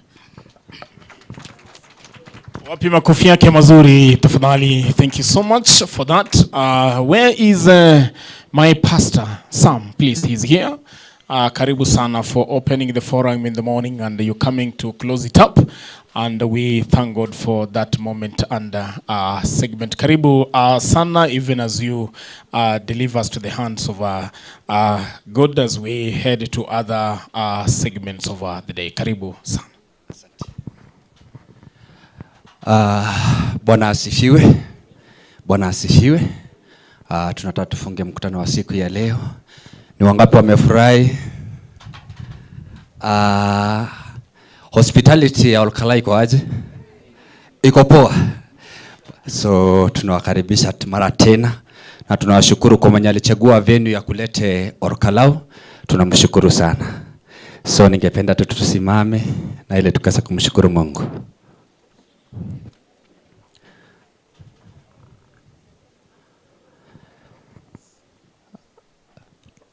Tuinamishe nyuso zetu tukaweza kuomba. Baba, kwa jina la Yesu tunakushukuru mchana wa leo. Asante Bwana wa majeshi, maana umekuwa pamoja nasi kuanzia asubuhi. Mwana wa Mungu, tumeona mkono wako kwa pamoja nasi mfalme. Bwana wa majeshi, tunakushukuru kwa vile Bwana umezidi kuwa pamoja nasi. Bwana wa majeshi, tumenena mambo mengi. Mwana wa majeshi uliye hai, tunakushukuru Mwana wa majeshi, maana umekuwa pamoja nasi, umetusaidia. Bwana wa mabwana, tunakushukuru. Asante kwa jambo lolote ambalo limetendeka mahali hapa Bwana. Bwana wa majeshi, Biblia inasema ya kwamba mipangilio ni ya mwanadamu, lakini jawabu linatoka kwako mfalme. Tuombe Bwana wa majeshi, haya ambayo tumezungumza siku ya leo, naomba Bwana wa majeshi ukayafuatilie na Bwana ukatuletee jawabu, na ili jina lako likazidi kusifiwa, na ili Bwana wa majeshi tukaweza kusafu Wanjiko katika njia ambayo ni ya haki, na ili Bwana tukaweza kukutukuza na kukuinua, maana wewe ni Mungu. Ninasema ni asante. Biblia inasema ya kwamba wale wanaotendea hao wadogo wanakutendea wewe. Tunaomba Bwana wa majeshi ukatufungue mawazo, katupe hekima, katupa kila hekima ya juu mfalme wa neema, na ili tukaweza kutekeleza wajibu, na ili tukaweza kuserve watu wako kulingana na mapenzi yako. Tunasema ni asante. Wale wanarudi Nairobi mfalme, na Bwana wa majeshi ukaweza kuandamana pamoja nao popote wanapopita mfalme. Nimetangaza damu ya Yesu Kristo ukawalinde wandapo mfalme. Hata wale wanaendao karibu mbali mfalme wa neema, waongoze mfalme wa neema. Tumenena damu ya Yesu Kristo kwa barabara zote, na ili jina lako likazidi kusifiwa. Bwana wa majeshi, tunakupa sifa, tunakuinua. Hata Bwana wa majeshi, sisi tunapobaki mfalme, tutazidi kusifu jina lako na kusema Bwana wewe ndio ulifanikisha haya, sio sisi mfalme. Tunasema ni asante. Bariki kila mmoja, Mwana wa majeshi uliye hai. Tunasema ni asante kwa Kristo Yesu aliye Bwana na mkombozi. Bwana nimekuomba na natakuamini. Amen.